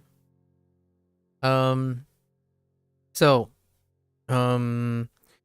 what I've been doing recently with the Duolingo stuff is that I have to do a review, and I have approximately, it's closing in like 7 days, and bottom line of about 7 days left. And what I have been doing every other day is I cut short my sessions, so we take a staggered approach to Duolingo to give me some time to do a lot of writing practice in the background. I can't it takes a lot longer if I were to do the speaking and all that stuff at the same time. So in order to make up that ground, we're doing a lot of background practicing. And with this background practicing, I've noticed quite a lot of weaker spots, right? While Chinese is in a different position than Japanese, I realized that I actually skipped this daily refresh the last time I did this, when I was looking forward to seeing how the personalized practice changes, like the daily refresh changes. So we're gonna attempt to do this and then focus on whatever I was reviewing that was weak, that I feel that's particularly weak. So we're gonna do our recall on the particularly weak unit as a form of repetition. That was from last time. That's what we attempted to do last time, right? Unit 8, Unit 7, yeah. And we found a lot of weak spots. Obviously, memory is going to balloon and we're going to have diminished return. So today's unit was this unit called, it was nonchalantly titled Useful Phrases. And when I was going over it last evening, there were quite a lot of useful phrases, but also lots of holes in it. And I think it was Unit 3. So let's do Unit 3 as our recall for today. So Unit 3.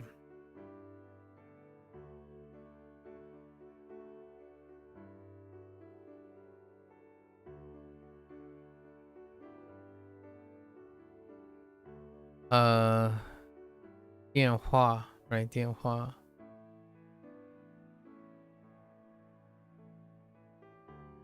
That is not correct.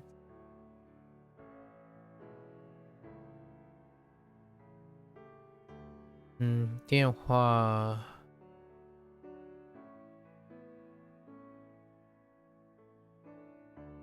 下载. 下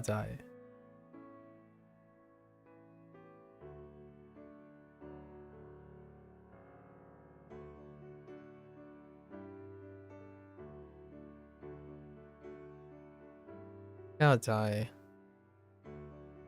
Duolingo. How does ling work? This ling.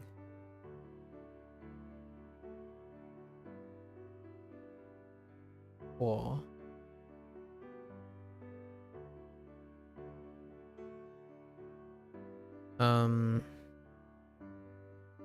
Language stuff. 句子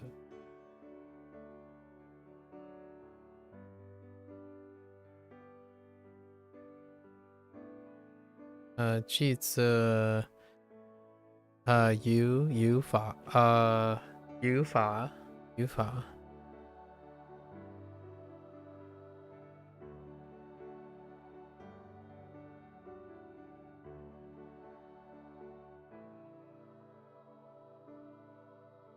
which 法 this 法 oh wait my proportions were all over the place there. So 语法 I did also found a lot of final errors from time to time, like a lot of writing errors, but that's largely why we review, right? So I looked through a lot of my recalls and for my previous videos, right? That's why we do the recalls in the beginning and spot check any of the writing and whatnot. That's kind of what I did with a lot of my time. Oh, I wrote this very, very small. Let's write this a little larger.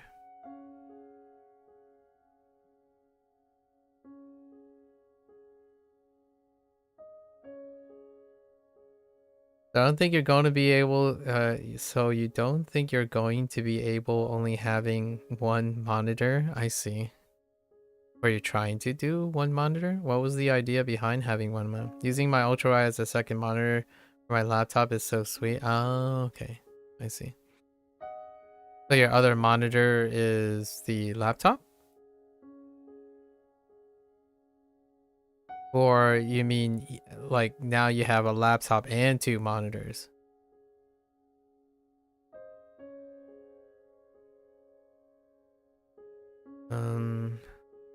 What was it? I had trouble with this one. I know the character because it's absurd. The character is really dense, but now I don't remember.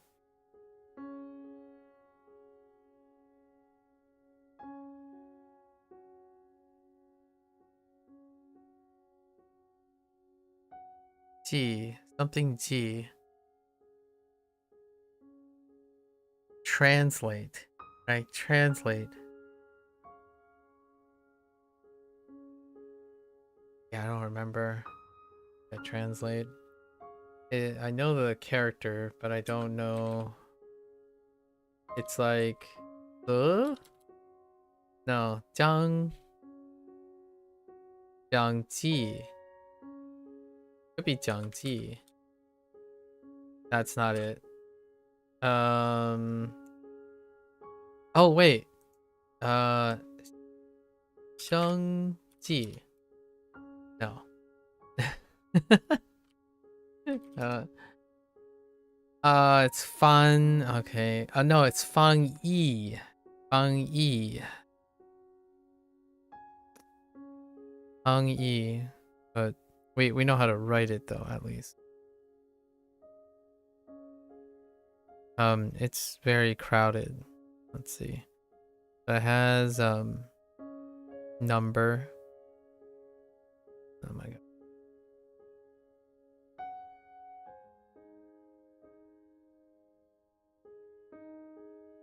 So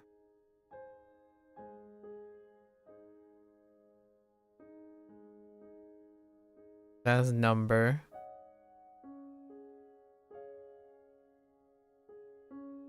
And practice or double study. Fang Yi. This Yi.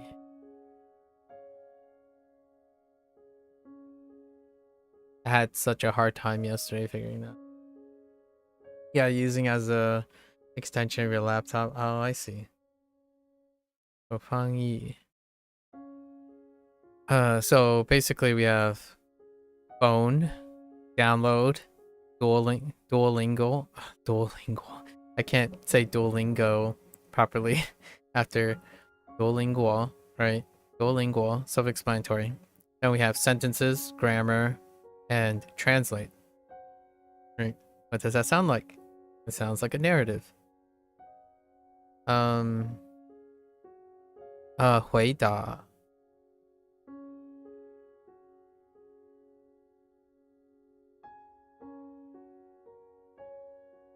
答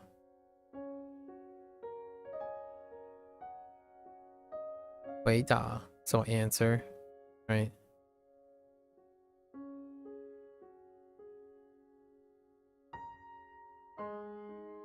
这本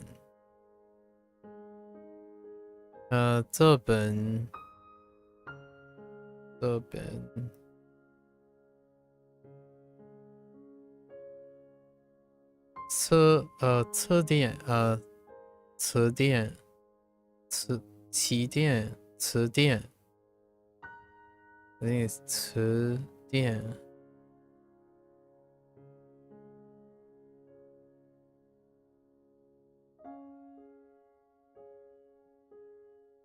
yeah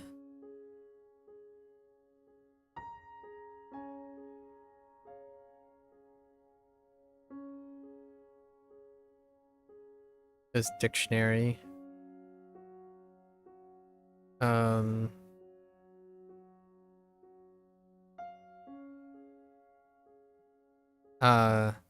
简单 oh 简单 not 简单 简单 easy-ish, simple, right? To all the people who are pedantic and whatnot, right? It's simple. This is this and this is this without being able to read the room, you know? That kind of thing. Or it's not so simple when people place everything into context. And it's also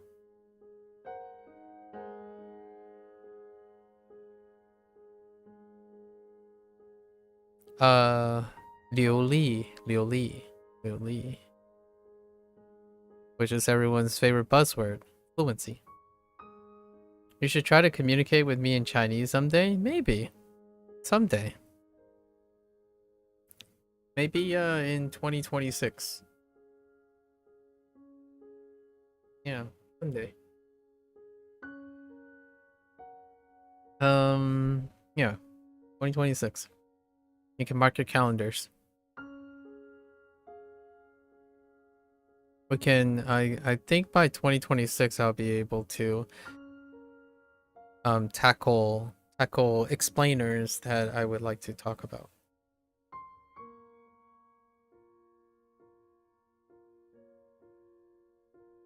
Like discussing weird 很奇怪的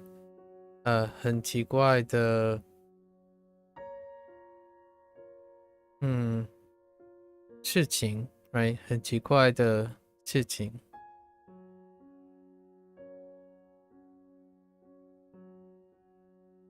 每天跟你聊很奇怪的事情。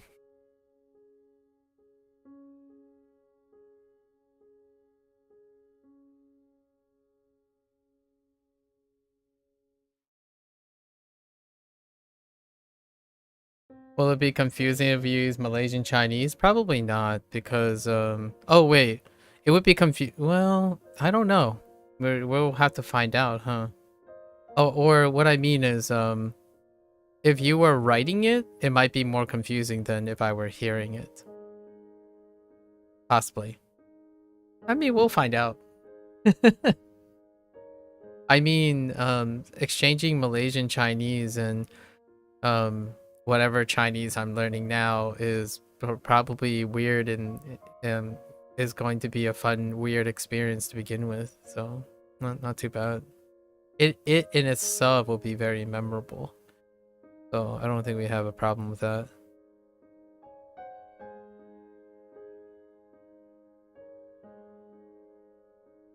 We'll probably talk about family stuff. That's usually what I talk about when I chat with people. I talk about family. Like, what does your family do? Right? How do you feel about maybe hobbies? What do you do around the clock? That kind of thing. School.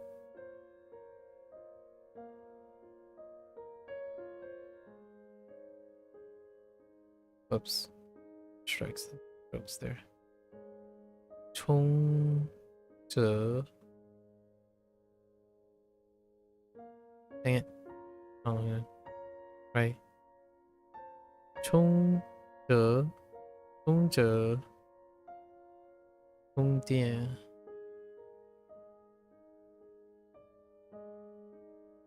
As for me, Malaysian Chinese sounds like every word clumped together. I can see that. I mean, you're gonna have to get used to that. There's gonna be, when I'm speaking, there's gonna be, sometimes I'm gonna be substituting, I'm gonna be substituting Fujianese sounds. So that's probably gonna happen, even after another year. Right? Like, for example, what was this one? What'd you call it? I just did it earlier, right here. 简单 简单 instead of 简单 as in simple, but 简单, right? 简单. So it can happen. It'll probably happen regardless of how long I practice. It's probably something that you can probably figure it out on your own. I think that's usually kind of how the experience is like when you have related languages put together. And we can speak like half Chinese and half Japanese, even turn. So we can go back and forth and go in and out of Chinese and Japanese instead of using English. That's probably something that we can try too. Usually, probably, if we're gonna talk about things that we have met together, we're probably gonna end up using 3 languages, not the 2, not just the 2. So it'll be a lot of practice all around in general. Yeah. Which by the end of 2026, right? By the end of 2026, you could start Spanish if you want and can join me with Spanish.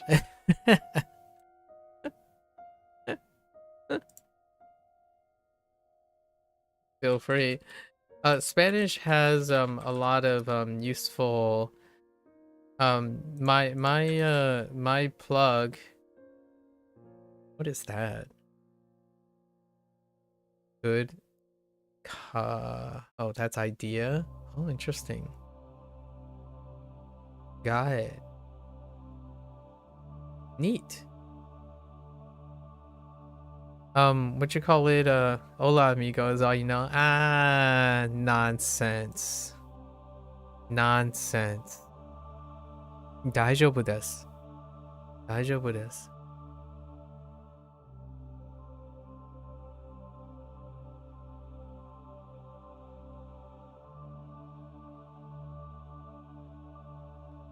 There is quite a lot of hola, like hola amigo, hola and like amigo. There's quite a lot of nice sound production practice between using Japanese and Spanish. So there is that little silver lining on messing around with Spanish as well for Japanese enthusiasts. I was watching there's this guy, he's a foodie person, right? He does vlogs of him eating in Japanese, but occasionally he would encounter a Japanese Mexican place or a Japanese Spanish cuisine. It's usually Mexican, like Tex-Mex and stuff. And he would read out the Spanish, and the Spanish would sound no different. It would run right into his occasional Japanese bombs, like he would drop like Japanese randomly here and there. And then when he goes to read Spanish, you could hear the fluidity between running from Spanish into Japanese when it comes to like the sound, like the particular sound. It's obviously a little bit more jarring for those who hyper focus on a specific pitch and tone when you're going from English to Japanese. Like it might be even nicer for people because you can know when you're transitioning from Japanese to English. However, sometimes Spanish flows really, really well into Japanese. It's just nice. And for Mandarin, obviously, Fujianese isn't that too far away from Mandarin. Although you can hear it subtly get softer. Most of the time, it gets softer. Like 电话. This is 电话. 电话, right? 电话, 电话. 电话. I don't actually know how to say download. If I were taking this like 下载, 下 I don't know what 载 is. 下中下列. Yeah, 下列. No. 下列. Maybe. I'm not sure. Yeah, and Duolingo, that's probably still Duolingo. Oh, I asked my father what 句子 is. I totally forgot what he said. How to describe sentences. I can't describe grammar stuff or sentences and units in Fujianese because we don't talk about that ever. Da ngoi, right? Da ngoi. Da is for the hui. I don't think we have hui. I don't know if I've ever used hui to reply or something. Da is da ngoi. Da is the default instead of hui. 这本 D I don't have. I actually maybe I don't. I should learn how to use counters. I'm not sure if I know any Fujianese counters. I actually just skip over and just say this book, like ji ju, right? Ji ju. There's no counter in the middle. Be interesting. I most certainly default to using Mandarin and Fujianese together. That's a more common hybrid than using English and Mandarin.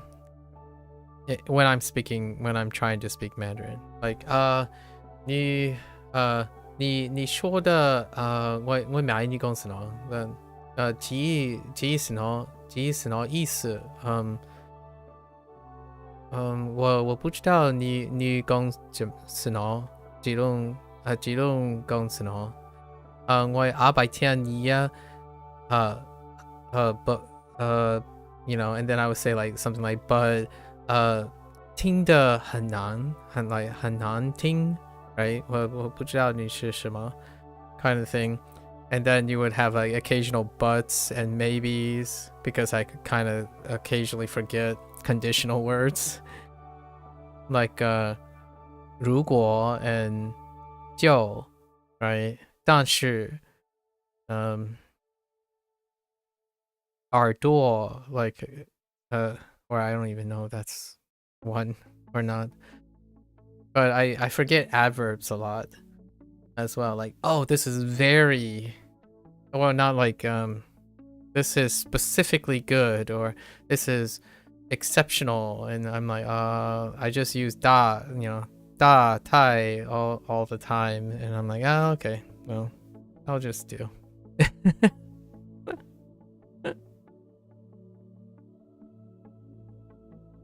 I have less apprehension in transitioning between words and substituting words in Mandarin than I do in Japanese, largely because the structure is fluid enough for it.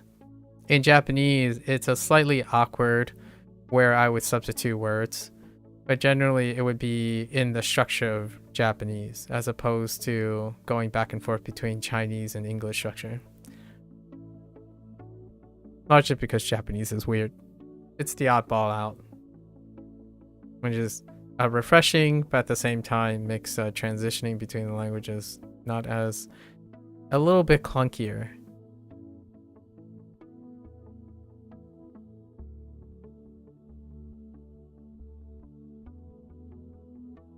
So we have 电话卡电话卡 right, 电话卡电话卡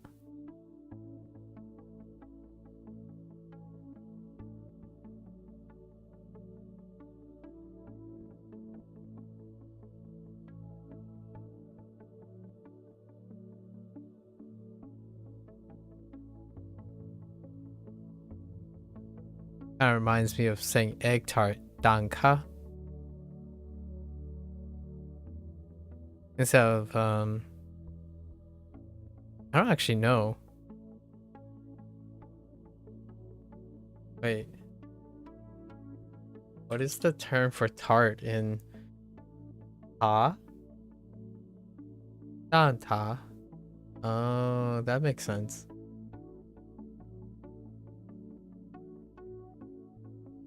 Danta or danta or danta.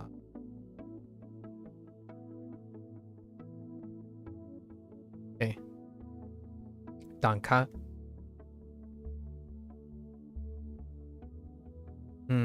Okay. Where are we going with this? Oh, this is weird. So we have guo. What is it? Guo ne. Right, guo ne. Guo ne. And guo ji.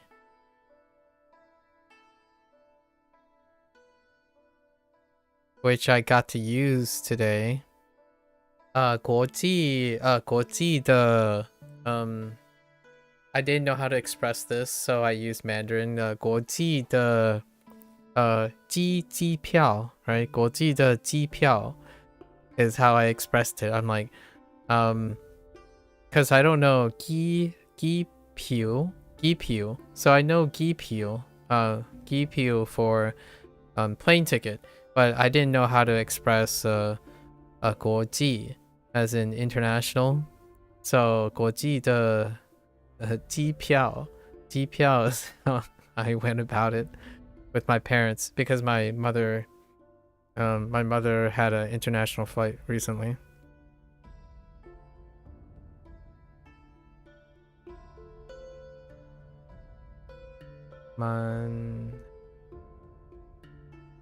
This one, roaming, was very difficult to remember because it only comes into play if you're talking about cell phones, which we did talk about cell phones. Man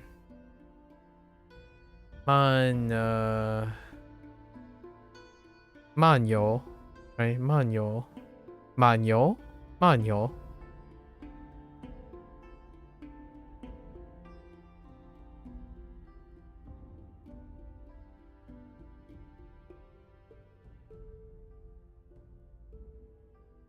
And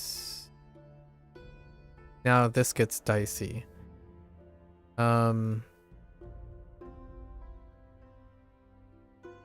So there's 有没有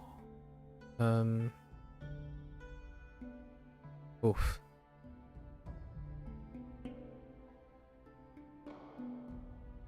Yeah, I think we're tentatively making 2026 the year of we're gonna do multilingual conversations. 2026. In some way, shape, or form. But probably not the entire time. It'll be fun. 有没有 slow and steady. Right? 有没有 Ah, this one was weird. It's bank. 有没有 bank. 银行 So 银行 is Ying is simplified. Ying Han. Yeah, here's an example of someone who asked earlier about, do I split my attention between Chinese or Japanese? I'm not splitting my attention in general right now. Like when I think of Guo, I think of, Goku, in a way. And then like this, like Yinghan, I'm thinking of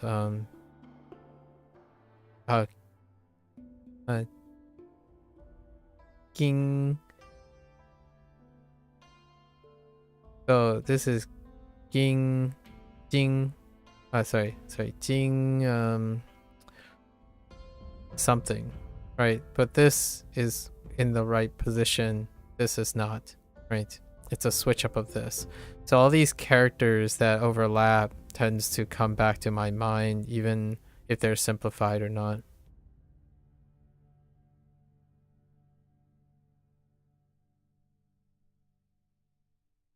Ging, Ging, Ging, yeah, Ging and Do were the orders. Oh, Yinghan. This is exchange money. 钱 换钱换钱换钱换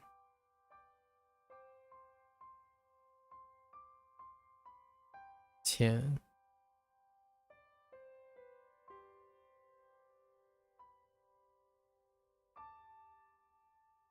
not the clearest possible, and slowly surely we'll make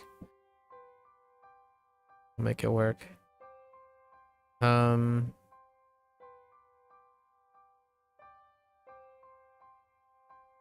Changing flights, right? Change a flight. 转机 转机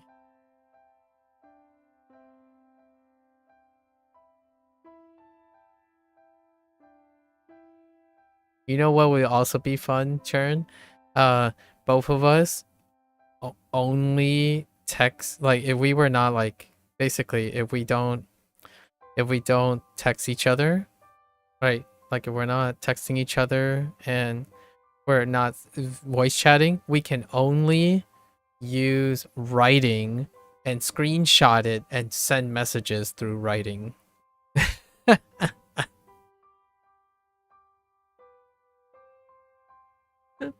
And of course you can use traditional Chinese, because we haven't looked at, like I haven't looked at enough handwriting. So regardless of what level of your handwriting is, it would be really fun to communicate with each other by writing on a piece of things and send each other messages using screenshots of our own handwriting. 晚上好，早 Welcome back. 晚上好。你的汉字写的好漂亮啊，谢谢。写啊，I like writing. 我喜欢写汉字 ，right? 很多的汉字。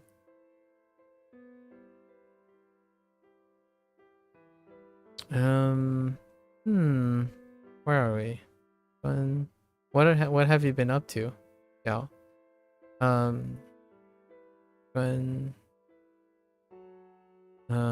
What is this? 转记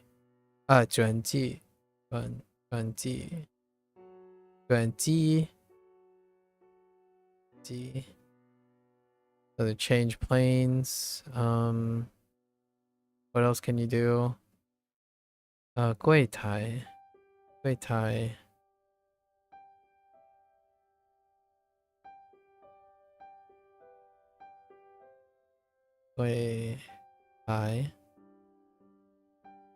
wait, it's not Thai.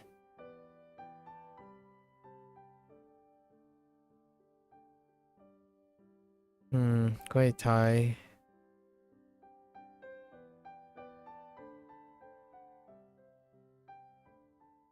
Oh, what is this called? It's a tour guide.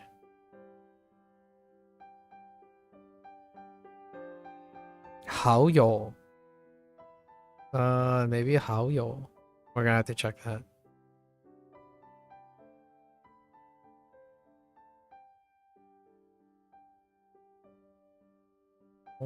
有.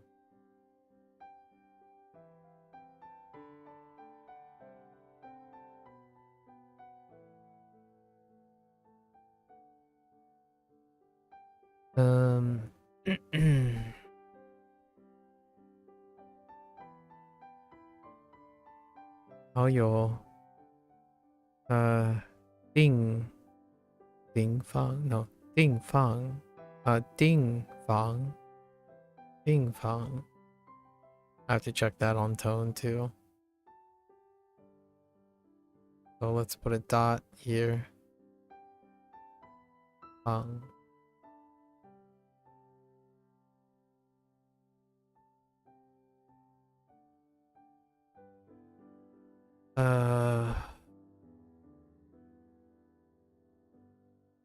What else can we do? Wait, 对方 对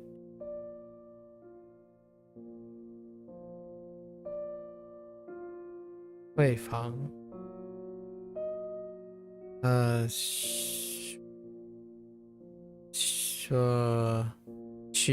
yeah 取方 取消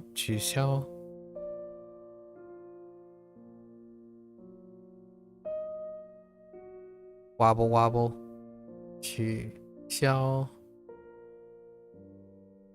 It gets a little uncomfortable near the bottom of the tablet. Oh, wait. I forgot my radical.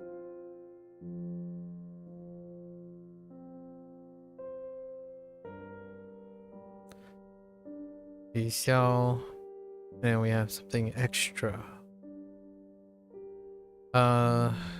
Caring. So worried.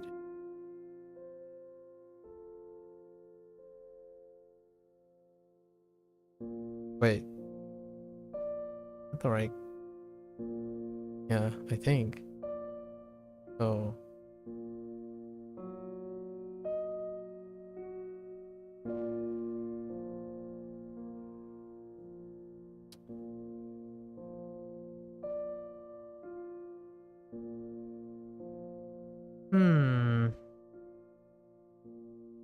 Is it 3 or 2?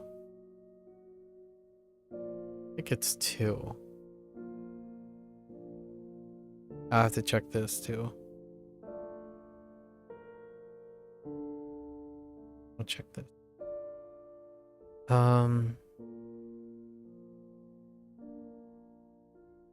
So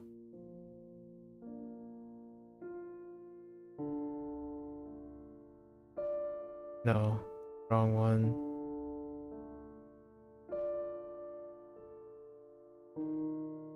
How do you memorize stroke order? They are all correct so far.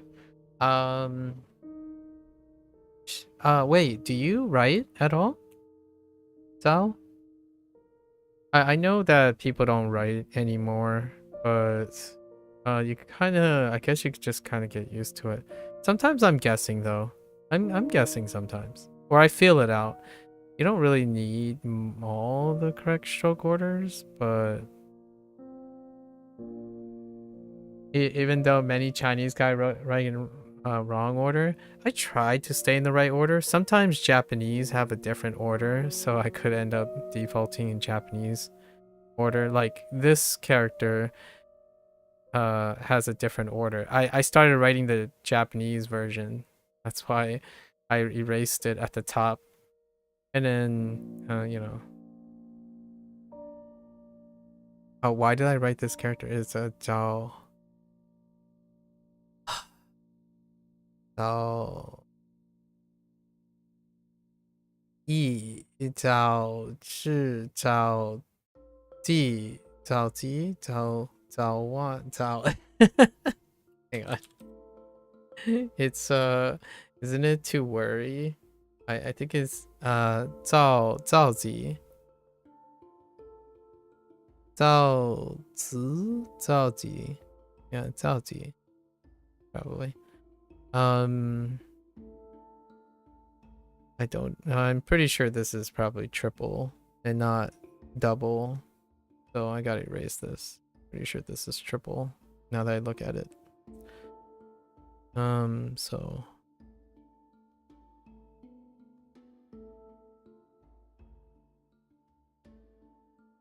It only makes sense this way. And then, what was the other word related to that?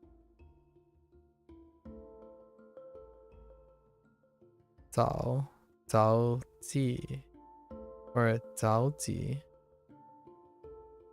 And then there's Zao, Zao Gu. Yeah, Zao Gu.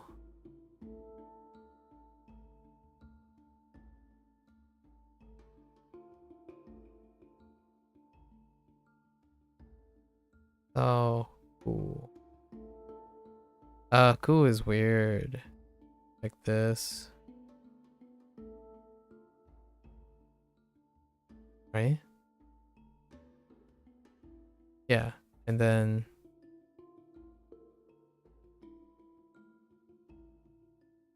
Gu. And some health stuff. Men.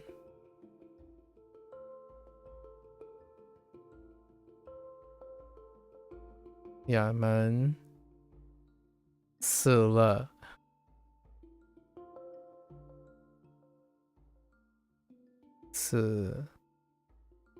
I know, bored to death. That's my mnemonic, bored to death. And then cough is 咳嗽. 咳嗽, right? Whoops. Wait, no, that's fine. Was there a dot? I don't think there was a dot. No, that's the wrong character. I think it's...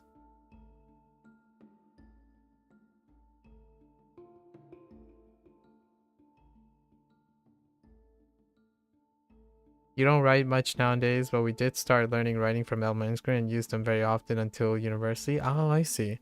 Is there any way, in general, like, do you ever have fun writing something or doing some artwork, dealing with writing? The soul is...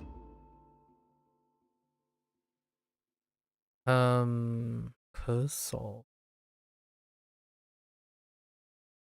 Ugh, that one looks kind of... And then Choing, I think Choing is one of them. Oh, Ying. Got our fire, our person in the cage. Going. Okay. Yeah. That's our good review of this. It's fine. This is good enough. Yeah, I got a lot of weak spots from this unit. And there's so much to cover. I only managed to cover right now. I've got 10 of the 30. How much did I say I was gonna do? You know what? We're gonna reduce it to 30. I was gonna go aim for 34. But man, I'm only a third through my reviews on my homework to do the review. I got 7 days left to do both the Japanese and the Chinese. On the Japanese side, I have like less, maybe like, or less within the given time. I have like 14 of the 34 I thought I was gonna do. It takes like 2 or 3 hours to work through. I feel like I'm preparing for a final exam or something. All right, so let's get into... Actually, I needed to check tones because... Yeah, see, this unit sucked. I skipped over this unit. Yeah, writing Hanzi is also an art. Many content creators show their 书法 on social. Oh, is that how you do the? Is that how you say writing? 书法.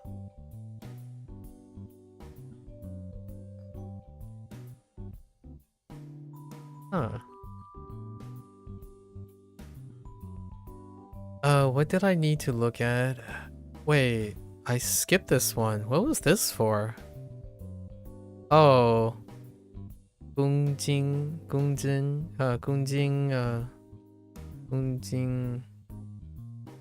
Oh, that's for...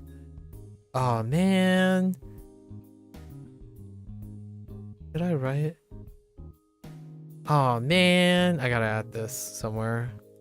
Wait, am I in the right place? Oh, kilogram.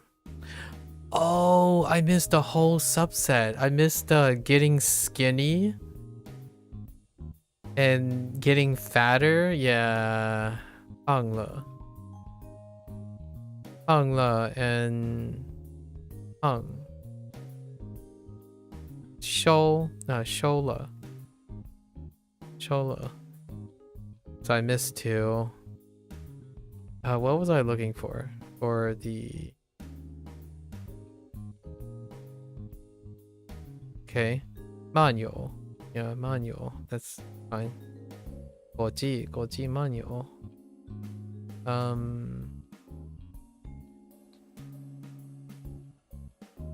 Huan. Okay. 换钱. That was fine. Then 换钱. Oh. Yes. 照顾. And then where was this one? Is it 3? It's 3. Okay. 早起. Okay, 早起. Okay. And then we're gonna go and do our regular practice. Let's see what we get. 打排球是我最喜欢的运动。 It's the same practice? Okay, I think there's something wrong with this. The daily refresh doesn't ever change. Really?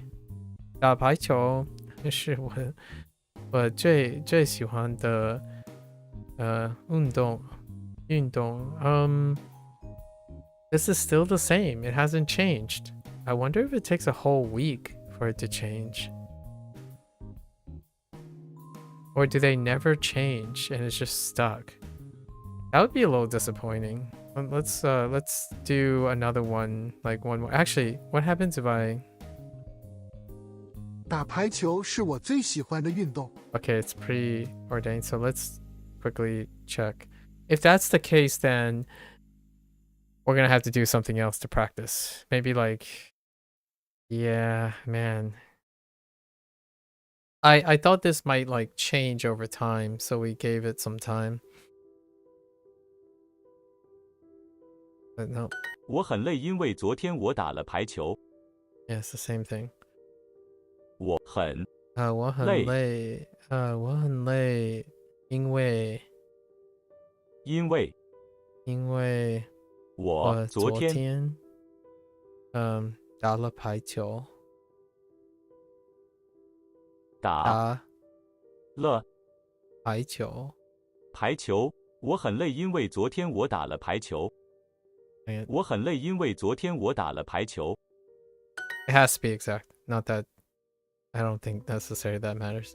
小心过马路。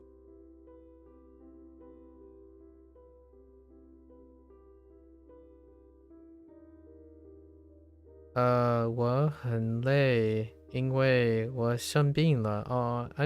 Wait. Oh yeah. Oh wait, are you feeling better today? Or was that yesterday that you told me you were sick? Are you feeling better? How's your throat? Yeah, you mentioned your throat was painful. Are you better today? Was it... I'm not sure if it's the same day. The days are blurring together. Chern.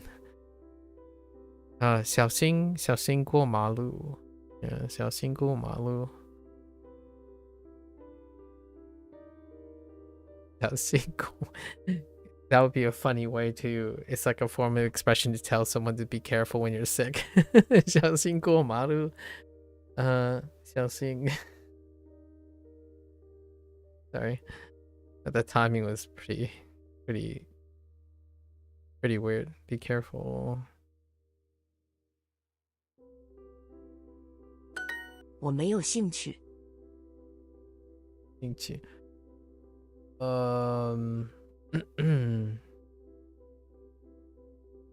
的确用要好了，的确要好了很多。OK。喂，但是现在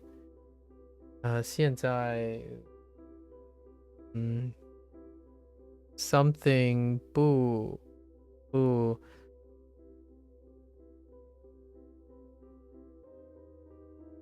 want to say is Lee, but it's probably not. 分合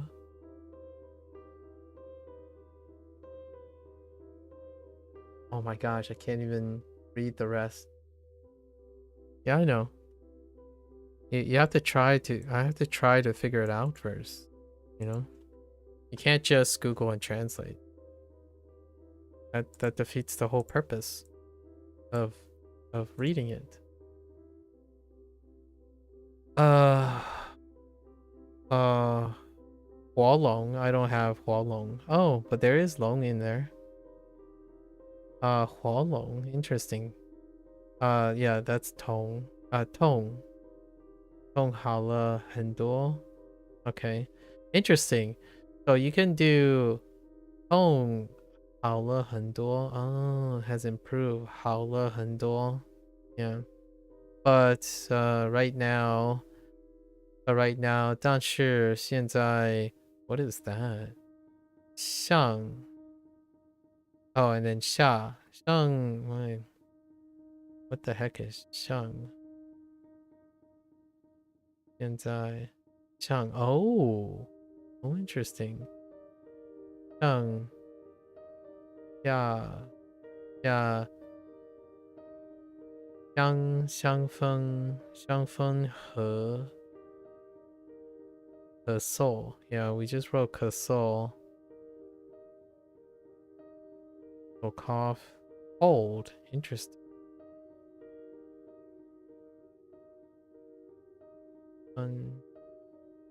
Jiang Feng. Then.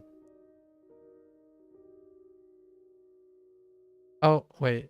Oh, what does the meaning of this?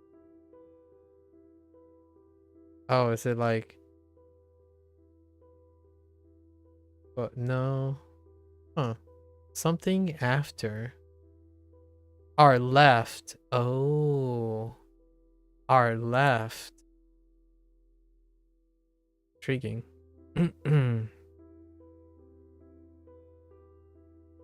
不会是新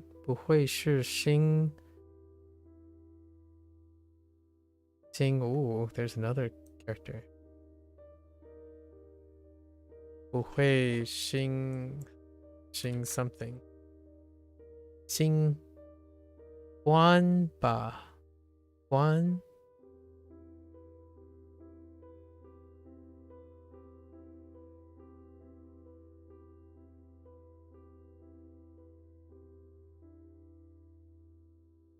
I have no idea what that meaning means. It isn't going to be something new. Interesting.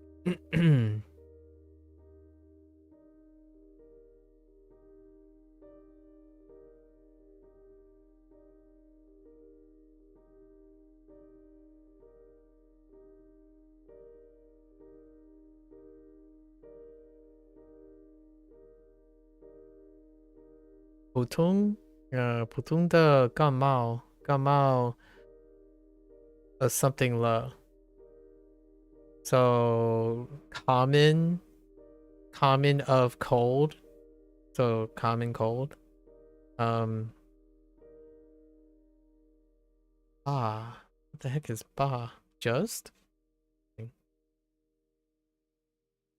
朝日 Oh, does that mean like get well soon? 朝日康 康 Ooh, interesting. Could you say 叫 interesting. How does that differ from 朝日健康?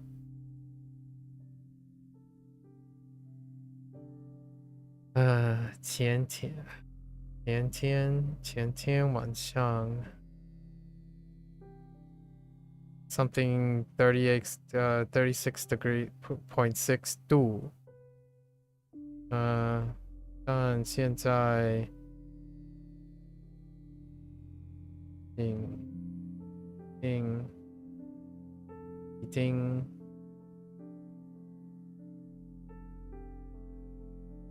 something with temperature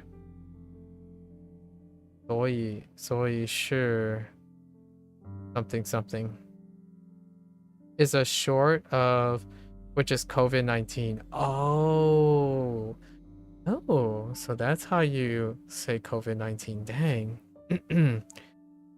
Oh, it's good to hear that your temperature is improved. Right? Your temperature has cooled down. Oh, 微笑 means fever. I see. 微笑 Do I know 微笑? No, I don't know 微笑. Yeah, 已经降温了. Interesting. Cool down.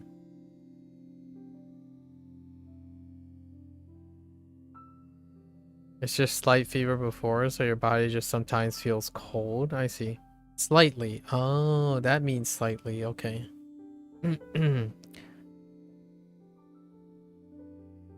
Yeah, slight fever.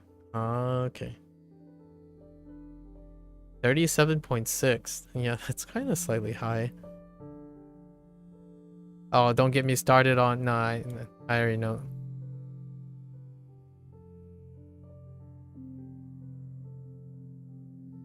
Neat. I've learned quite a lot. 我没有兴趣.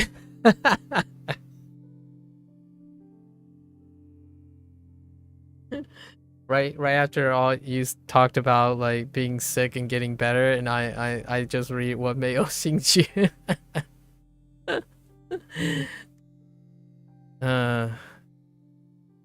我对你没有兴趣.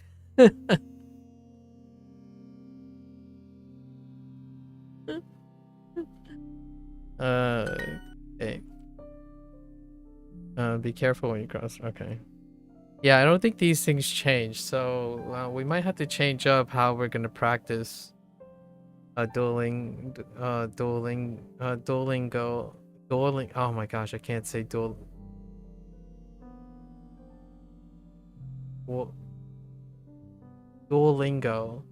Wait, Duolingo. Oh my gosh, I can't say Duolingo. Duolingo. Oh my gosh. Duolingo. I keep saying Duolingo. Duolingo. I don't know how we're gonna practice the rest of the stuff.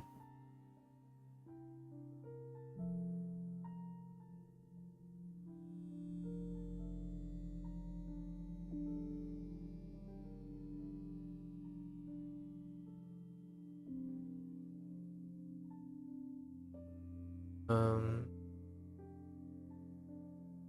小心小心过马路。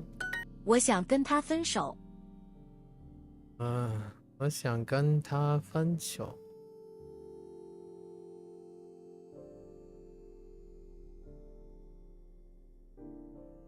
我不想跟你分享这块蛋糕。The biggest insult of all time. 我我不想跟你跟你这块这块分享。给对给，我不想跟你分享这块蛋糕。这块这块喂这块蛋糕我不想跟你分享这块蛋糕。分享这块蛋糕蛋糕7点差10分。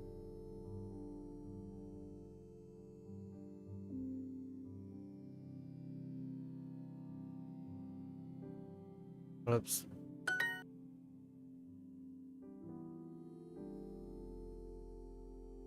我想跟他分手。今天是晴天，我们出去玩吧。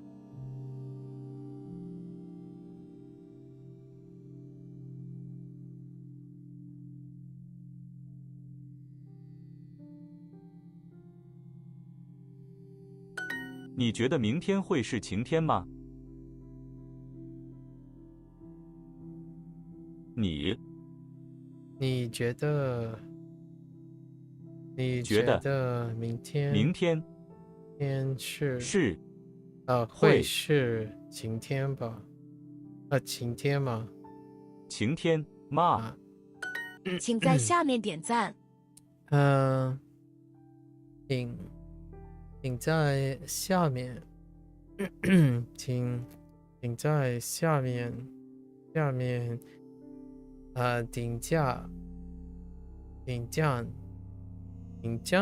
请在下面点赞。点赞。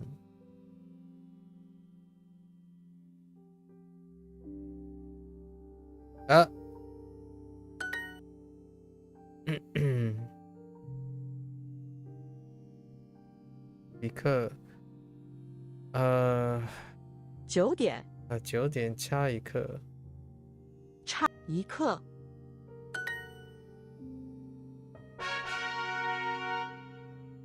Oh, it's past midnight.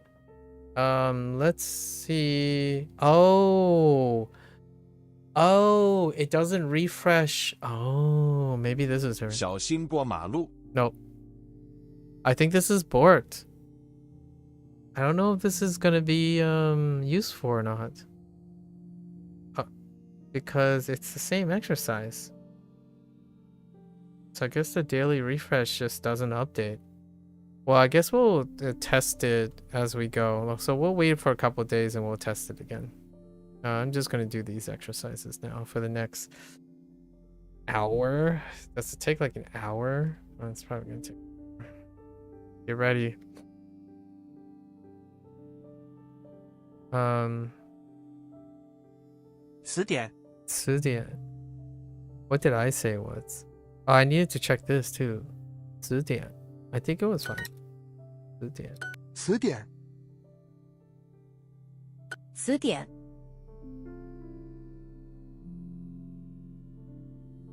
10点。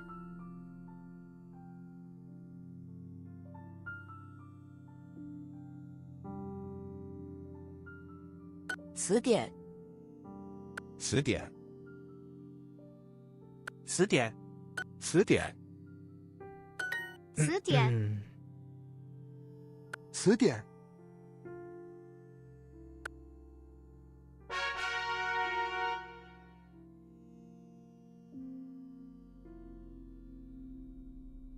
对。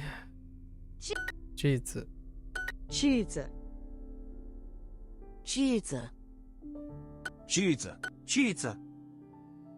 句子。句子。句子。句子。句子。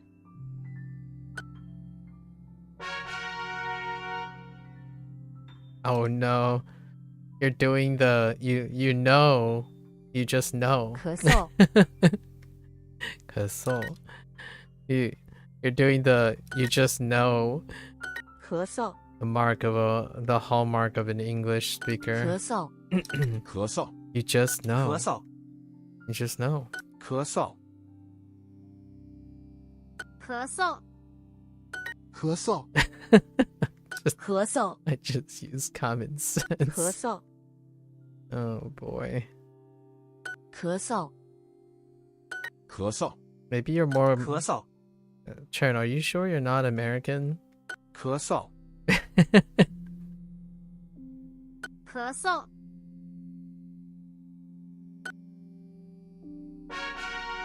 You silly goober.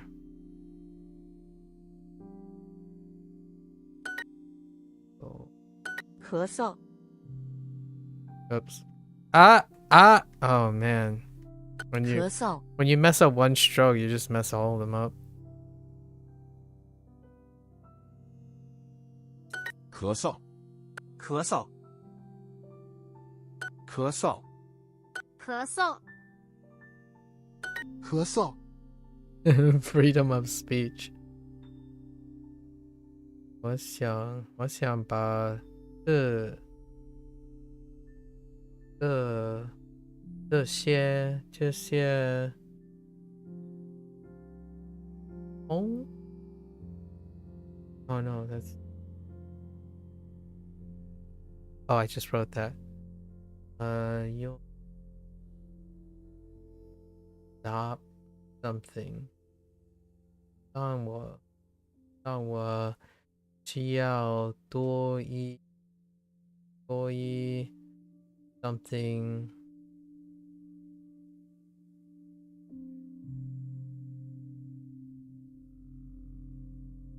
I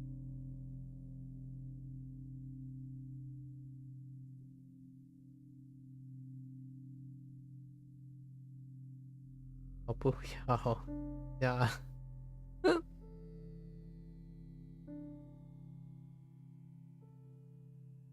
Got a few things.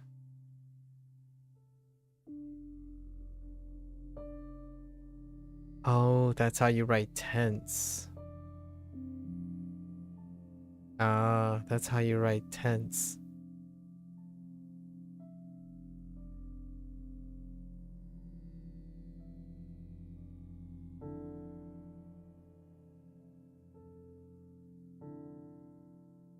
Uh, 如果我用词赞 is that word? Oh. 那我就说的 what the heck is that? 半板 Oh, that's kind of cute. Stumble. Oh. 半 That's kind of cute. 如果我想说的流利，那一定会有很多用很多用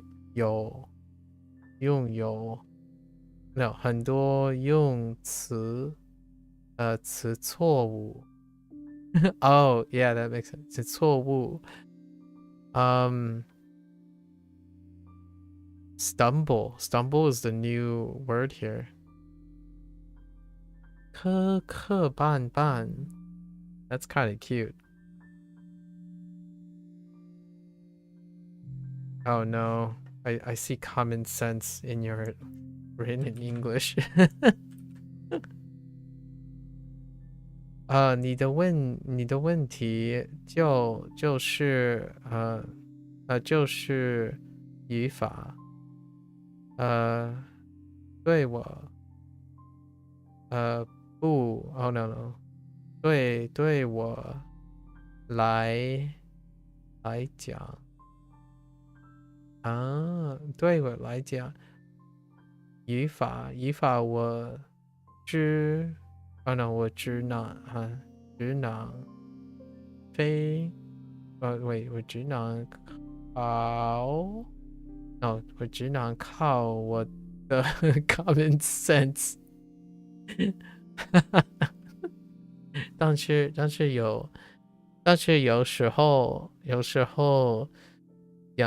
讲话讲话我也没有，我没有放 s 的okay, yeah. Maybe you should speak more to get common sense. I don't know. English common sense. 咳嗽 What is that? 咳嗽，咳嗽咳嗽， How often do I use the s in action verbs?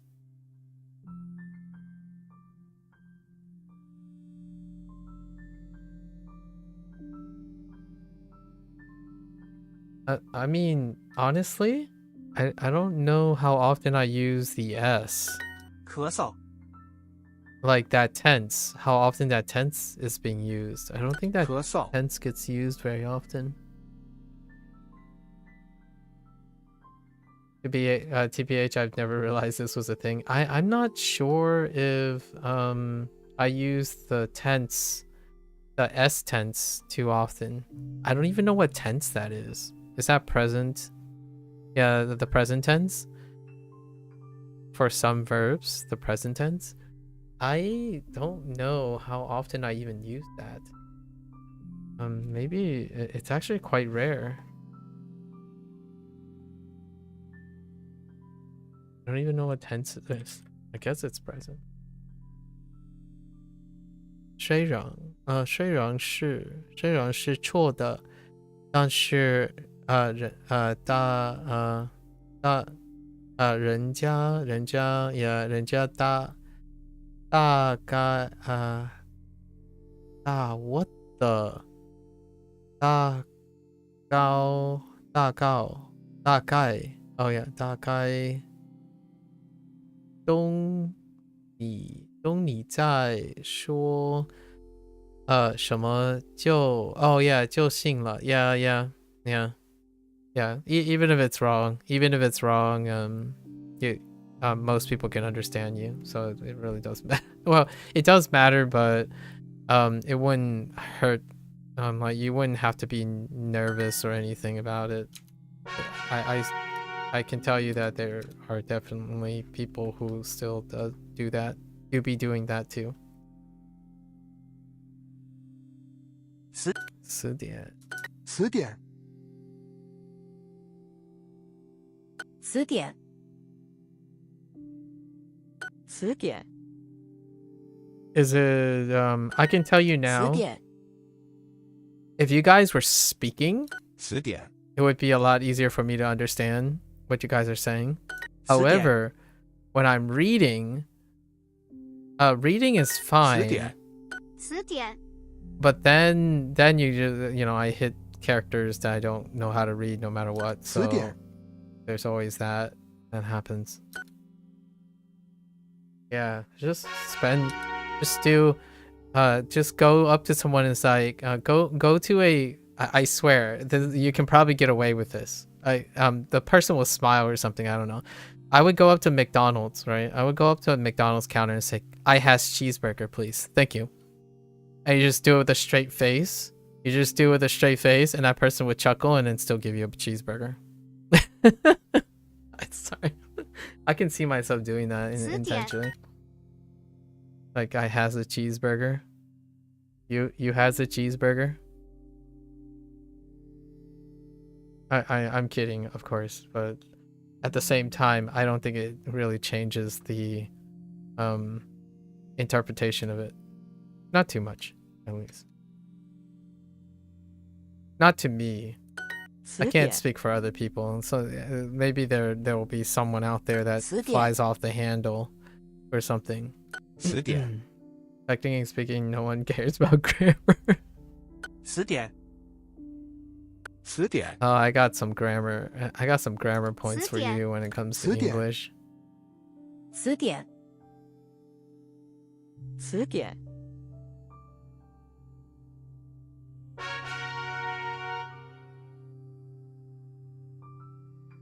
抽烟抽烟抽烟抽烟 Hopefully none of you guys do this.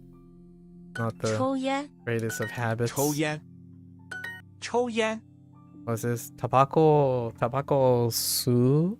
Yeah, su. Right, su.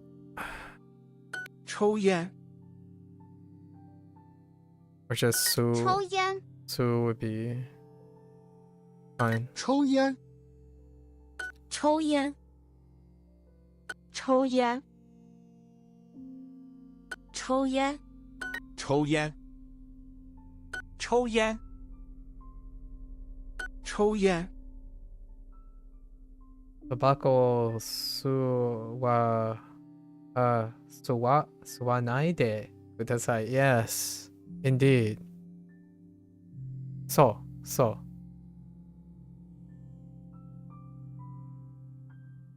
抽烟 I don't want to talk about it. I'm getting my two language show quarters mixed up. 放 Priority. 心， Oops. 句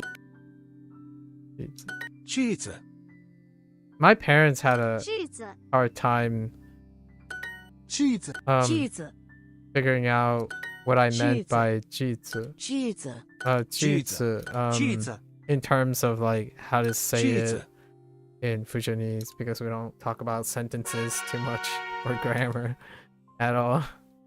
Like what's a sentence?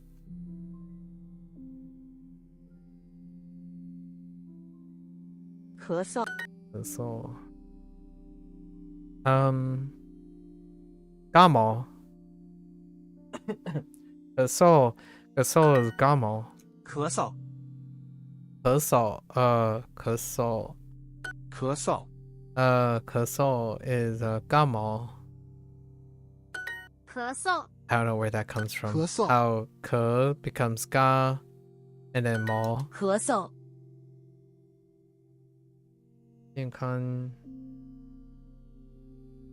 Yankani. Oh wait, that's Japanese. I'm like, what the?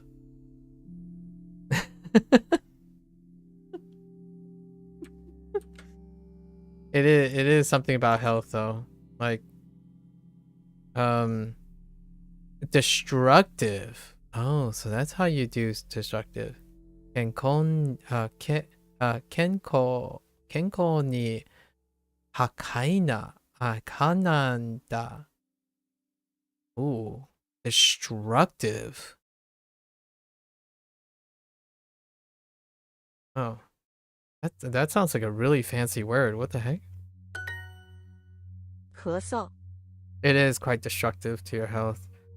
I can咳嗽，咳嗽 my father belongs to that generation. 咳嗽 But he since quit a bit back. 咳嗽 But yeah. You're going to sleep? Take care, Zhao. Good luck with everything. Feel free to bring up another thing about English. Because you don't know what damage in Japanese verb is. Oh. Okay. Okay. 咳嗽， My man, destructive. Wow. Wait, how do you know Colossal. destructive? Is this an anime thing or something? 咳嗽咳嗽，咳嗽， How'd you get destructive? 咳嗽，咳嗽，咳嗽咳嗽咳嗽咳嗽咳嗽， There's just so much more Colossal. vocabulary. Oh man. 咳嗽， From your Anki deck, cause same in Chinese. Oh, I see. Well, that's convenient. 词典词典，词典， I think my stroke order was incorrect on this. 词典 Was it? Yes, 词典 it was 词 incorrect. 典 That's why词典 I thought it was vertical. 词典，词典 Yeah. 词典 Okay. You and your Anki deck. 词词典. 词典 So what do you do when you're sick? 词典 What are you doing right now? You just bed rest? 词典 词典 Got any 词典 Malaysian 词典 life 词 hacks? 典词典 Got any Malaysian life hacks? 词典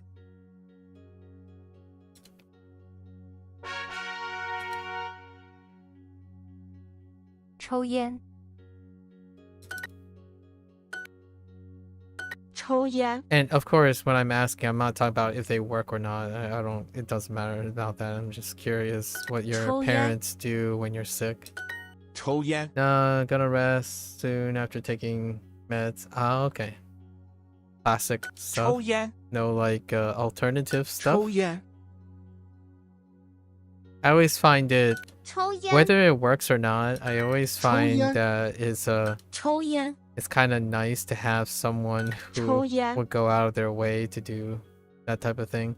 I haven't been sick in a 抽烟 long time, so like outside of having allergies and you know your typical stuff. 抽烟 My parents 抽 are 烟 they use this I still remember back in the 抽烟 day use this like black syrup and it tastes like a spoonful of sugar for lack of a better 抽烟 for lack of better. It's like this it has some menthol in it probably or something like that.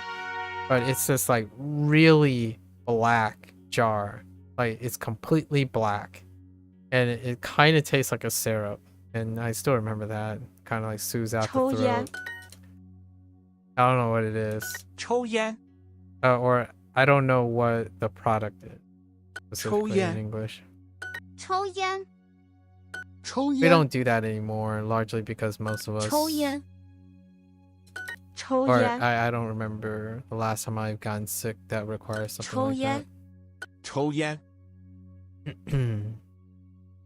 抽烟 It has been that long. 抽烟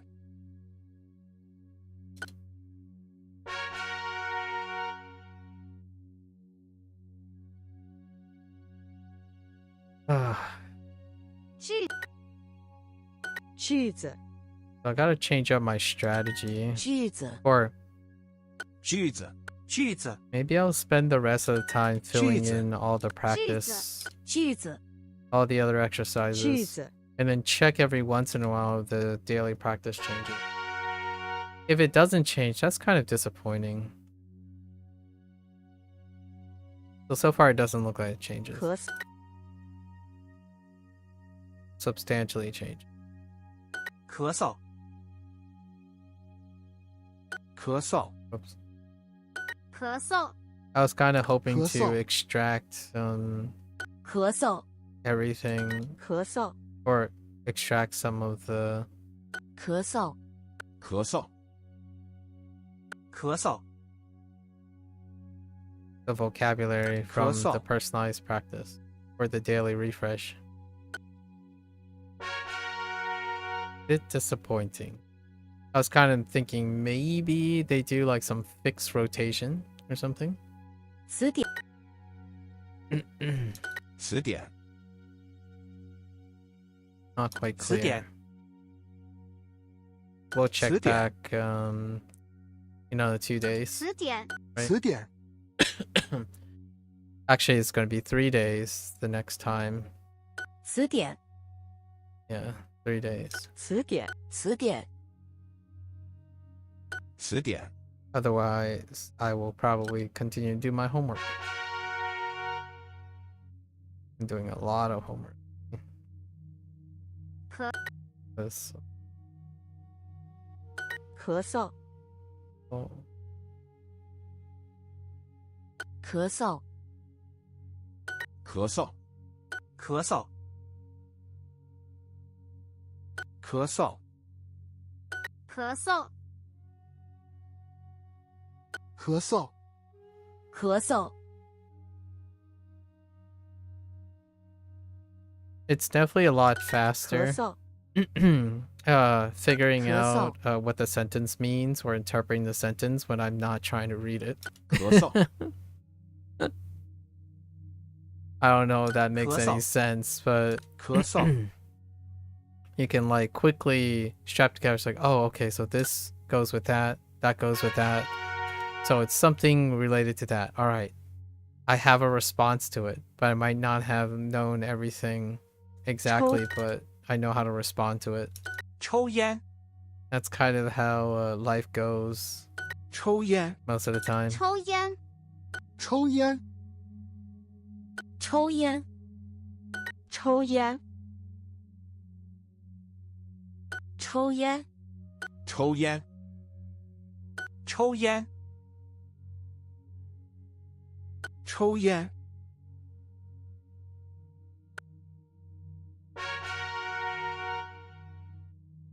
And oh man. Okay. 词典，词典，词典，词典，词典，词典，词典，词典，词典，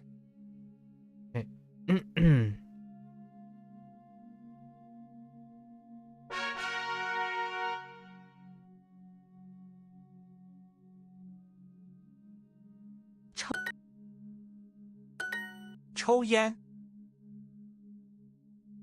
抽烟，抽烟， I'm kind of 抽烟。 curious how common 抽烟， smoking is 抽烟， in other places nowadays. Have it changed 抽烟。 dramatically? 抽烟， 抽烟， 抽烟，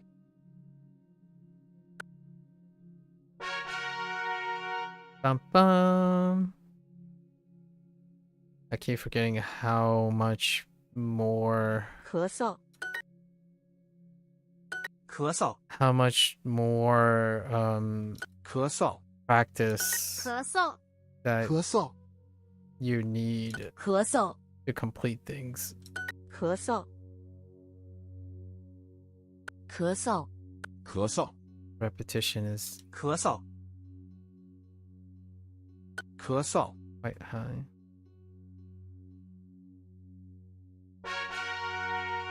That's like 10 each, right? Let's do this one. Talk about hobbies. What do we have available here? We're just gonna bounce around for now. Is this 高兴高兴，高兴高兴高兴感兴趣感兴趣，感兴趣高兴提高提高，高兴，兴趣，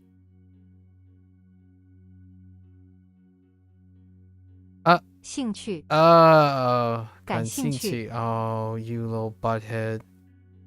科学，学课感兴趣，感兴趣高兴，高兴高兴，感兴趣，兴趣高中高中，感兴趣，高兴，提高，很高，高兴认识你，好高兴认识你。I think we can complete this one. A cold. Oh, 感冒，感冒，感冒，感兴趣，感兴趣。Connected on the 感冒。小学，感兴趣，开车，感冒，兴趣，感兴趣，感兴趣，感冒，感冒，感感冒，感兴趣，兴趣，感兴趣，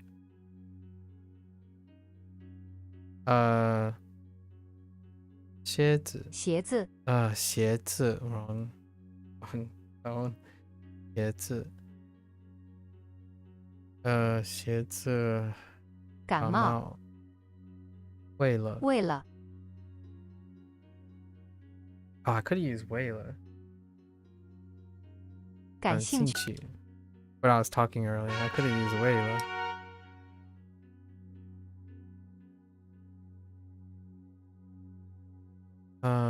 中文课，茶文化，茶文化，茶文化，中文课，美术课，茶文化，热茶，汉语课，中文课 Like in Chinese language class versus Chinese class, 汉语课 versus 中文课，茶文化。画 Oh wait, did I write this incorrectly? Times the different 画. There's a chance I might have written this interchangeably with flower and might have screwed up a couple times. When I think about it. 中文课，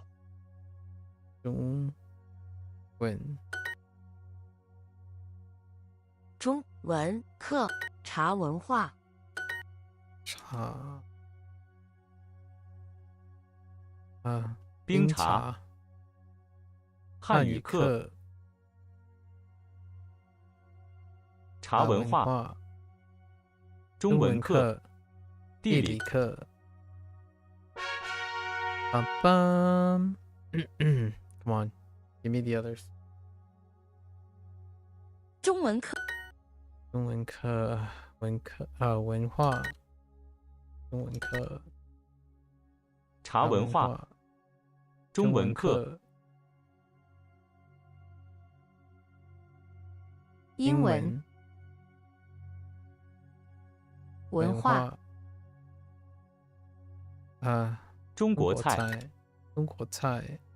文化，中文课，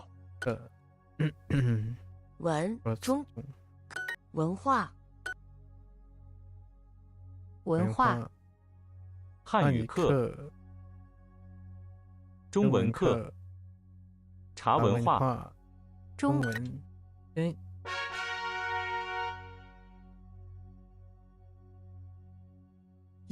英文，茶文化，英文，热茶，英国人，呢，英国人，茶文化，英语书，英文，茶文化，英文，英文，茶文化，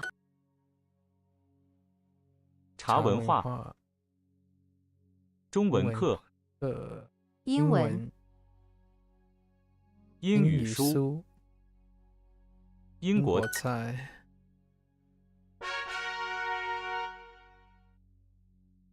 Oh, we're pretty close, right? 下雨了。OK, 下雨了。最有钱。Oh my God. 最有钱。Imagine. 下雨了。最有钱。下雨了。最有钱。大风。大风。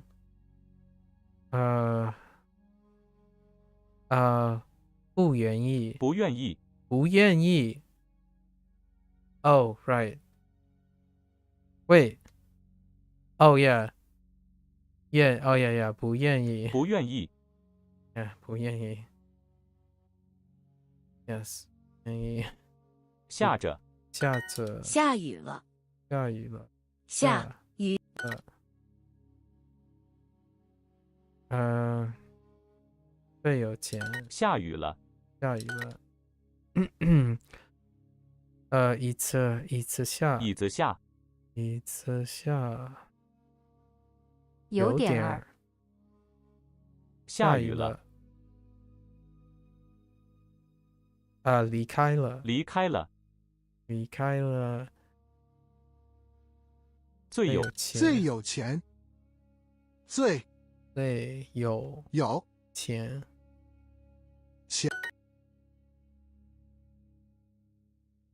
最喜欢。下雨了。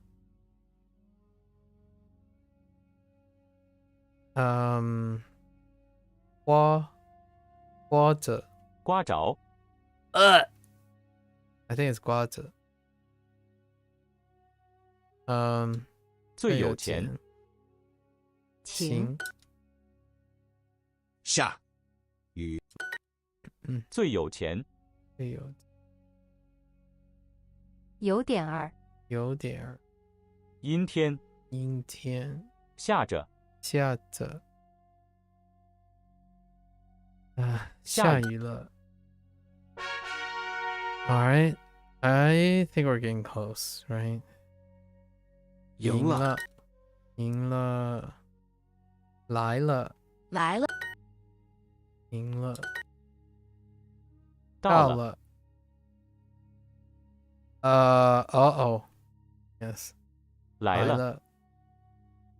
输了。下了。赢了。来了。赢了。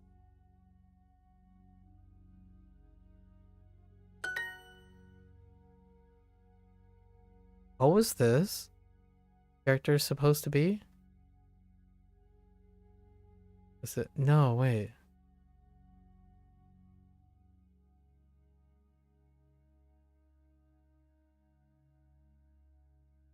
The heck was this character supposed to be? Oh, was it like... No, that doesn't check out.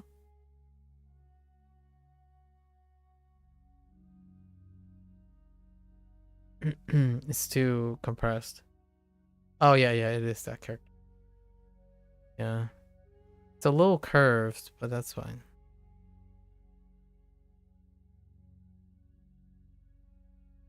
Right? 赢了。赢了。来了。来。赢了。下了。见了。来了。到了。Get all your lalas in. Okay.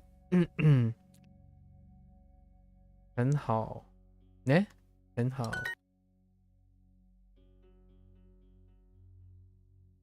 忘了。忘了。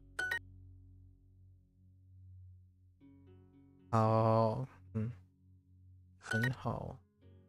很好。很好。忘了。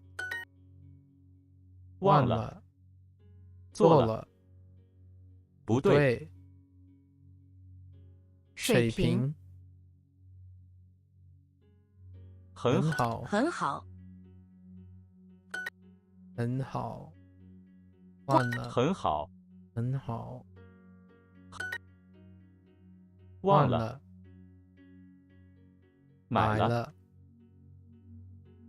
很快。很快。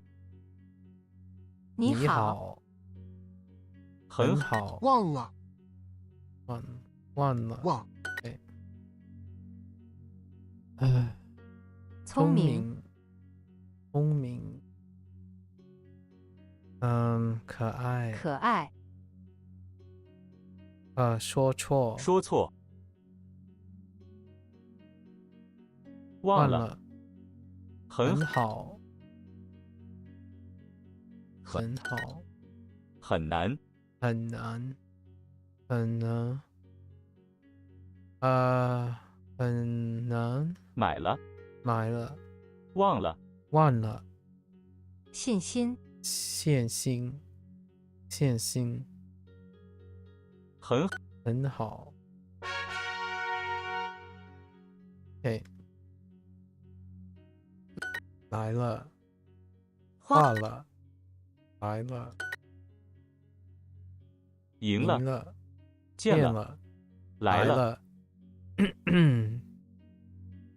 到了，画了，画了，来了，来了，花了，下了，赢了，来了，了，红了，画了。Alright. 画了 again. 看了，画了，花了，看看，见了，下了，看了，花了，看了，做了，到了，看了，画了，来了。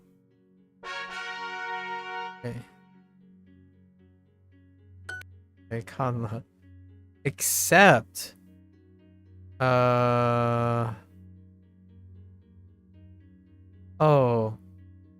除了，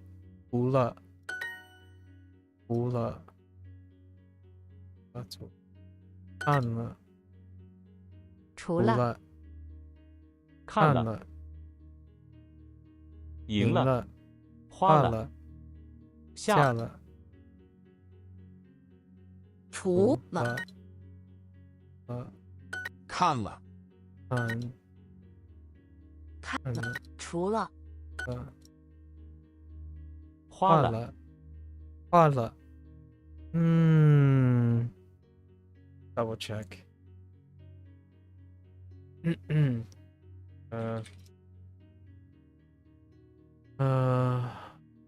Four.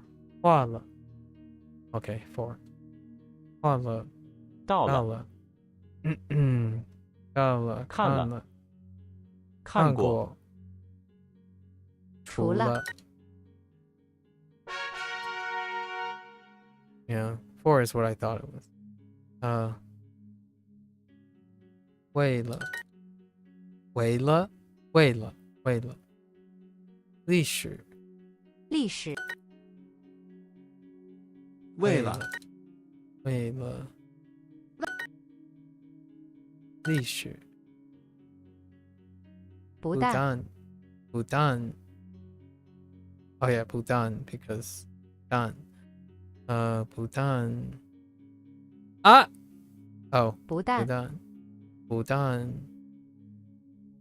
不但，新闻，历史，而且，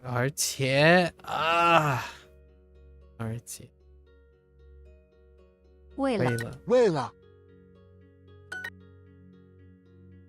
历史，历史，为了，等了，节目，来了，历史，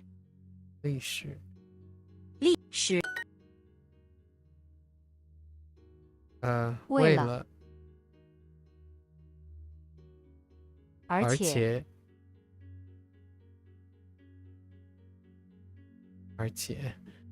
新闻，历史，不但，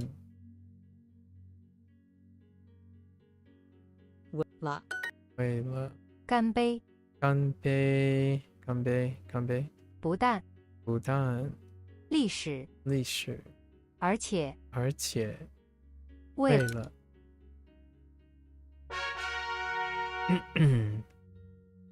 there can't be that many 除除了 can't be that many left, right? 记了急了，急了 two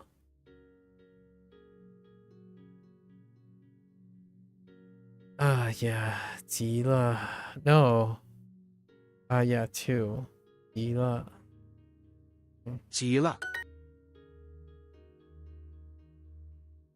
除了急了，了下了，了打了，了打了除了做了，了急了，了除了除了急了，急花了，了花了下了除了了买了，了急了， OK 急了，急了 war 传了带了，带了 oh that where oh 带了 that's right 带了 yes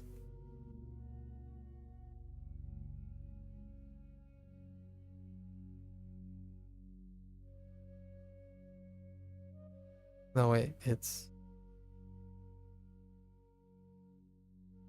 no wait is that connected like yes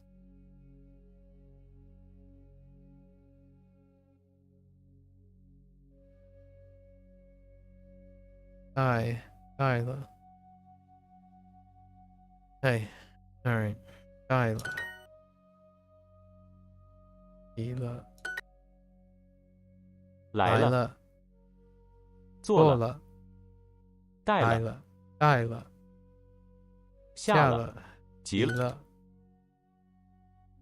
带了，带了急了，急赢啊赢打啊打急带了， checks out 急了，急了打了，了看了，看了赢了，了带了，了 OK 多wait 多着多么多少 no 多了 wait 多 what 多么 what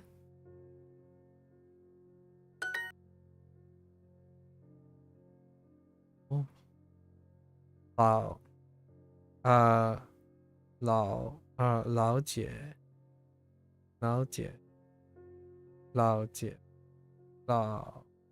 老姐了解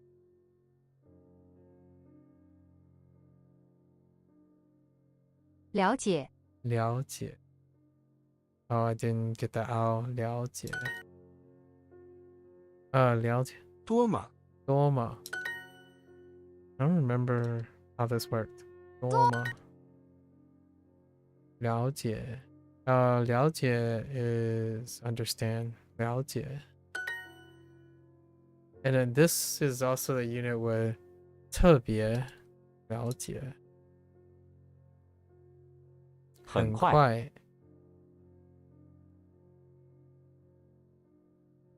大班大概大概 oh wait you just used that 大概大概 is probably right 大概。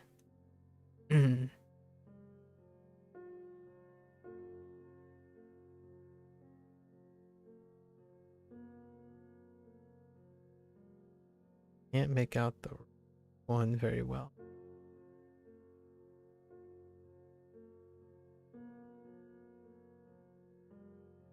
Daga.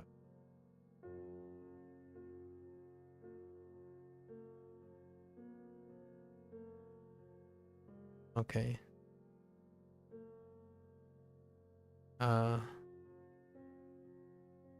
大概，okay.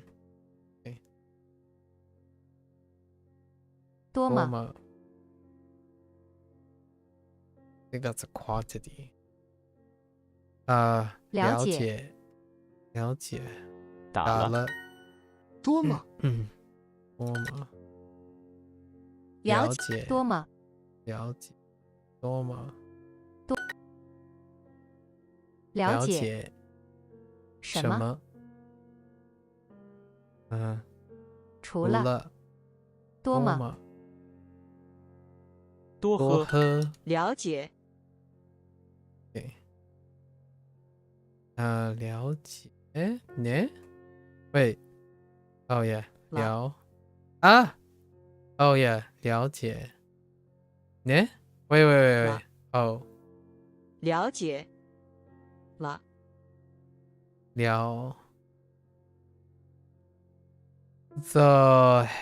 ，wait, did I screw this up? 解 No, I didn't screw this up. No. Fine.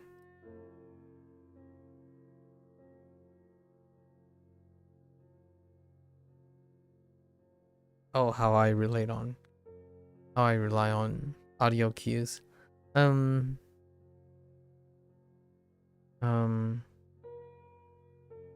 Bruh.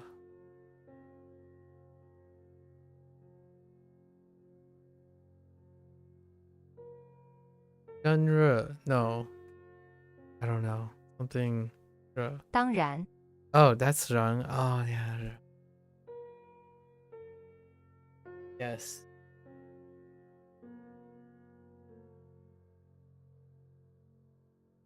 I need a new mnemonic for Dunrun. Dunrun. Honto? No. Dunrun. Okay. Dunrun. 请等，请等，了解 Oh wait, I missed a stroke today. 了解 I see a missing stroke. I totally missed Oh wait, maybe I didn't.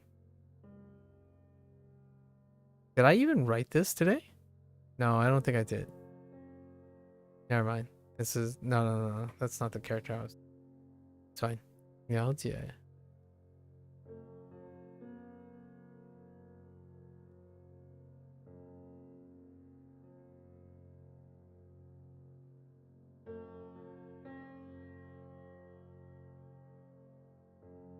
No.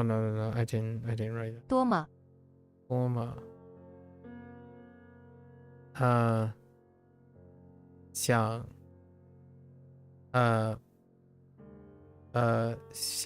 向上，向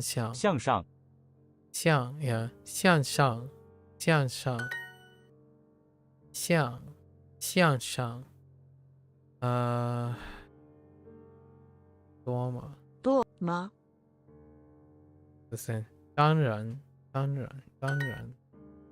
不太，不太多么多么了解了解人的，人的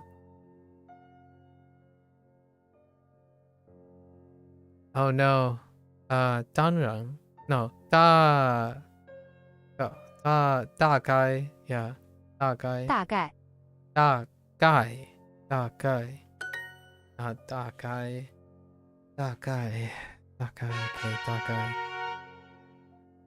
So 当然大概 Yeah, adverbs 当然大概，当然大概。Okay. How many more exercises are on the bottom? These better be lipped up. Oh, they're getting close. 做了，做了，了解，做了，做了，了解，了做了，做了，了解， Oh yeah, I couldn't figure it. 不让 right? Oh right. 不让，不让 Yeah, allow to permission 不让了解，做了，了看见，请请看了解。了解。豆浆，豆浆地方，做了，做了好喝，好喝了解， OK 做了。做了是啊是做做了 OK 最想最想，吃过，就会了解，做了，了解。了解了解。了解，了解干杯，干杯做了，做了打排球，打排球筷子筷子，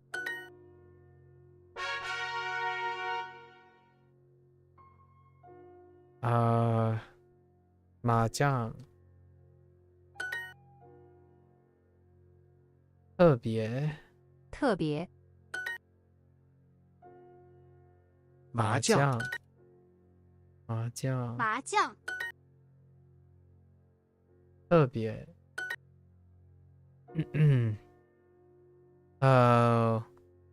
游戏水平水平特别爱好，麻将，麻将。麻将。特别麻将，麻将麻将，游游戏，戏有空，质量质量，特别特别，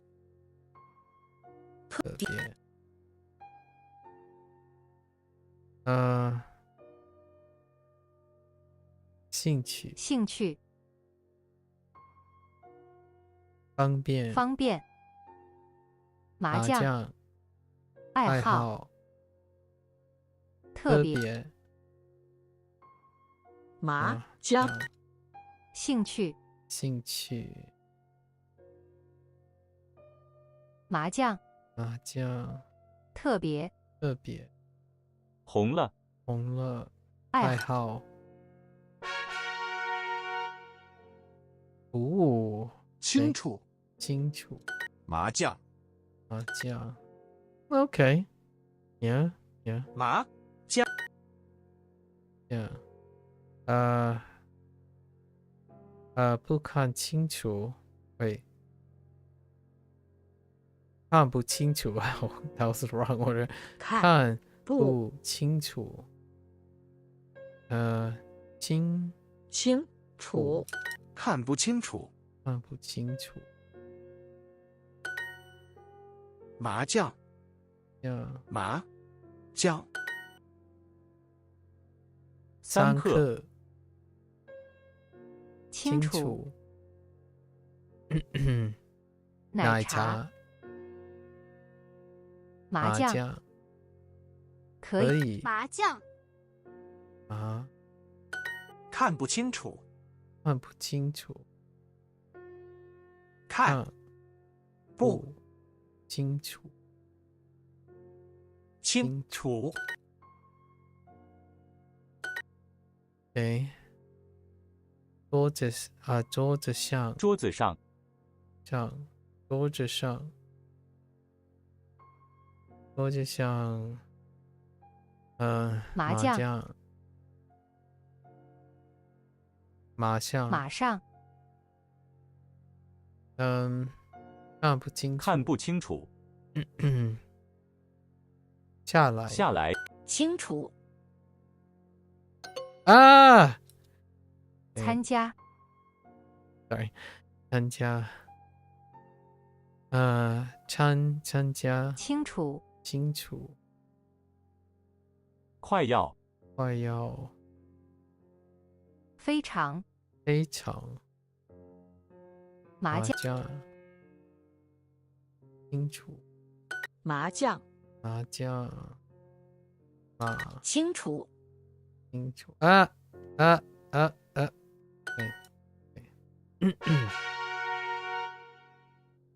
，Oh, we got this. Lost.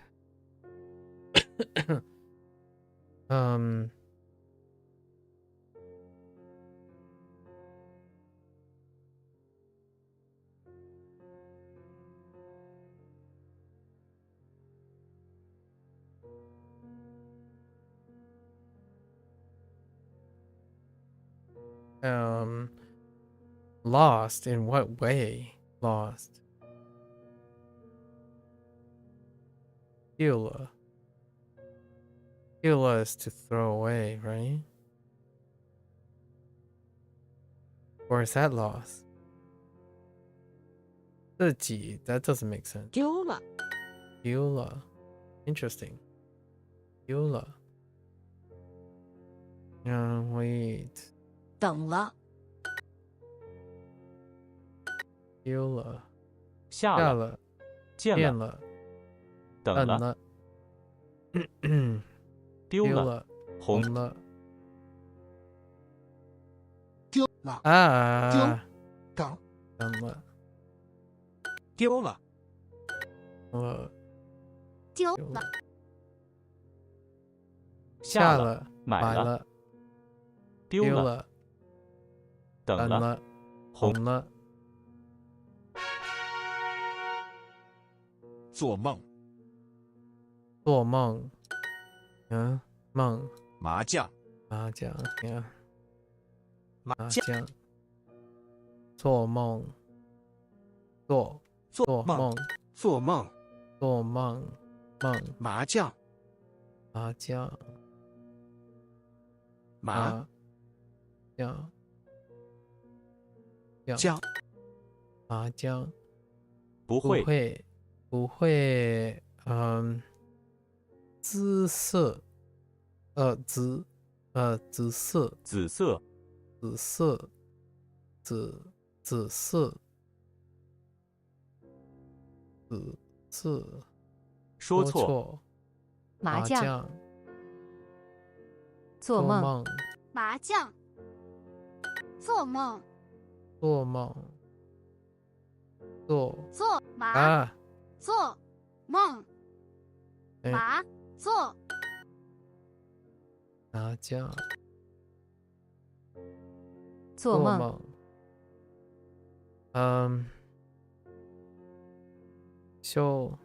手机，刮风，15，麻将，做梦，麻将，不进，做梦，吃饭，见过，做梦，麻将，Okay. All right.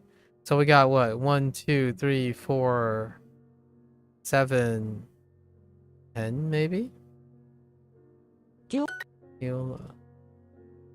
丢了，离开了，丢了。Fair enough。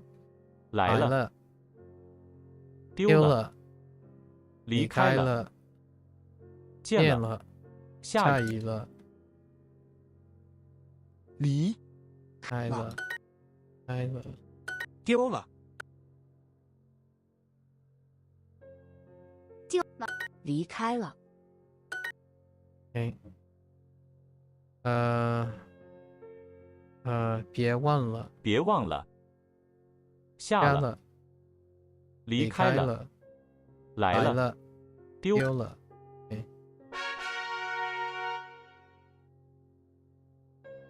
离开了，忘了，开了，下雨了，了，忘了，了，忘了，等了，了，离开了，了，下了，忘了，离开了，I thought it was crossing between. Whoops. Whoops. 离开， Whoopsie.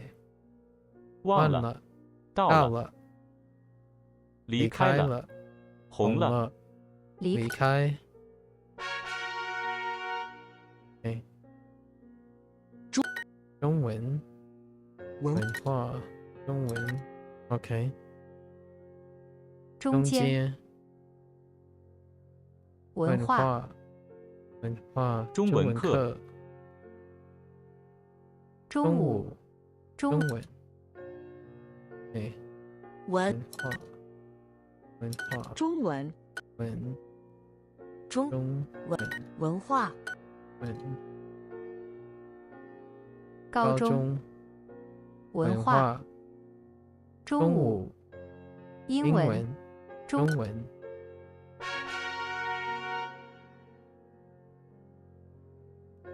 忘了，为了，忘了，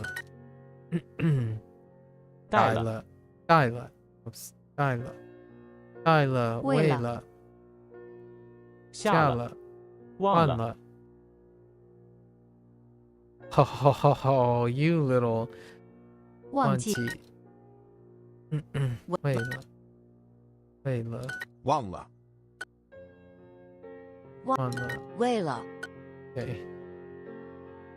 因为因为，输了，说了，忘了， Oh, they put 忘了 next to 丢了.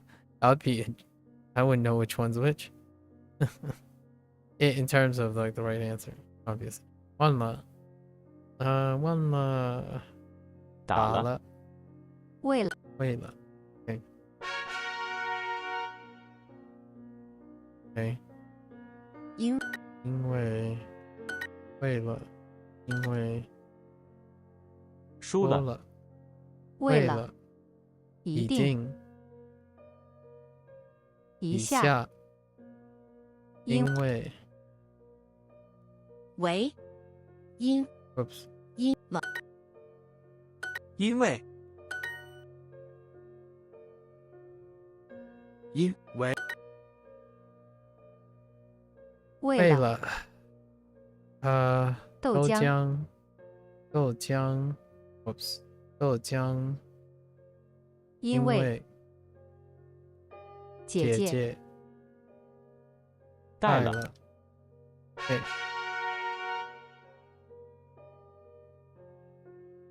OK。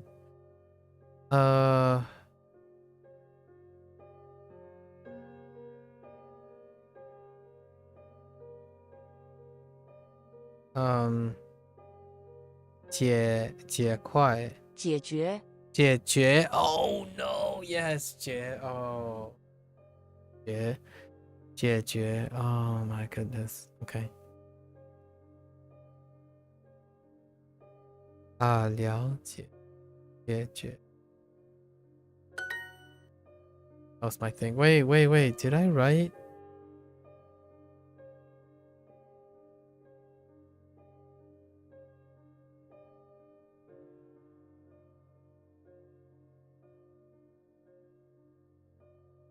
I don't think I did. What unit is that from?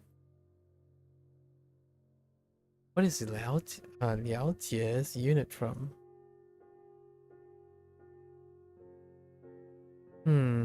Is that from 1? Unit 1, section 3? 了解，了解。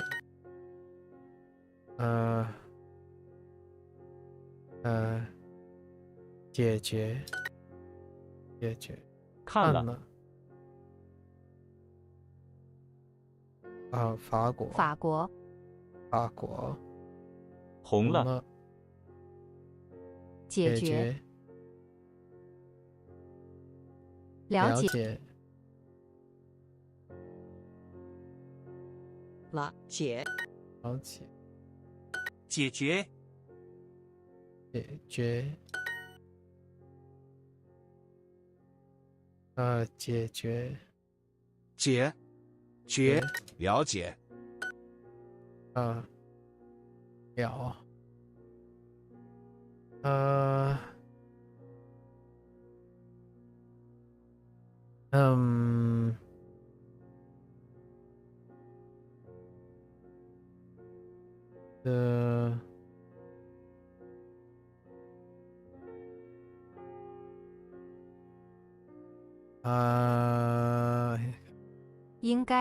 应该。It's the other guy. 应该。了解。了解。赢了。解决。放学。应该。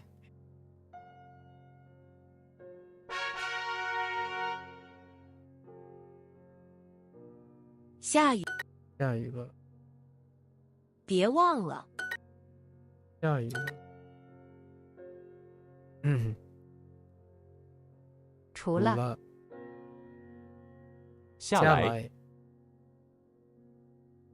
别忘了。下个星期。下雨了。别忘了。别忘了。下雨了。下雨了，别忘了。别忘了。别。下雨了，别忘了。下。别人。带了。I think that's it for this section. Come on, show me the别忘了。别人。别忘了。老人。别人。红了。别忘了。下雨。别人。别忘了。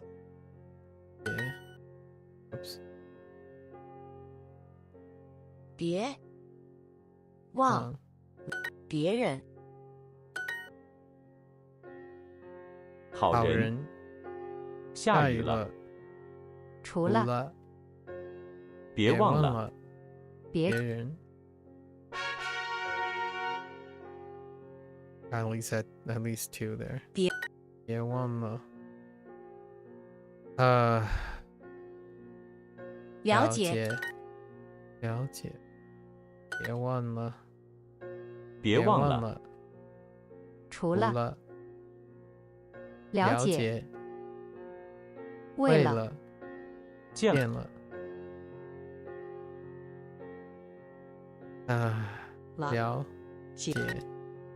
了解。别忘了。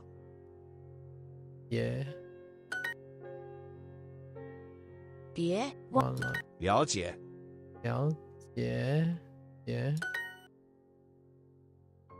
别忘了。为了。别人。下雨了。了解。Is that it? Oh, come on. What's up with this 别忘了。特别。别忘了。Excuse me.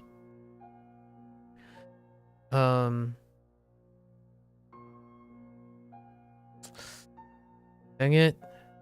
Chang.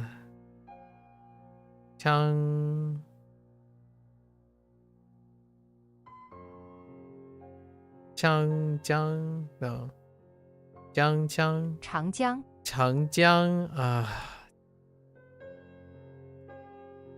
Changjiang. Changjiang. Changjiang. So Chang is the length.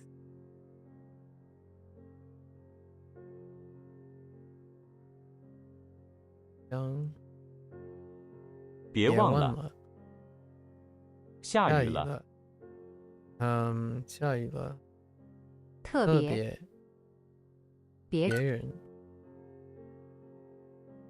特别特别别忘了，别忘了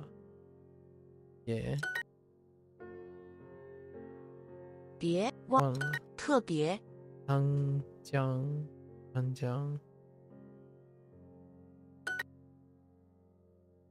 红了，了下了，了别忘了，了特别别太大。Okay.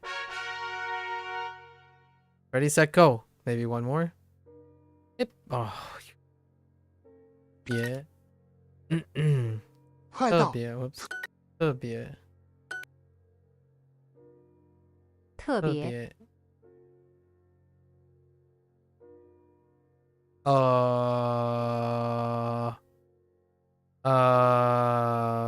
yikes.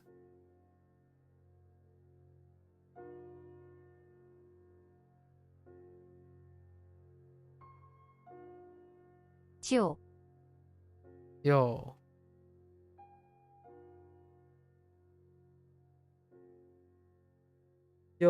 what? 就 Yo. What is this being used as? Yo.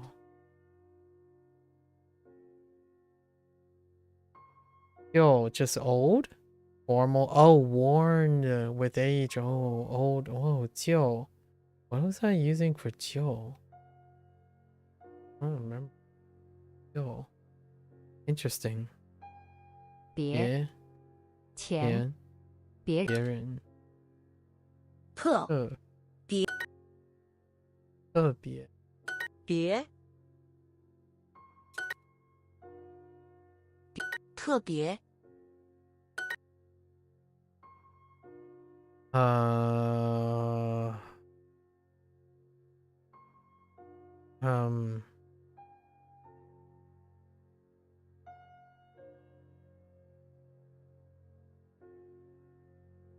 Yao? Oh, you know what? I forgot another word. I was writing, I think. I'm being reminded by a lot of vocabulary that I forgot while I was studying or practicing last evening. 讲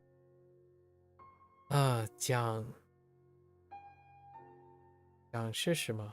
讲 What does 讲 work?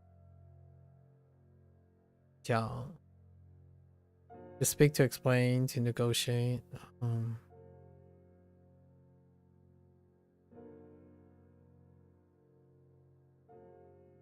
Yeah.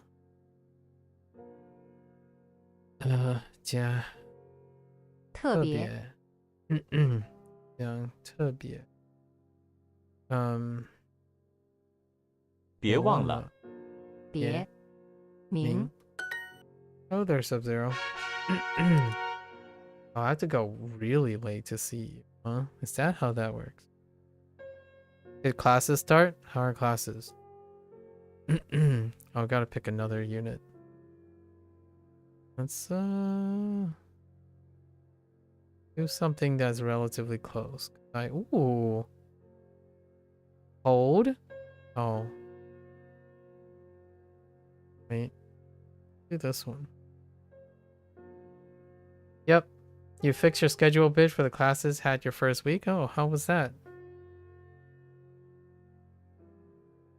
让让不让让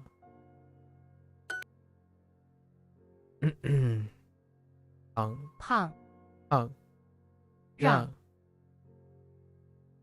no wait 赌赌读不让不忙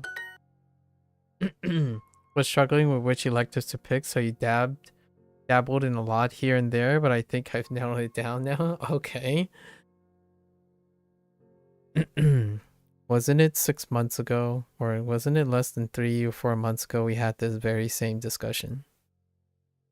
And then you were like 2 or 3 weeks in and you were still having the same discussion.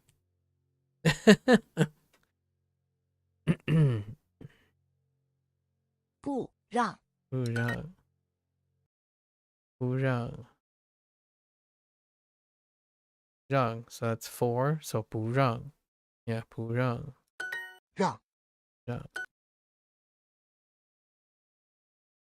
Oh, by the way, you'd be happy to know that HanziHero is pretty good. Pretty alright if you wanted something. The downside is it's not an app, so you can't really actually do it on the go. And typically when you're thinking about integrating some language learning on the spot on the side, it would be nice if it was like an app ready thing. But HanziHero is not an app ready thing. So it's kind of like WaniKani, not an app thing. It really hit you in the butt last semester because I took so long to decide. So this year I will try to decide as fast as possible. I was about to say, I was about to ask you, have you learned from last time?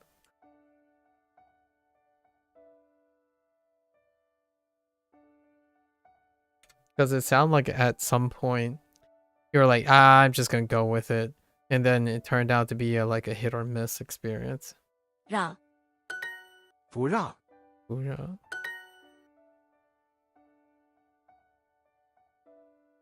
不让让玩玩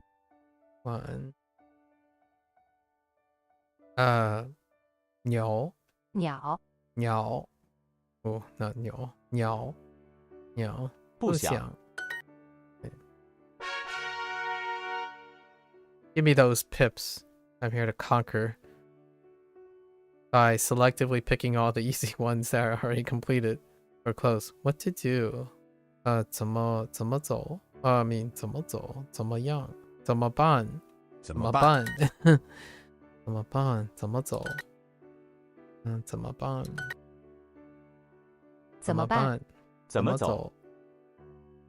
走路。走路。为什么？为什么？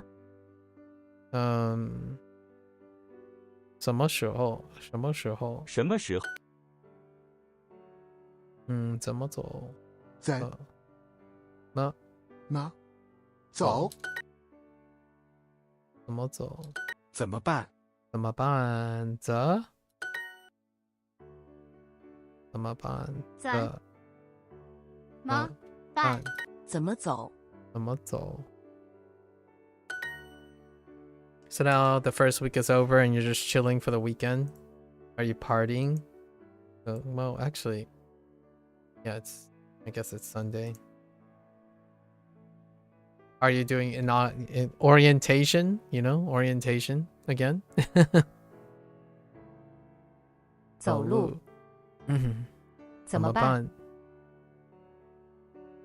怎么走？为什么？为什么？什么？ Yep, essentially you were struggling to pick between 2 electives now. One of them is super interesting but has a reputation where the prof is really strict, and D being the class average. Huh. Interesting. The other elective is still interesting but less difficult. I see. You know what they say about D's? D's get degrees. I'm kidding. I'm kidding. Actually, you can probably get a D. You can probably get a degree with a D, right? That's not failing. Or is it failing in Norway?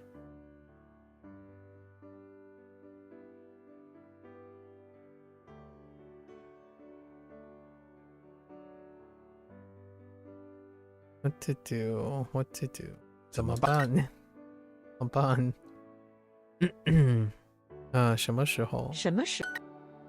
然后怎么办？怎么走？什么时候？什么时候？我什么时候？怎么办？小时？怎么样？什么时候？时候？什么时候？怎么办？怎么办？什么时候？ You have decided to make your life a bit easier this semester and pick the easier course. I downloaded the material for the difficult course though, so I will have the opportunity to learn on your own at some point if you ever want it. That's kind of a nice best of both worlds kind of thing. Very resourceful. Way to be proactive about it. 怎么办？怎么办？什么时候？什么时候？什么？时候？时候？时候？怎么走？ So what you're saying is you liberated time to do some language learning. I see. I got you. 怎么？怎么？怎么？ Hey, maybe you'll have time. I will hold you to it. 怎么？ No pressure though. No pressure. 什么？怎么走？怎么样？怎么办？怎么办？怎么办？怎么？ Don't give me that look. 怎么办？ You know I can't take jokes. 怎么走？怎么走？ If you say you might have time, that means yes, basically. 什么？什么？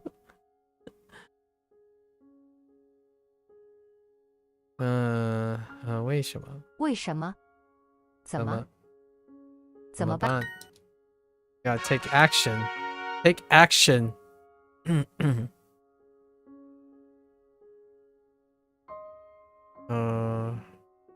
怎么样？怎么办？怎么样？怎么办？怎么样？为什么？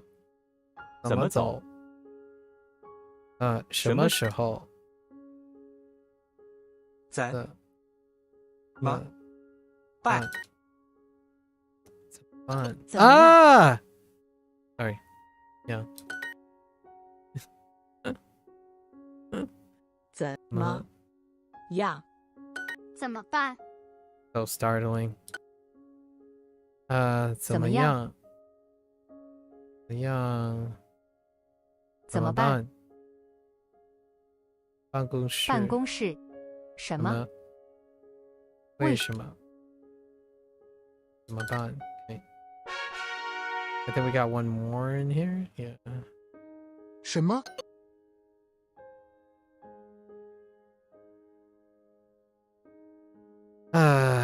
怎么办？什么？为什么？什么？怎么走？怎么？怎么办？怎么办？怎么？怎么？怎么办？为什么？怎么？什么？怎么办？什么时候？Okay. Is that it? Did we complete another one? Dang you. 办 What is it? 办公室 Okay. 办公室怎么办 Okay. 怎么办？怎么走？办公室、公司、公交、公交车。怎么的？在吗？怎么办办公室、 ？The heck? Oh, 办。My gosh, that looks so weird. 办故是怎么办？为什么？怎么办？办公室、公司、老公。老 By the way, are you a Monster Hunter by any chance? Well, I played a lot of Monster Hunter, starting with Monster Hunter World and Iceborne, but it will be a very difficult time to make room for Monster Hunter Wild. And Monster Hunter Wild doesn't have like the intersection of, yeah, it's dropping next month, but next month Like a Dragon Yakuza Pirates also drop. So it's a tough call, my friend. That's a tough call. I don't know if Sega planned that, but they did move up the window, so I don't know if Monster Hunter Wild's overlap with. Yeah, they moved it up.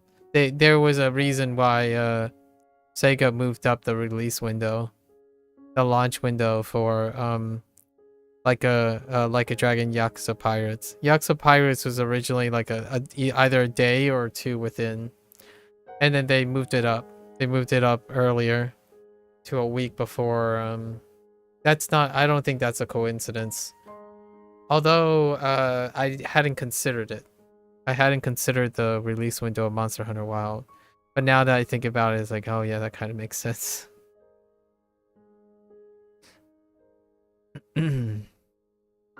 Yeah, Monster Hunter Wild is, so Monster Hunter is one of those like long-standing legacy series, and it would be very, very difficult to keep up with it. So I do like watching it though. Maximilian Dude, the Max that I watch a lot, he's a Monster Hunter fan, so I do see a lot of Monster Hunter things from him.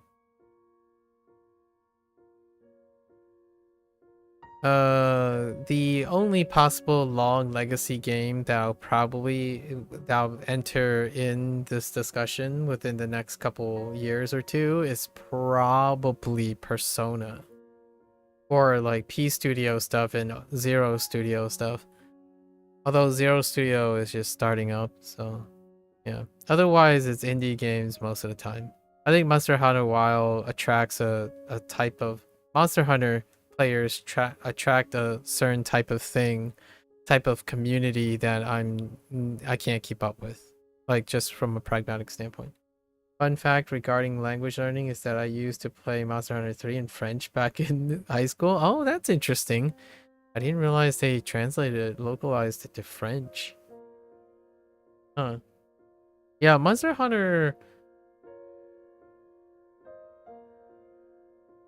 would be okay for like fantasy related niche stuff. So you can definitely get lots of fantasy things in with Monster Hunter. I had considered that. However, thanks to Studio Zero Studio Zero, right? Studio Zero from Atlas and Sega, I don't really need to go towards Monster Hunter or something like that. I could go towards Metaphor. Metaphor is a like a more text heavy, like slice of fantasy, political intrigue, and your dragons or low fantasy related stuff with like overarching themes and whatnot. Yeah, the dialogue is fairly simple, but you do learn a lot of yeah, so here's the thing, right? In both cases, lots of fantasy games, you learn a lot of niche words, right? And I'm actually doing that. I'm going to do that. Only I'm going to do that with subgenres that there are a lot of games for that I can go through. So like in mid, the plan is around in May and June, we're gonna use Aki or something like that to generate cards based on deck building games. So all the common language is fine, but generally indie games are like Monster Hunter, where they use all the technical words and then they keep regular dialogue to a minimum. So Monster Hunter is a great way to farm for, in my opinion, to mine for those words if you're playing a lot of those games. So if you're playing a lot of Monster Hunter and lots of Western fantasy games and whatnot, that's pretty awesome. Like the words would be very, very useful. I play more deck builders than I do Monster Hunter things. And then Like a Dragon and Persona are slice of life games, so they're more for language oriented stuff because all the activity, like 90% of the activity you do, is dealing with common language, which is, hey, I'm feeling a little down right now, like maybe we should go and grab a bowl of ramen, or like, hey, do you want to hit the arcade? And Like a Dragon has lots of that, like lots of banter. It's Persona has a different way of presenting lots of banter. So, like, they talk about like, oh, the culture behind, like, hey, did you know that salty foods are complemented by this? Like, it's a lot of topical stuff. So that's how I can integrate it. The Monster Hunter Wilds would be like, I would have to sacrifice a ton of things. I'm already like pretty strapped right now. Something would have to give. Are you playing Monster Hunter Wilds? There's another reason I don't resonate with Monster Hunter community at large very often. Monster Hunter kind of bleeds into the FromSoft community, like that type of mentality. I did play Monster Hunter Wild publicly. There's no more VODs of those because they've expired a long time ago. But Monster Hunter World, I played Iceborne and World for a while, like a long while. Yep, you're pretty excited. It looks like it's gonna drop 2 weeks after you get your new PC too. Interesting. Hopefully, turns out all right. By the way, CES concluded yesterday. Or concluded yesterday over there across sea. And turns out it's not looking too bad. I might see if I can scrounge up a 5070 by the end of the year. Yeah. Well, the end of the year is gonna be important, but I haven't planned that far down the year. What's CES? Computer electronic? Actually, I don't know what the S stands for. Show? Computer electronic show? What events is that? That's like where all the weird tech is coming from. That's like the Gamers Award of computer electronics. Next to like maybe Computex or something, but CES is the big event. So, Nvidia, LG, all those guys release all their quirky things while all the standard things. So all the refresh was released and whatnot. CES. It just concluded. I guess it concluded during my day because it's over. Wait, actually CES is in Wait, where is CES actually? I think it's in Vegas this year? I don't actually know where the location of CES this year. I'm pretty sure CES is international, so the location changes. Or maybe not. I might be crazy. It should be in Vegas.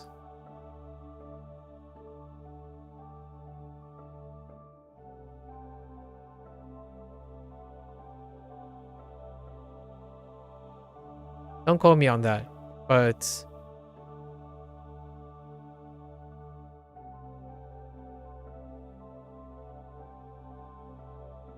the big event. And lots of announcements. You know, NVIDIA announced the 50 series, right? Lots of other tech. So I'm very excited to talk about that later in the end of the year. This year is my refresh year. I have to refresh this year. Unless suddenly I want to go towards Linux or something. And then make it... I don't even want to think about Linux right now. But Linux is very exciting right now because of SteamOS, the announcement of the first couple SteamOS stuff. So there's that. Lots and lots of really fun things. I think CES is like it's so much more exciting than gaming news. I'm sorry, that's a little hot topic.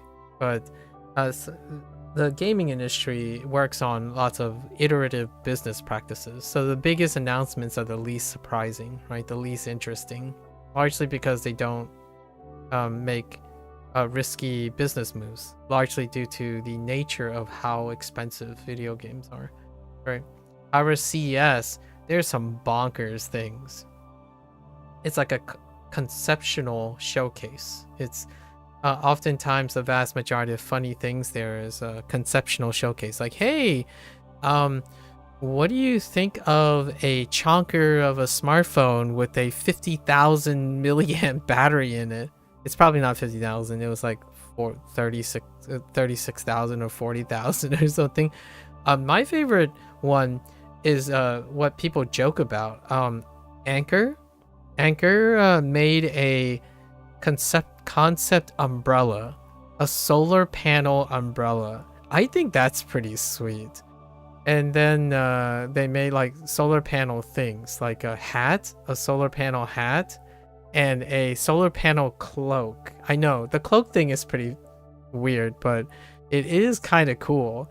Like if you go to the beach, like if you're a beach goer and you just break out an umbrella, it's more for like shading in the sun. But that a solar panel umbrella, that's functional. I kind of like that idea. It's kind of neat. So, and then there's a lot of robot stuff. So lots and lots of AI, like LLM models jammed into physical bodies. I know. Skynet is around the corner. CES is a lot of fun. Along with that, you know, the announcement of the new AMD processors, new line of laptops, right? New line of laptops and mobile things, new display tech and whatnot. Like having a USB port on an umbrella for charging your phone. Exactly. Isn't that amazing? It's kind of ironic though, if you think about it, where you're going to the beach only to be attached to your umbrella and your smartphone device. If you really think about it, it's like you're going to the beach and you're bringing a device to get you to not enjoy the beach. That's kind of funny. That is the running joke. I'm like, on paper it sounds very convenient, and then in the principle of things, like, what are you doing? You're at the beach. I was gonna ask, when are you realistically using umbrella when the sun is out anyways? But yeah, beach is a thing. Yeah. Well, actually, don't forget, Eastern culture tends to use umbrellas. But you know what's weird about that? No, it's not that weird actually. But Eastern culture use umbrellas all the time. Yeah, my parents like to use umbrellas from time to time. Otherwise, I wear a hat, right? You could wear a hat, and Anchor made a solar panel hat, so you know they got it covered, right? When you're out, you're either carrying an umbrella or you're wearing a hat. I typically wear a hat. I don't have like sunglasses, but sunglasses are kind of a thing too, to protect your eyes. I remember seeing a lot of people wearing what look like raincoats during the heat. And yes, yeah. Exactly. To reflective material. Yep. Or absorbent material. Sometimes people are crazy and they would wear like black. I don't know what that is about. But yes. All the time, actually. Interesting, right? DS is funny. I like it. I'm surprised you haven't been like Just like chilling with the CS. Fake engineer right here, folks. Fake engineer. 那些 Kidding. 那些那儿那些 Yeah, so did you build a crib yet?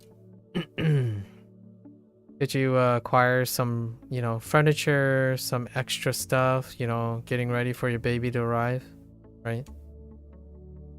Wait, we talked about this, Sub-Zero. What have you been doing with your vacation? Did you paint the room? Did you have a GPU reveal? Taiwan. Taiwan. Something non. No. 可能 Yeah, 可能. Why did I think that wasn't 可能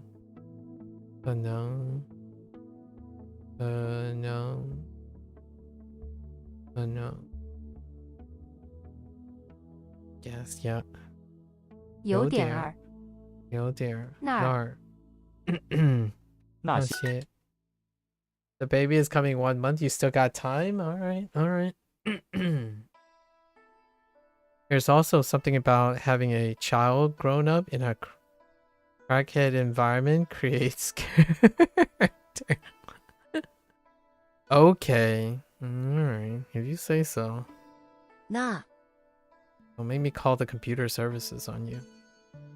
I'm gonna call tech support on you. 而 No.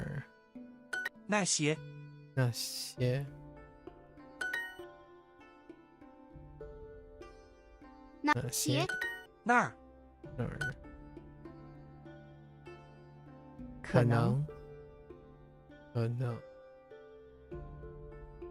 慢一点儿。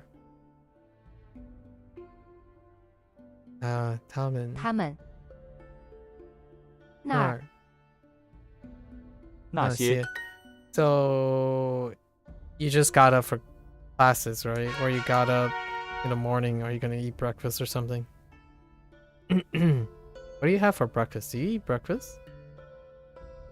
办办公室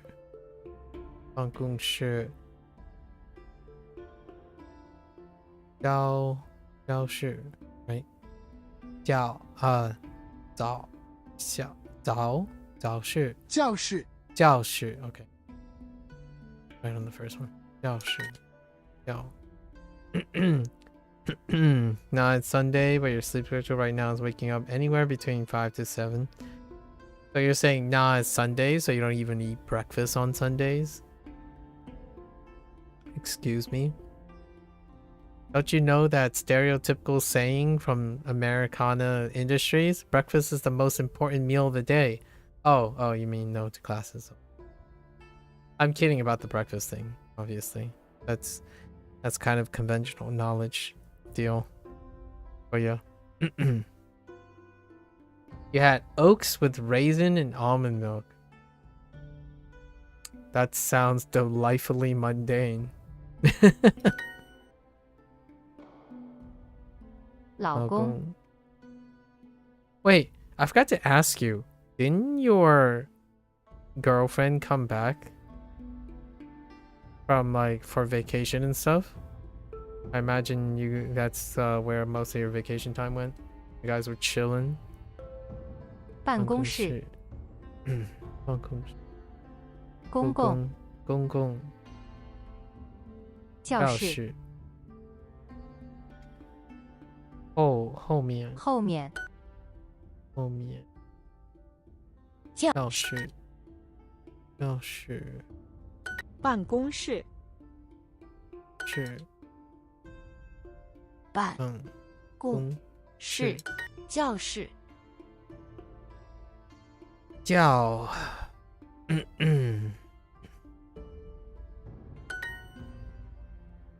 Yeah, you were hanging out with your family between the 18th and 24th, and then with her family from 24th to the 2nd. I see. 公司 I imagine she already head back to resume her studies or what have you. 公司办公室写错写错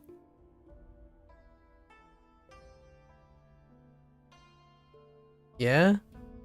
Well, that's what makes those reunions, you know, those get-togethers all the more impactful, I suppose. 教室公园 In a year? Ooh, that's a big move. Cohabitating? 请问 In what? Wait, haven't you guys already cohabitated to some extent? It's just that next year, in a year or two, you guys can have the luxury or flexibility to be together? Is that how that works? 问题请问不忙不忙请假请假请假请进请进请进请问问题问题问题请问问 She's been asking a lot about engagement lately, so I'm always feel like I need to make my need to have my stuff together before making that step, like have a stable job and a shared place to live. Oh, so you're not just gonna run to the ring store and shop for engagement rings. I see. Man, priorities. Priorities. What do I have to tell you? 请问问题 In a very facetious way, I'm like, you gotta lock it up, man. You gotta put a ring on that. I'm kidding. It sounds like you have your priorities. That sounds like a very sound approach. Sounds like a very realistic way. Stable job, cohabitation.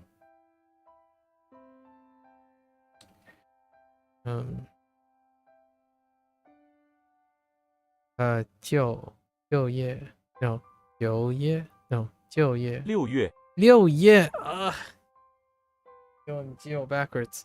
Okay. 6月6月请坐请坐请坐请看问题请问对六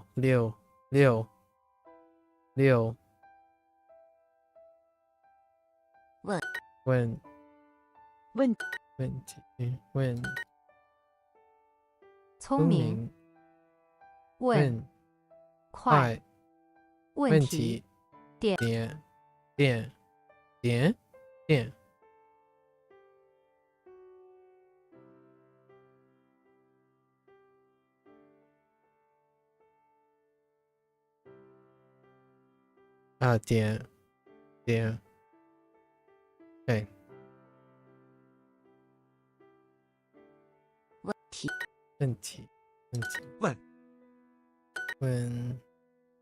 问题问问题行下班下班 thank you 下班整 3 isn't it 整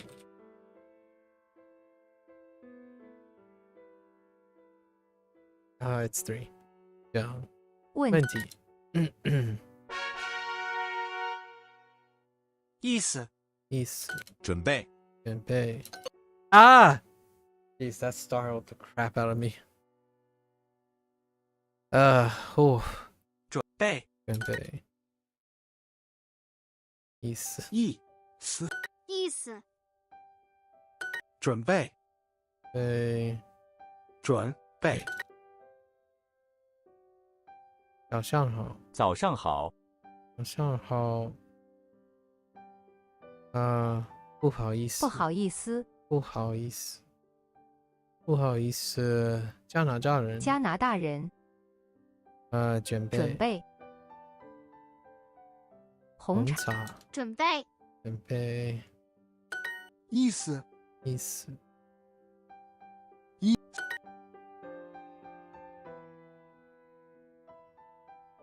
准备。意思。 So here's the thing. What are the behavioralisms that are you gonna, since you haven't lived with another person in a while, how many behavioralisms are you working on in self-improving on how you cohabitate with someone?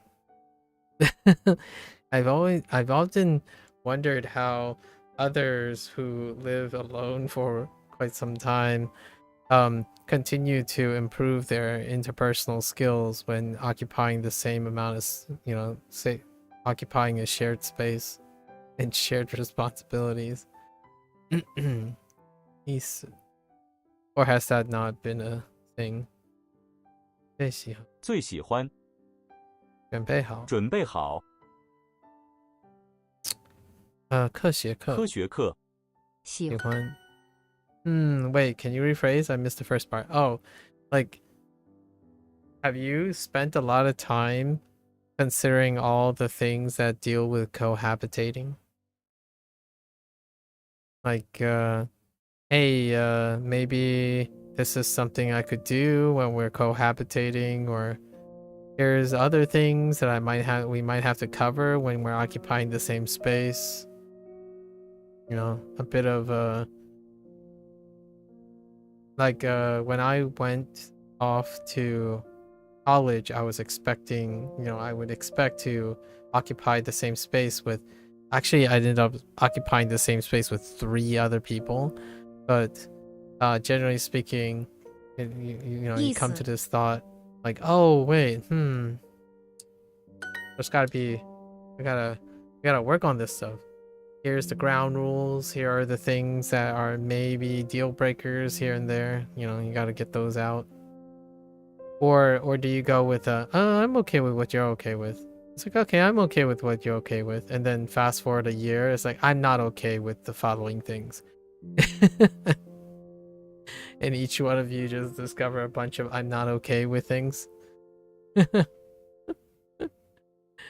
I'm not like that young anymore, so I don't usually ever ask younger people like how they go about if they prep for sharing a space or not,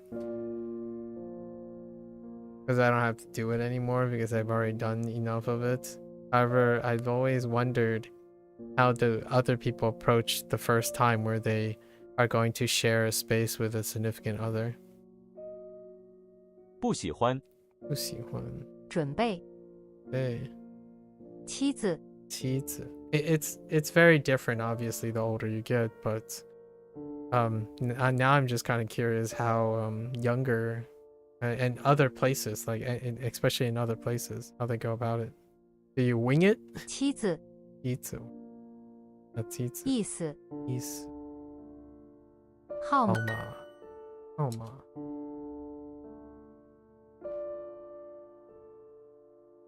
不好。准备好。准备好。准备。Oops. 准备。对。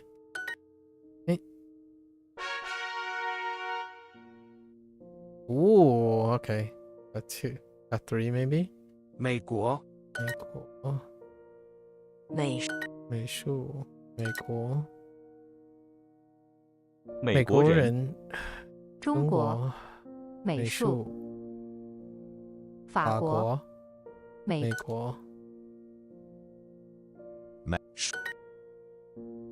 国。美国。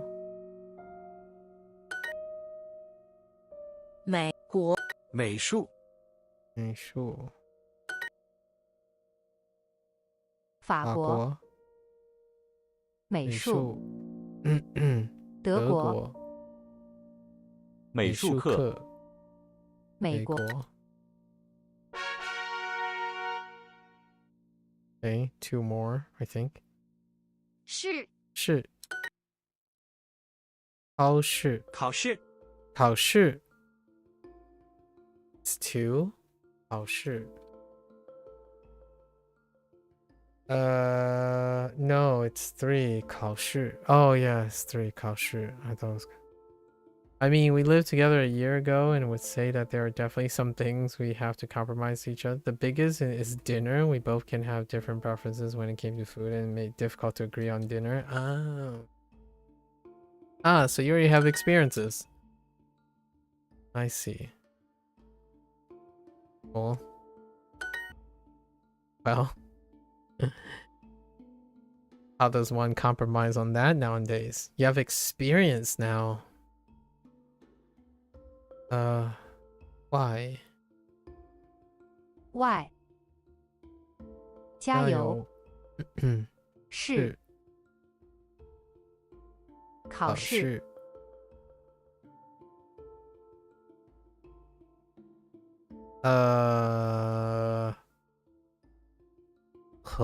No. What is this? 可。Oh, it's 3. 可。Kind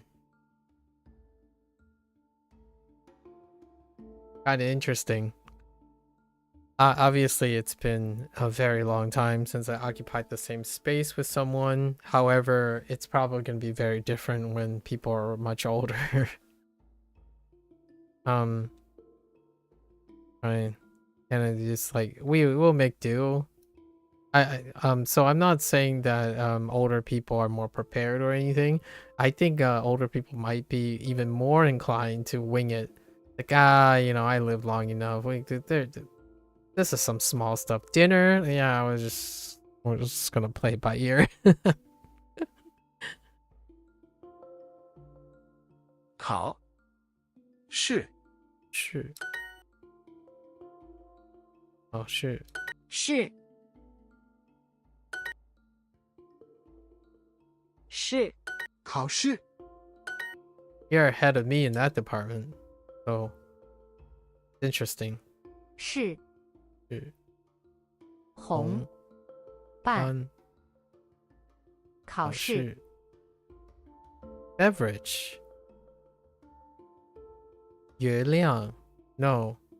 余量 油量 和量 月亮 I feel like it's like 月亮 饮料 饮料 Oh my gosh, it's 饮料 Ugh. I couldn't figure out what the first character is. 饮料 Is that 3? 饮料饮料 Oh yeah. Whoops, I didn't mean to click on that. I meant to expand. Yeah,饮料 Okay.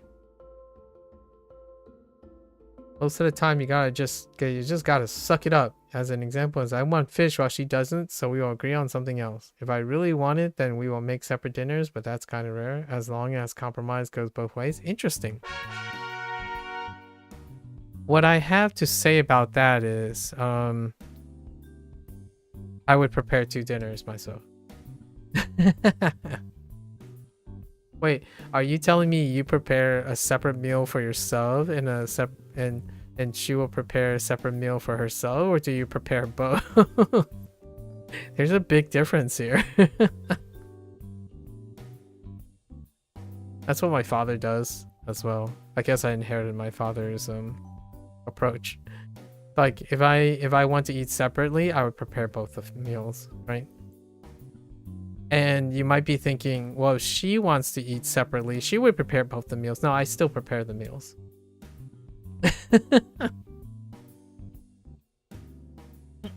Call it what you will, but there's something about preparing meals for people that's often gratifying. Personally. 豆腐。豆腐。豆浆。豆腐。因为。不对。 Also, you have to keep in mind, I suppose, that's assuming I still don't work, and also I don't have to take care of other business like school and stuff, which you guys still have to, and jobs and whatnot. So Grain of salt. Grain of salt. 不对，不对。地理、豆豆浆、浆、豆腐、腐。豆浆豆浆、豆腐，豆腐、豆腐豆浆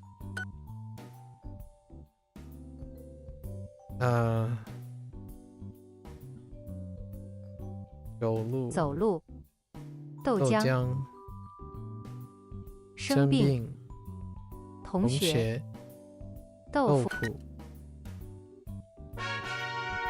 You think the biggest clash among couples is probably having different perceptions of how clean the place should be, with one part being unhappy about the circumstance and the other being content? I could kind of see that. Me and your girlfriend are kind of equal on that part. Luckily, we do clash sometimes. Considering how long it took you to make a reasonable crib for your incoming PC, I find you're overselling and your girlfriend is the one that's probably the more neater person. I'm kidding. I'm kidding. I'm kidding. I wouldn't be able to deduce that.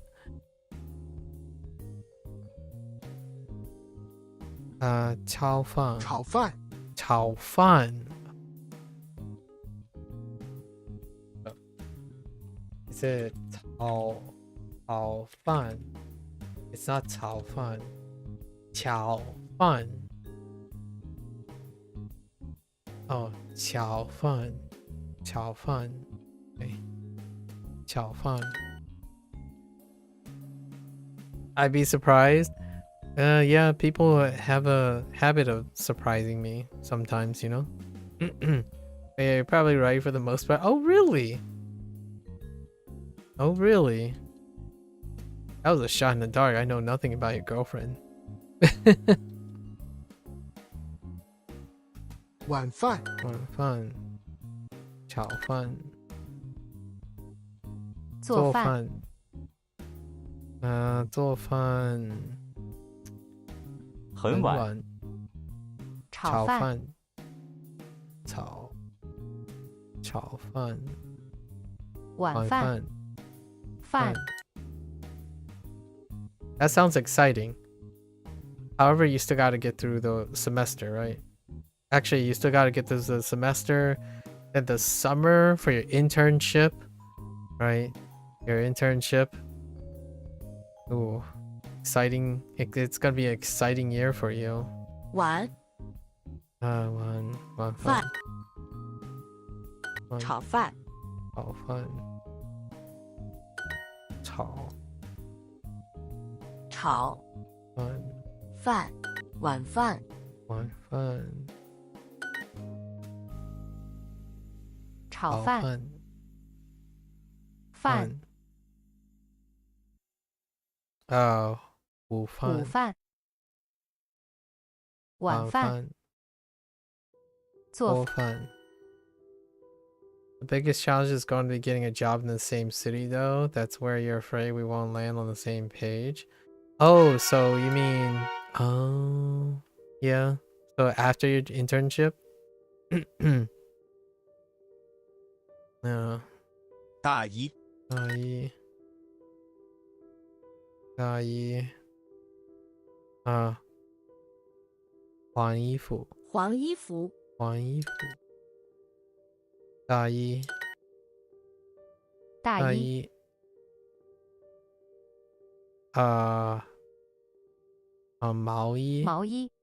毛衣衣服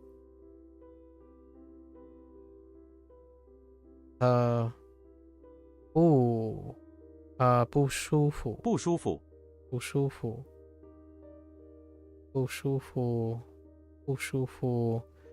黄衣服黄衣服黄衣服大衣， Oh, it has a tail, right? Chinese. Oh, actually, no, it's both. 大衣大衣黄衣服，黄衣服，服衣服，大衣，不舒服，毛衣，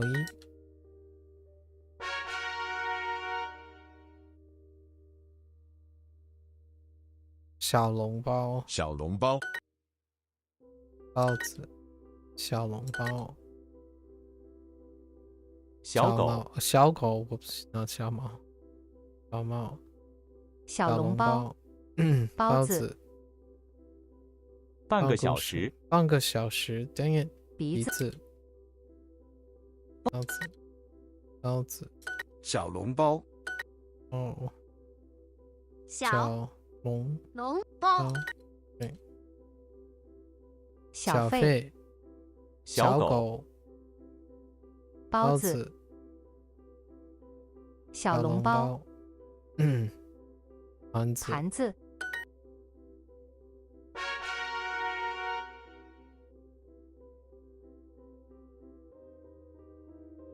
火车站，站火锅，火车站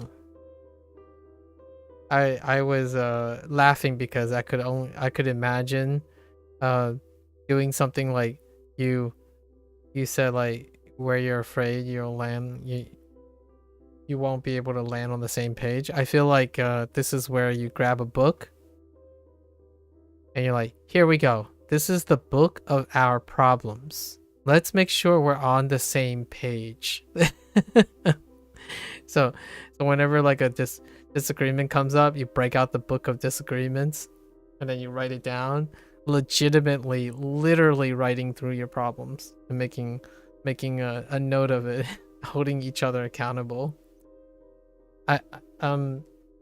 That's not, it sounds like it's great on paper. It's not quite the greatest thing because too much accountability like that can create like friction in learning how to forgive, right? Forgive and forget. So sometimes it sounds really, really great on paper. Waka waka, you know, pun intended. It sounds great conceptually, but sometimes that can really, really backfire. So in fact, I think it's far more consistent to maybe like distinguish between what is top priority or necessary versus what is extra, like dinner preferences. I feel like more often than not is negotiable. 现在，现在火锅，火车票，公共公共车公交车，公交 oh my gosh 还是交公交车火车，火车站火锅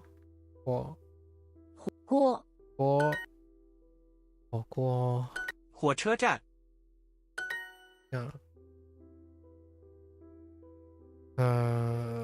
火站站，车站，火锅，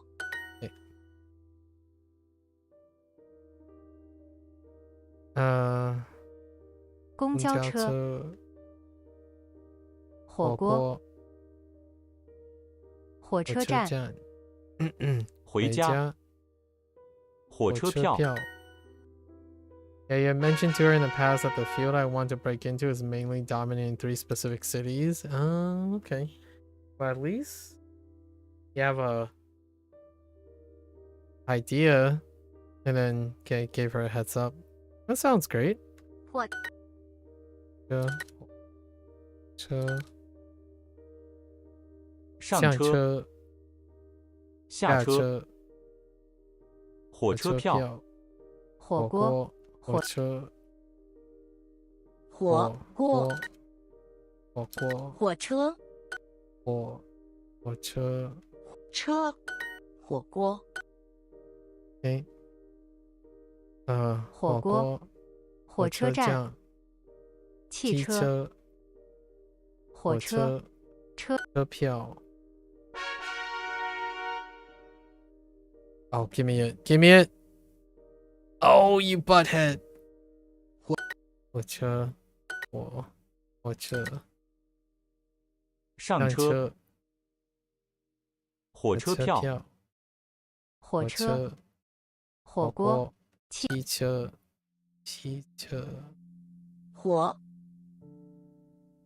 车火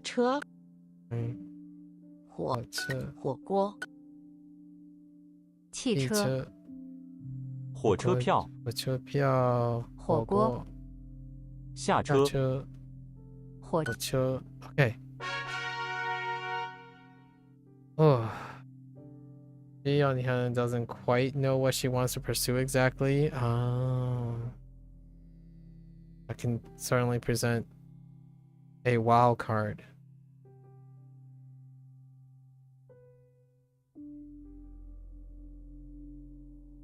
Ooh, okay. That's it for today. Yeah, thanks for keeping me company. Lots and lots of things. Look at all these missing things. Woof. I think I only have enough time for like one more practice day before we do the review. And I have no idea what I'm going to do because these things don't refresh properly. Or 请提醒他吃药。 Oh, wait. No, wait. No, that's still the same unit. 你们不会给我打电话。 Maybe not. I know, right? We gotta fill them out. It's almost there. There are some ones that I slacked off really hard. So we're just kind of filling it in at the moment as a form of practice.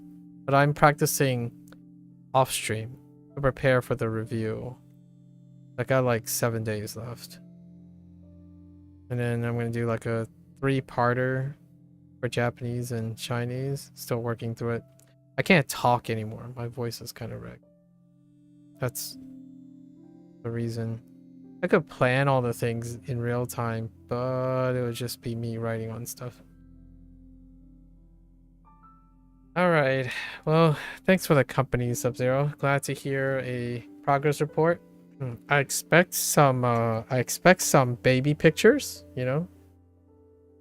When the time comes, when the delivery happens, you know, on delivery day, I expect some baby pictures at some point. You think I'm joking, but I'm not joking. Okay, maybe kind of joking. Yeah. Some glamour shots, you know, some glamour shots. I better see a crib with a very customized wall, maybe some wall-mounted decorations, you know. Some hanging lights, some RGB here and there. You're just imagining sending a picture of a baby CPU, then over time evolving to the full build. Alright. Well, I'll catch up with you sometime here and there. Right. Alright, folks. There you have it. Chillin'. Yeah, thanks for the chat, Sub-Zero. It's always nice to round up the day with some casual chit-chat. Right, so I'll be back tomorrow. We're gonna skip a day, right? And then go back to Japanese, squeeze in one more Japanese and then one more Chinese run. And we do our big review. And then it's game time. Video game time. Until then, I'm gonna watch this later. 谢谢. So until next time, 下次见, right? Take care, stay safe, and I'll catch you guys on the next one. Bye bye.